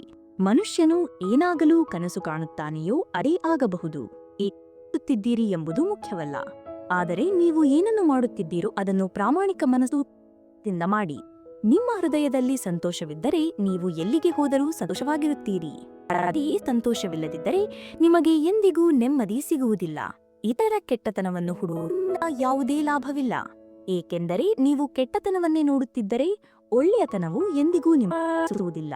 ಶ್ರೀಕೃಷ್ಣನು ಹೇಳುತ್ತಾನೆ, ಅಪಮಾನಕ್ಕೆ ಸೇಡನ್ನು ಹೋರಾಟ ಮಾಡಿಯಲ್ಲ, ಬದಲಿಗೆ ಹೆಚ್ಚು ಯಶಸ್ವಿಯಾಗಿ ತೆಗೆದುಕೊಳ್ಳಲಾಗುತ್ತದೆ. ಕೆಟ್ಟದನ್ನು ಮಾಡುವ ಯೋಚನೆ ಬಂದರೆ ಅದನ್ನು ನಾಡಿ ಮತ್ತು ಒಳ್ಳೆಯದನ್ನು ಮಾಡುವ ಯೋಚನೆ ಬಂದರೆ ಇಂದೇ ಮಾಡಿಬಿಡಿ. ಪರಿವರ್ತನೆಯು ಸಮ. ಒಂದು ಕ್ಷಣದಲ್ಲಿ ನೀವು ರಾಜನಿಂದ ಭಿಕ್ಷುಕನಾಗಬಹುದು ಅಥವಾ ಭಿಕ್ಷುಕನಿಂದ. ಭೂಮಿಯೂ ಸಹ ಸ್ಥಿರವಾಗಿರುವುದಿಲ್ಲ, ಅದು ಸುತ್ತುತ್ತಲೇ ಇರುತ್ತದೆ. ದಿನದ ರಾತ್ರಿ ಬರುತ್ತದೆ, ಬಹಳಷ್ಟು ಶಾಖದ ನಂತರ ಮಳೆಯಾಗುತ್ತದೆ. ಈ ಮಾತುಗಳು ಸ್ಥಿರವಲ್ಲದ ಆಗಿ ದುಃಖಿತರಾಗುವ ಅವಶ್ಯಕತೆ ಇಲ್ಲ ಎಂಬುದನ್ನು ಸಾಬೀತುಪಡಿಸುತ್ತವೆ. ಪರಿವರ್ತನೆಯನ್ನು ಒಪ್ಪಿಕೊಳ್ಳು. ಪ್ರತಿಯೊಂದು ಕಠಿಣ ಪರಿಸ್ಥಿತಿಯಲ್ಲಿಯೂ ಸಂತೋಷವಾಗಿರುವ ಶಕ್ತಿಯನ್ನು ನಮಗೆ ನೀಡುತ್ತದೆ. ಜೀವನವು ಒಂದು ಉದ್ದನೆಯ ಪ್ರಯಾಣ. ಪ್ರತಿಯೊಬ್ಬರಿಗೂ ಉತ್ತರ ನೀಡುವುದು ಮತ್ತು ಪ್ರತಿ ವಿಷಯಕ್ಕೂ ಅಗತ್ಯವಿಲ್ಲ. ಸಮಯವು ನಿಮ್ಮ ಕಾಯುತ್ತಿಲ್ಲವಾದರೆ ನೀವು ಸಮಯಕ್ಕಾಗಿ ಏಕೆ ಕಾಯುತ್ತೀರಿ? ಈಗ ನಡೆಯುತ್ತಿರುವ ಸಮಯವೇ ನಿಮಗಾಗಿ ಅತ್ಯುತ್ತಮ ಸಮಯವಾಗಿದೆ. ಜೀವನದಲ್ಲಿ ಸಂಕಟ ಬಂದಾಗ ಅವಶ್ಯಕತೆ ಇಲ್ಲ, ಏಕೆಂದರೆ ಕಷ್ಟಗಳಿಂದಲೇ ನಾವು ಬಲಶಾಲಿಗಳಾಗುತ್ತೇವೆ. ದ್ವೇಷದ ಅವಶ್ಯಕತೆ ಇಲ್ಲ, ಏಕೆಂದರೆ ತೊಂದರೆಗಳು ನಮಗೆ ಮುಂದೆ ಸಾಗಲು ಪಾಠ ಕಲಿಸುತ್ತವೆ. ಕಷ್ಟಗಳು ನಮ್ಮ ಧೈರ್ಯ ಮತ್ತು ಆತ್ಮವಿಶ್ವಾಸವನ್ನು ಹೆಚ್ಚಿಸುತ್ತವೆ. ಅವು ನಮ್ಮೊಳಗೆ ಅಡಗಿರುವ ಶಕ್ತಿ ಮತ್ತು ಸಾಮರ್ಥ್ಯಗಳನ್ನು ಪ್ರದರ್ಶನ ನೀಡುತ್ತವೆ. ಸಮಸ್ಯೆಯ ಪರಿಹಾರವು ನಮ್ಮ ಸಲಹೆಗಾರ ಯಾರು ಎಂಬುದರ ಮೇಲೆ ಅವಲಂಬಿಸಿರುತ್ತದೆ. ಬಹಳ ಮುಖ್ಯ, ಏಕೆಂದರೆ ದುರ್ಯೋಧನನು ಶಕುನಿಯಿಂದ ಸಲಹೆ ಪಡೆಯುತ್ತಿದ್ದ ಮತ್ತು ಶ್ರೀಕೃಷ್ಣನಿಂದ ಸಲಹೆ ಪಡೆಯುತ್ತಿದ್ದ. ಸಂಶಯಕ್ಕೆ ಯಾವುದೇ ಚಿಕಿತ್ಸೆ ಇಲ್ಲ ಮತ್ತು ಶಿಕ್ಷೆಗೆ ಯಾವುದೇ ಪ್ರಮಾಣಪತ್ರ ಬೇಕಾಗಿಲ್ಲ. ಎತ್ತರಕ್ಕೆ ಏರಬೇಕಾದರೆ ನಿಮ್ಮೊಳಗಿನ ಅಹಂಕಾರವನ್ನು ನಿಮ್ಮನ್ನು ಹಗುರ ಮಾಡಿಕೊಳ್ಳಬೇಕು, ಏಕೆಂದರೆ ಯಾರು ಹಗುರವಾಗಿರುತ್ತಾರೆಯೋ ಅವರೇ ಎತ್ತರಕ್ಕೆ ಇಚ್ಛೆಗಳಿಗೆ ಅಂತ್ಯವಿಲ್ಲ. ಒಂದು ಇಚ್ಛೆ ಪೂರ್ಣಗೊಂಡಿಲ್ಲ, ಇನ್ನೊಂದು ಜನ್ಮ. ಗಾಳಿಗಳು ಹವಾಮಾನದ ದಿಕ್ಕನ್ನು ಬದಲಾಯಿಸಬಲ್ಲವು. ಅದೇ ರೀತಿ ಪ್ರಾರ್ಥನೆಗಳ ದ್ವಾರವನ್ನು ಬದಲಾಯಿಸಬಲ್ಲವು. ನಿಮ್ಮ ಹೃದಯದಲ್ಲಿ ಏನಿದೆಯೋ ಅದನ್ನು ಹೇಳುವ ಧೈರ್ಯವನ್ನು ಮತ್ತು ಇತರರ ಹೃದಯದಲ್ಲಿ ಏನಿದೆಯೋ ಅದನ್ನು ಅರ್ಥ ಮಾಡಿಕೊಳ್ಳುವ ಗ್ರಹಿಕೆಯಲ್ಲಿ ನೀವು ಈ ಸಂಬಂಧಗಳನ್ನು ನಿಭಾಯಿಸಿ ಇಟ್ಟುಕೊಂಡರೆ ಅವು ಎಂದಿಗೂ ಮುರಿಯುವುದಿಲ್ಲ. ಶ್ರದ್ಧೆ, ಧೈರ್ಯ, ಹುಮ್ಮಸ್ಸು ಮತ್ತು ಸಕಾರಾತ್ಮಕ ವಿಚಾರಗಳ ಆಧಾರದ ಮೇಲೆ ಯಾವುದೇ ವಿಷಮ ಪರಿಸ್ಥಿತಿಯಿಂದ ಹೊರಬರಲು ಸಾಧ್ಯ. ನೀವು ಯಾವುದೇ ಕೆಲಸವನ್ನು ಪ್ರಾರಂಭಿಸದಿದ್ದನ್ನು ಎಂದಿಗೂ ಮುಗಿಸಲು ಸಾಧ್ಯವಿಲ್ಲ. ಯಾವುದೇ ಕೆಲಸದ ಅತ್ಯಂತ ಕಠಿಣ ಭಾಗವೆಂದರೆ ಅದನ್ನು ಪ್ರಾರಂಭಿಸುವುದು. ಎಂದಿಗೂ ಸೋಲನ್ನು ಒಪ್ಪಿಕೊಳ್ಳಬೇಡಿ. ಇಂದು ಕಷ್ಟವಾಗಿದ್ದರೆ ನಾಳೆ ಇನ್ನೂ ಕಠಿಣವಾಗಬಹುದು, ಆದರೆ ಅದರ ನಂತರ ಒಂದು ಸುವರ್ಣ ಸೂರ್ಯೋದಯ ಖಂಡಿತ ಬರುತ್ತದೆ. ಮನುಷ್ಯನಲ್ಲಿ ಏನನ್ನಾದರೂ ಆದ ಇಚ್ಛೆ ಇದ್ದರೆ ಜಗತ್ತಿನಲ್ಲಿ ಏನೂ ಅಸಾಧ್ಯವಲ್ಲ. ಇತರರನ್ನು ಅರ್ಥ ಮಾಡಿಕೊಳ್ಳುವಾಗ ಅಲ್ಲಿ ನಿಮ್ಮನ್ನು ನೀವೇ ಅರ್ಥ ಮಾಡಿಕೊಳ್ಳುವುದೇ ಉತ್ತಮ. ದೇಹ ಮಣ್ಣಿನದು, ಉತ್ಸಾಹವಾಗಿದೆ. ಹಾಗಾದರೆ ಗರ್ವ ಏಕೆ? ನಾವೆಲ್ಲರೂ ಇಲ್ಲಿ ಬಾಡಿಗೆದಾರರು. ತೊಂದರೆ ಒಂದು ಭಾಗ. ಯಾರು ತಮ್ಮ ತೊಂದರೆಗಳ ಮೇಲೆ ಕಾಲಿಟ್ಟು ನಿಲ್ಲುತ್ತಾರೆಯೋ ಅವರು ಗೆಲ್ಲುತ್ತಾರೆ. ಯಾರು ತೊಂದರೆಗಳನ್ನು ತಮ್ಮ ತಲೆಯ ಮೇಲೆ ಹೊತ್ತುಕೊಳ್ಳುತ್ತಾರೆಯೋ ಅವರು ತಮ್ಮನ್ನು ತಾವು ಸೋಲಿಸುತ್ತಾರೆ. ಹಲವು ಬಾರಿ ಜೀವನದಲ್ಲಿ ನಾವು ದೊಡ್ಡ ದೊಡ್ಡ ತೊಂದರೆಗಳಿಂದ ಸುಲಭವಾಗಿ ಹೊರಬರುತ್ತೇವೆ. ಯಾರ ಶಕ್ತಿ ನಮ್ಮ ಜೊತೆ ಇರುತ್ತದೆಯೋ ಎಂಬಂತೆ, ಮತ್ತು ಅದನ್ನೇ ನಾವು ಪರಮಾತ್ಮ ಎಂದು ಕರೆಯುತ್ತೇವೆ. ಜಗತ್ತು ನಿಮ್ಮ ಜೊತೆ ಬಿಟ್ಟಾಗ ಈಶ್ವರನು ನಿಮ್ಮ ಕೈಯನ್ನು ಹಿಡಿದುಕೊಳ್ಳುತ್ತಾನೆ ಎಂಬುದನ್ನು ನೆನಪಿಡಿ. ಕೋಪದ ಮುಂದೆ ಸ್ವಲ್ಪ ನಿಲ್ಲಲು ಕಲಿಯಿರಿ ಮತ್ತು ತಪ್ಪಿನ ಮುಂದೆ ಸ್ವಲ್ಪ ಬಾಗಲು ಕಲಿಯಿರಿ. ಜೀವನವು ಇಷ್ಟು ಕಲಿಸಿದೆ. ನೀವು ಇದ್ದರೆ ನೀವೇ ಸುಟ್ಟು ಹೋಗುತ್ತೀರಿ ಮತ್ತು ಚಿಂತೆ ಇಲ್ಲದೆ ಇದ್ದರೆ ಜಗತ್ತು ಸುಟ್ಟು ಹೋಗುತ್ತದೆ. ಆಗಿರುವುದಕ್ಕೂ ಒಂದು ವಿಶೇಷ ಖುಷಿ ಇದೆ. ಅದರಲ್ಲಿ ಯಾರಾದರೂ ಬಿಟ್ಟು ಹೋಗುತ್ತಾರೆ ಎಂಬ ಭಯ ಇರುವುದಿಲ್ಲ. ನಿಮ್ಮನ್ನು ದುರ್ಬಲ ಎಂದು ಭಾವಿಸಿದ್ದೀರಿ. ಇಲ್ಲವಾದರೆ ನೀವು ಏನು ಮಾಡಲು ಸಾಧ್ಯವೋ ಬೇರೆ ಯಾರೂ ಮಾಡಲು ಸಾಧ್ಯವಿಲ್ಲ. ಅದೃಷ್ಟ ಕೇವಲ ಶ್ರಮದಿಂದ ಬದಲಾಗುತ್ತದೆ. ಕುಳಿತು ಯೋಚಿಸಿಲ್ಲ. ಜೀವನವು ಬಹಳ ಚಿಕ್ಕದಾಗಿದೆ. ಆದ್ದರಿಂದ ಯಾವುದೇ ಮನುಷ್ಯನನ್ನು ಹಿಂಬಾಲಿಸುವ ನಿಮ್ಮ ಕನಸುಗಳನ್ನು ಹಿಂಬಾಲಿಸುವುದು ಉತ್ತಮ. ಪ್ರತಿದಿನವೂ ಒಂದು ಹೊಸ ಅವಕಾಶ. ವಾಗಲು ಬಿಡಬೇಡಿ. ಎಷ್ಟು ಸಾಧ್ಯವೋ ಅಷ್ಟು ಮುಂದೆ ಬನ್ನಿ. ನಿಮ್ಮನ್ನು ನೀವೇ ಸುಧಾರಿಸಿ ಮತ್ತು ಜೀವನದ ಪ್ರತಿ ತಿರುವಿನಲ್ಲಿಯೂ ನಗುತ್ತಾ ಇರಿ. ಪ್ರೀತಿಯ ಸ್ನೇಹಿತರೆ, ನಮ್ಮ ಉಪದೇಶವು ತಮ್ಮ ಜೀವನದಲ್ಲಿ ಶಾಂತಿ ಮತ್ತು ಪ್ರೇರಣೆಯನ್ನು ತರಲಿ ಎಂದು ನಾವು ಹಾರೈಸುತ್ತೇವೆ. ಹೃದಯದಲ್ಲಿ ಪರಮಾತ್ಮನ ಮೇಲಿನ ಅಖಂಡ ವಿಶ್ವಾಸ ಸದಾ ಬೆಳೆದಲಿ. ನಮ್ಮ ಈ ಪ್ರಯತ್ನವು ತಮಗೆ ಇಷ್ಟವಾಗಿದ್ದರೆ ಈ ವಿಡಿಯೋವನ್ನು ಲೈಕ್ ಮಾಡಿ. ಈ ಜ್ಞಾನಯುಕ್ತ ವಿಚಾರಗಳ ಬಗ್ಗೆ ತಮ್ಮ ಅನಿಸಿಕೆಗಳನ್ನು ತಪ್ಪದೇ ಪ್ರತಿಕ್ರಿಯೆಗಳ ವಿಭಾಗರೆದು ನಮಗೆ ತಿಳಿಸಿ. ಮತ್ತು ನಮ್ಮ ಕನ್ನಡ ವಿಚಾರಧಾರೆಗಳು ವಾಹಿನಿಗೆ ಸಬ್ಸ್ಕ್ರೈಬ್ ಮಾಡಿ ವಿಡಿಯೋವನ್ನು ಇತರರೊಂದಿಗೂ ಹಂಚಿಕೊಳ್ಳಿ. ಧನ್ಯವಾದಗಳು. ಜೈ ಶ್ರೀ ಕೃಷ್ಣ.